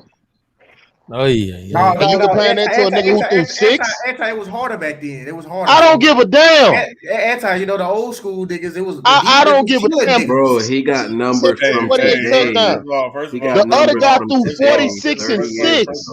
First of all, check your condescending tone. Okay, check your condescending tone. All right. With the rules were different back then. I don't give a damn about the rules. You should. But damn about the rules. Man, you gotta respect the game, man. We can't do this, bro. It was a different game back then. So what he did back then was not normal. Okay, you have them in errors. It's cool. Yeah. There's a reason why. Hold on. There's a reason why nobody threw for 5,000 yards. Bro. Look at this man in 1975, 294. How you win an MVP? Them numbers is trash. Y'all clearly don't. Them numbers is trash. Y'all clearly don't respect the game. Don't know shit about on football. the numbers. Thank you, True. Thank you. It wasn't Y'all numbers game back clearly then. disrespect the game multiple times. I know a lot about football, dog, but I just Y'all You always said the y'all other night. clearly You always said the don't. other night. Y'all clearly 25, don't. 20, One at a time. 20 to 25 years ago, your job as an NFL team was to find a stud star running back. That was the job. Okay, dog, the shit didn't evolve. Hold on. Listen what I'm saying. Because the rule changes. That's my point. Mid 2000s, 2005, 2006, the rules changed, and Roger Goodell came in and said we got to open the game up because it's got to be more appealing to a wider audience. So they basically took a lot of the things out of the game that you couldn't do anymore. That's why the head hunting. That's why you don't see jacked up on ESPN anymore. They took it out of the game. They wanted it to be about scoring and points and receivers and quarterbacks looking great. Well, son, we can't do this then, bro, because y'all gonna always compare them era to the new era. Ain't no reason having this conversation, bro. Hold on. It's not about y'all gonna always try to take that old era shit with that new era shit, dog. That just gonna fuck the whole shit up. So ain't no reason doing it. It's not about comparing eras, but you have to put context of why the game changed. So Anti, I got a little stat here, and I can give it to them, and they can put it on the screen. It shows you how the league changed over the years. Bro, ain't nobody arguing that, B. We all know this. No, the interception rate in 1985 was 2% higher than it is today. 2%. All right, so they were less accurate back then. Man. If that's what you think that means, then fine. I'm gonna say that's one way to look at it. What else could it be? Or the other way What is else could it be? Hold on, I got the reason. Actually play, bro. Yeah. Defense. You could put hands on receivers. You guys are sitting here celebrating stats when you know the defense is being restricted. Exactly. I don't know why we know that. I don't see Jalen Ramsey being restricted. Hold on, these are the same people. I don't see Jalen Ramsey. Hey, y'all cap. I don't see Jalen Ramsey being restricted. Hold on, y'all the same people that was complaining about passing interference call, but then sit there and try to say, "Come on, dog." Like, okay, so they go to your argument, then that mean they ain't okay. Then the defense is still getting fucked up. Then what you talking about? No, this. Back then was more physical. This article. Bro, y'all gotta stop with this more physical shit, bro. This article wasn't about the best quarterbacks. It was talking about how the average quarterback in the NFL has improved because of the rule changes. Not because they're better. Maybe the average quarterback of this era just improved all around than them niggas back in the G. Yeah, maybe they make it better. The only thing that improved at the quarterback position, besides the rule change, is that the athleticism at the quarterback position has gotten greater. That's the only thing that's really changed from that day. From like this, right? How the fuck did he win MVP with this? This shit is shit war. Hey, let me ask you something. This is shit war. This Ryan Tannehill stats. What the fuck is this? Hey, hold on, nigga. Wait a minute. Yeah. I'm just saying these Ryan Tannehill stats. Let me ask you something, Anti. Joe Flacco stats, nigga. Anti, let me ask you something. Do you believe the sack rate has gone up or gone down in the league? But how did in the last 35 years, do you believe the sack rate went up or down? Hold up, didn't you say they didn't count sacks back then or some shit like that? No, they counted sacks in 85. They counted them? Yeah, I'm asking you. What do you think the sack rate was in 85 compared to 15? I don't know, nigga, tell me. The sack rate just went down in the NFL, not up. Okay. And they threw the ball more. How much? What's the exact number? The number is the two examples they use is Bernie Kosar was sacked on 7.1% of his dropbacks. To Derek Carr in 2015, 5.1. These are your two sack leaders in those years. So how do you get sacked less if you're throwing the ball more? Because you got better offensive linemen. No, because the rules allow for you to do more. You niggas get mad over this shit. What y'all watch? Hold on. That's what I'm saying. We shouldn't even have. We shouldn't do this, bro. Y'all getting this mad about it. Wait. Let me show you guys. Let me show you guys something. Hold on. These two gonna cry if they guys don't win.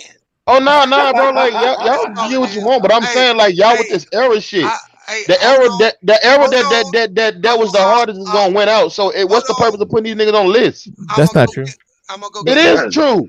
Look, like I just seen the worst MVP stats of all time that I ever seen in my life, bro. Look, that nigga won, and he won hey, MVP. Anti, check this out. Do you look at the screen, bro? Please. Okay. In 1975, what was the highest fucking? Who had the most yards total? It was 3,169. Cuz. Well, all them niggas shit water. Oh man, shut. All them niggas shit water. Every time you start watching football in 2000, 2,000 yards, 2,000 shit water. Watching football in 2000, shit water. You gotta chill out, man. Shit water. Hold on, wait. I tell you what. Well, how old are you, True? Ain't you like 25, bro? Here's the thing, though. I understand the game of football, and I understand how shit changed. Yeah, I understand how shit changed too. Y'all nigga always got an excuse for some shit. There ain't no excuse. This is fact. It is an excuse. Oh, they not playing defense like they used to. Nigga, it's still football. Shut the fuck up. No, it's not, Anti. All right, you go out there and put some pads on then. Since it's so easy. Okay. Nope. Now you pad the fuck up and tell me they not allowing you to put hands on motherfuckers. Okay. So why there ain't no NFL jacked up no more? Why that's not a thing no more? So why? So you try to tell me it's just as physical as it is? 85. Go 85. Go 2010. Yeah, but y'all act like they playing flag football or something. They are, bro. They are. Playing 7-on-7. Get the fuck out of here. The only place where it really still gets physical is the front seven. That's it. Everything else is flag football. So ain't nobody hitting in the secondary. Stop it. You can't no. like that no more. Get the fuck out of here, man. What you talking about? Like that no more. What you talking about? You come on, man. You gotta chill out, man. The only thing I would love to see you niggas pad the fuck up and get out there. The only place that gets still real physical is love to see you niggas get out there and pad up and play receiver. Hey, look. Okay. Hey, just look at how many 1,000-yard rushes there are in 2010. Just look. All right. This is rushing yards. Yeah, they don't. Arian Foster, Jamal Charles. Let's just look at motherfuckers in 2020. Michael Turner. You see how that list shortens up? And a fucking quarterback is 1,000-yard rusher. A fucking quarterback, bro.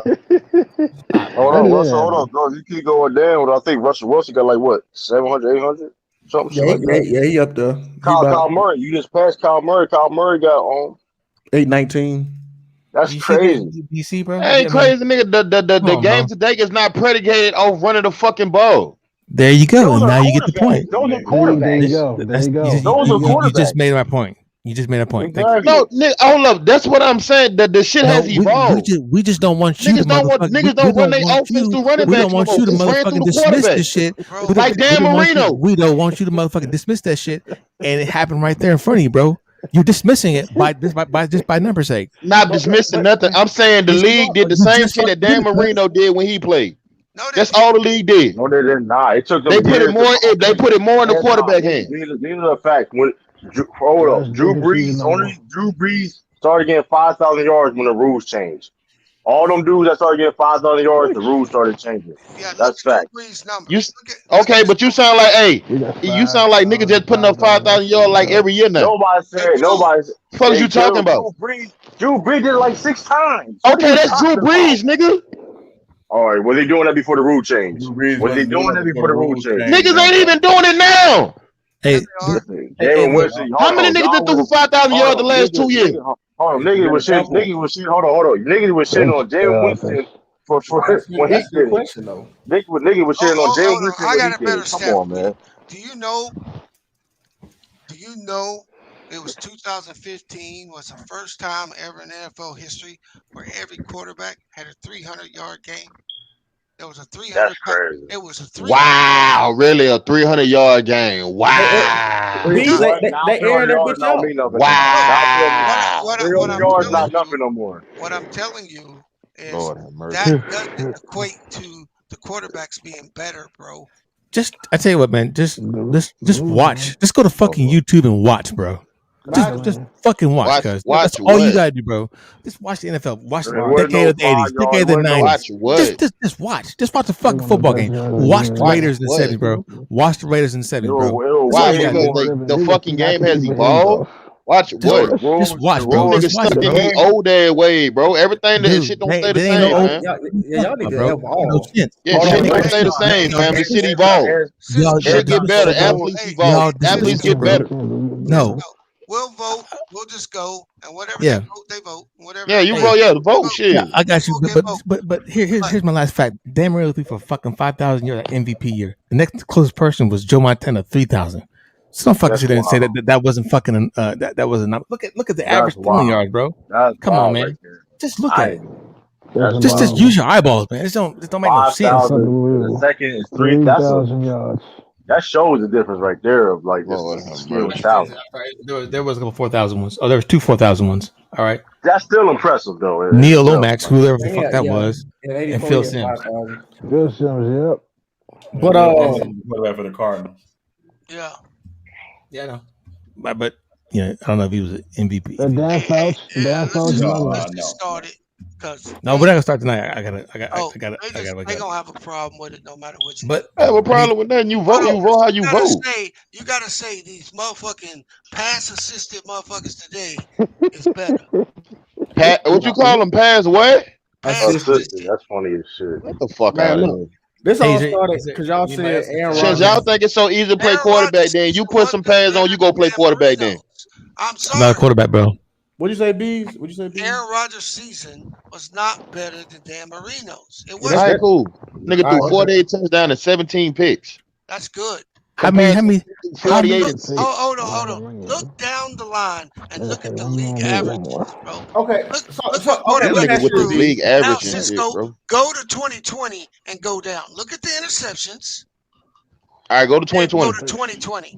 Then Tom Brady's almost what the rule changes did. Matter of fact, you could probably go to 2005, 2002, and you'll still see them numbers there.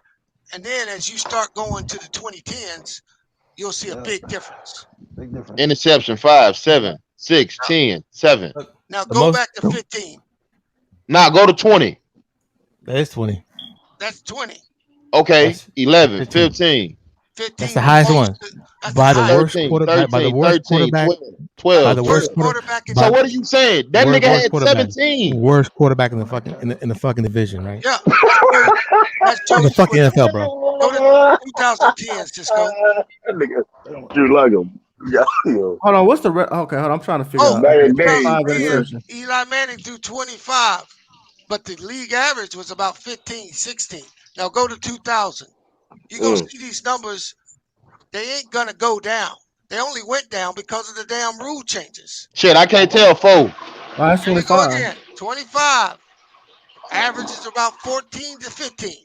That's what quarterbacks threw. Yeah. Okay, so what is 94? That's what they threw. Y'all wasn't throwing like that because y'all niggas wasn't doing nothing running the ball. Look, you see these niggas down at the bottom with 180 passes, 255, 355, 306. Them niggas wasn't passing. This nigga threw 27 motherfucking interceptions. Hold on. And 25 touchdowns. That is horrible. He's on top tier. Citizen Lou, I got a that question. Is horrible. What's up? I got a question, Citizen Lou. Okay. What is the punishment for running a seam route down the middle today? I know, tell me. There isn't one. You can't hit the receiver to after he's caught the ball and to after he can protect himself. So until he landed. Exactly. You think that don't make a difference? Okay. I mean, I see what you're saying in that regard. Okay, but right, you know how many? Do you know how many? But I feel like do you know how many gift throws NFL quarterbacks get today, where the defense has to allow it? Okay, but what we saying is right. So y'all pulling up Dan Marino stats. He was like, what he did was unheard of back then, right? It was. What we saying is, bro, the quarterback. Now what he did is unheard of. Multiple niggas is doing in this era. Exactly. Thank you. That's what I'm saying. We got multiple Dan Marinos. They had to get help. All right. Actually, Cisco. Okay. You know what? Bring up Drew Brees' individual stats. We're gonna see the difference. You're gonna be able to see the difference. You're gonna be able to see the rule changes in Drew Brees' stats. Bro, it ain't no rule change. Drew Brees went to a pass happy offense. Stop capping. Bro. you're gonna see. He went to a pass happy offense. Stop capping with Sean Payton. All right. Stop capping. You'll see it. It's clear as fucking day. Yes, Drew Brees got 4,000 or 5,000 yards. You had no running. We had no running game for a while. All we had was Drew. Hey, it's gonna be clear as fucking day. And when we actually got a running game, we won the fucking Super Bowl with it. Well, you had a running game when Drew got there. You had Deuce McAllister and Reggie. Well, Deuce McAllister was old as hell. Get the fuck out of here. And he was hurt. He wasn't no old.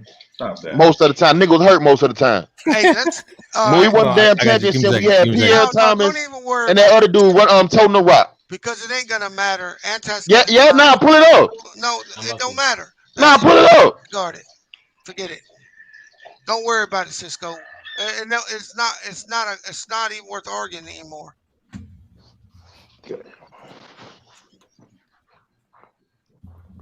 I can't find much. Oh, it's right here. Deuce McAllister. Unbelievable. And so, just as far as MVPs are concerned.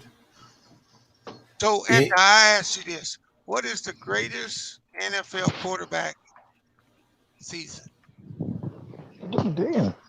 I think you just seen it, bro. Aaron Rodgers. Mm-hmm. That's what you think. Mm-hmm. Okay. As far as statistics wise, it's actually Steve Young's season. Okay, let's see Steve Young's stats. Hold on, I was actually doing that right now.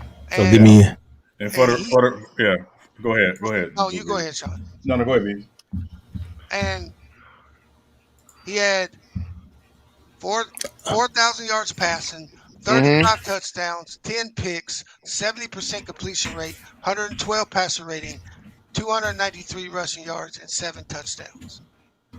Okay, now pull up. Now let's pull up Aaron. Didn't he have 120? Didn't he have 122 rating? Yeah, but it's not a better season.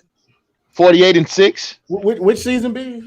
It was the 94 Steve Young season. It's considered the greatest season in the NFL. 35 touchdowns, 10 interceptions, 3,969 yards, 70% completion. 3,000 yards? 3,969. Almost 4,000. 4,000 yards. Yeah, nah, nigga, ain't 4,039. It don't matter. Like I said, Aaron Rodgers only beat him by 500, and he had the. I don't give a damn, man. He had 48-6. Bro, okay. Hey, here's a question. Did they win the Super Bowl that year? No. No, there they you didn't. go. No. Steve Young did, and he won MVP. That's what we going off now. Super Bowl wins, and he won MVP. Going off passer rating. That's what we going off now. Hey, we're going off accolades, bro. Okay, I mean, nah, y'all gonna keep moving the goalposts. All right, cool. Nobody moving the goalposts. Now you going off Super Bowl wins. All right, cool. No. Cool. Well, you take every motherfucker off that list who ain't won a Super Bowl then. All right. A lot of motherfuckers coming off that list. Exactly. A lot of motherfuckers coming off that list then. Hey, let me ask you this. No, that's not true, actually. Because all right, let's go back to. I can't wait till we do it then. No. Let me ask you this, Anti. How is Aaron Rodgers' season better than Peyton Manning's? Peyton Manning had 5,477 yards, 55 touchdowns, 10 picks, 68% completion rate with 115 passer rating. He had 115. I don't give a shit. He had 50. What Aaron Rodgers had? 122. Is that the only thing you're going by? Passer rating? Oh, he's going by. I mean, it's the greatest. That's the greatest one ever, right? No, it's not. That passer rating, yes. Yeah, who's higher than his? But what's the record for touchdowns in the season? Yeah, exactly. I thought passer rating took all that. I'm gonna remember you said that. I'm gonna remember you said that passer rating. You ain't gonna remember shit, boy. Shut up. When I get 3 or 4 throws a game given to me, my passer rating should be higher, shouldn't it, Lou? What you mean 3 or 4 games given to you? Bro, before the 2010s, if you threw a ball down the seam, you got a receiver's head knocked off. They didn't throw those passes. They threw them in the dirt. Go back and watch Jerry Rice go down to his ankles and catch balls. That's what quarterbacks did. They didn't throw the throws that players throw today because the D-backs would decapitate them. Today, it's a fucking personal foul, so you got to allow the quarterback to complete his pass. And a fine. And you get fined. Don't give me that bullshit, man. That's bullshit. No. You know that's the way the game is played. Lord have mercy. But bro, y'all gonna go with this era shit, bro. We can't do this. And You then might Donnie well take Gates. them niggas off this. You might well take niggas from 2010 on up off the list, then, bro. This is a problem. You keep Can't help saying how the motherfucking game is played. You keep How saying they referee the game. but you won't address the rules that are being changed. You keep Nigga, the saying rules change. What can I say, nigga? Do I look like you're right? Okay. So change? we gave you a season where the rules changed, like Aaron Rodgers. Well, like I said, then take them niggas off the list. Then, since if you off there penalizing them because of the era that they fucking played, then take them off the list. Bro, No, you got you're Peyton penalizing Manning them, bro. right here beside him. Take them off the list. You penalizing. Nobody's penalizing nobody. All right, cool. But you you the one doing it. You are the one, bro. No, because no. Wait, this how it all started. We brought up Aaron Rodgers, and then y'all said y'all just said Dan season was Marino. trash. I just said his season wasn't better than Dan Marino's. That's all I said. And then we asked you how, and then y'all started bringing up the era stuff. This is what we're Because saying. Y'all just disqualified Aaron Rodgers. I'm We saying, could have rules. We could have rules. Hey, why Peyton on here? He lost the Super Bowl. Why he on here? Aaron Rodgers didn't win the Super Bowl that year either. No, he didn't. No, he didn't. You just said something about Aaron Rodgers losing the Super Bowl when he did that. Peyton did too. No. He didn't make it to the fucking Super Bowl. He got bounced out in the fucking playoffs. Okay, why Aaron Rodgers he just lost the Super Bowl then? Nobody said that, bro. In the Super Bowl. He made it to the Super Bowl and lost that season. B just said it. Not Aaron Rodgers. Peyton Manning did. No, Peyton Manning. Okay. Peyton Manning lost the Super Bowl. Look at the screen. That's Peyton Manning's 2013 season there. I still take Aaron Rodgers over his. That's fine. You can. Right. I won't. Because neither of them won Super Bowls in that year either. That's cool. Is that the year that Rodgers played against the Giants? What year was that? Did the Seahawks win this year? 2011. The Seahawks won that year. Yeah, they stomped it. I mean, that was the first time they played in an open field in like 20 years, right? Or no? 2011. 15 years. Hey, whatever, T Street. I don't want to hear that bullshit. Y'all got fucking rules today. You can't touch a receiver 5 yards. All this bullshit is fantasy you can't football, touch the quarterback. You can't. Are she on y'all team? Okay. Well, it's the truth. These are facts, though. You can't argue the game, bro. Bro, so why? Like I said, bro, if y'all gonna keep arguing, why put these niggas on the list, dog? Then don't vote, bro. That's it. I won't, because the shit don't make sense, dog. Like, y'all saying that these errors is different and everything, so why had these niggas on the list, dog? Y'all don't respect the fact that these rules change so enhance these numbers. So what's the niggas on the list? Y'all saying pass assisted and motherfuckers just giving so what's that purpose of having these niggas on the list? What it is all you new age niggas are enamored by numbers now because the league is a fucking fantasy football league. Yeah. All right, so why you watch the game then, B? It's for entertainment. I don't watch that many. Okay. Because it's bullshit. It's hard to watch, actually. I tell you what you do. You put some pads on and go out there and tote the rock and say, boy, them niggas will knock your motherfucking head off. I'm not saying they won't, but don't tell me that football is better today than it was, because it ain't. You saying it's better, nigga. It's more evolved. That's the fuck happened with shit. Look, it evolved. Just like the NBA, the shit evolved. Hockey evolved. Baseball, the shit evolved. Everything evolves over time. It's not gonna stay the same. Football did not evolve. See, that's the problem. If football evolved, I would have no problem with it. You don't even know why they changed the rules. You don't even know why you're playing under these rules. It ain't that it evolved. Roger Goodell said, we got a fucking moneymaker here, and quarterbacks and receivers are our ticket. We're going to make all the rules so them guys can't be hit, and we're going to fucking go to the top with fantasy football. And that's what they did. They made the rules so that these guys got trumped up numbers, and everybody walks around talking about how great they are. They ain't that fucking great. Wow. Yeah. Okay. Damn.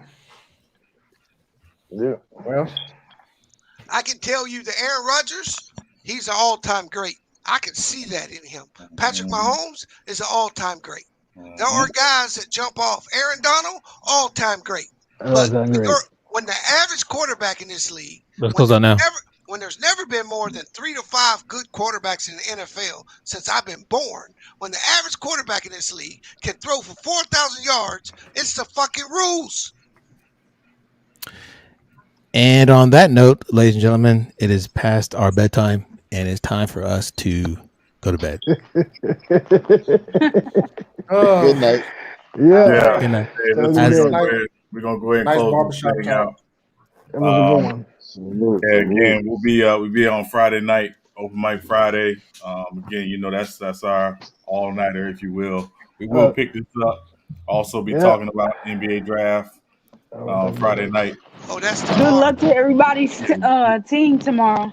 Hopefully they make the right pick. The first round, second round. I'll pay attention to the Friday's draft. That's second round. Hey, one question before we go. Any blockbuster deals tomorrow? There may be one or two, yes. but I think it's going to be more after the draft than during the draft. Yes. Yeah, I think everybody waiting on the draft, see what happens. I ain't I'm gonna be still watch the first round because anything can happen, man. I ain't watching that shit. Yeah, I probably have it on in the background, just paying attention to see, what happens. But yeah, I think there might be one or two deals tomorrow, B's, big deals, but I don't see. Again, I think if there's a big name to move tomorrow, it'll be Ben Simmons, but I still don't think that's going to happen. Yeah, I saw that the three teams right now are the Raptors, Wizards, and Heat. Now they turned down that Raptors deal. I think Philly rejected that. Yeah, Philly wants. Who rejected? Yeah, Philly rejected it. They want James Harden-like package for Ben Simmons. So yeah, that's what they want. Hey, D3, I'm not gonna argue with you that it makes cornerbacks be more fundamentals, but let's face it, quarterbacks today know that they're basically playing 7-on-7. They don't have the fear of being hit. That affects your ability to complete passes at a higher percentage. Yeah, and they know, they know they can just throw the ball up on a 1-1 coverage, and the most likely they'll get a fucking pass interference flag just for trying to get. It's called 7-on-7 change the game of football. That's what happened. And like I said, I don't watch that many football games now, never now, two now. So you because think they about don't really let them start playing to the playoffs. Right. All right. All right, man. Appreciate y'all. Appreciate y'all, man. Like I said, back on Friday night, man. All right, man. Y'all be easy, man. Yeah, appreciate it. And get y'all facts straight. Yeah. Hey, I would be. Hey, would you talk about me, Sean? You said the condescending. I was making a joke with the. Oh, okay. All right. Yeah, it was a little on the condescending side, system. My bad. I was trying to make it. You fine. Oh, okay. No, we good over here, man. You good, bro. All right, man. I'll catch y'all on the next one. Yeah, catch you, bro. We'll be back on Friday night, definitely, man. Make sure you join us, and if you haven't already, and you are joining us for the first time, thank you for joining us. Please make sure click, subscribe for U3 Sports Talk. And again, we'll be back on Friday night. So on behalf of J Mac and Cisco, I am Sean from U3 Sports Talk saying salute. Be easy. We'll see y'all soon. Peace.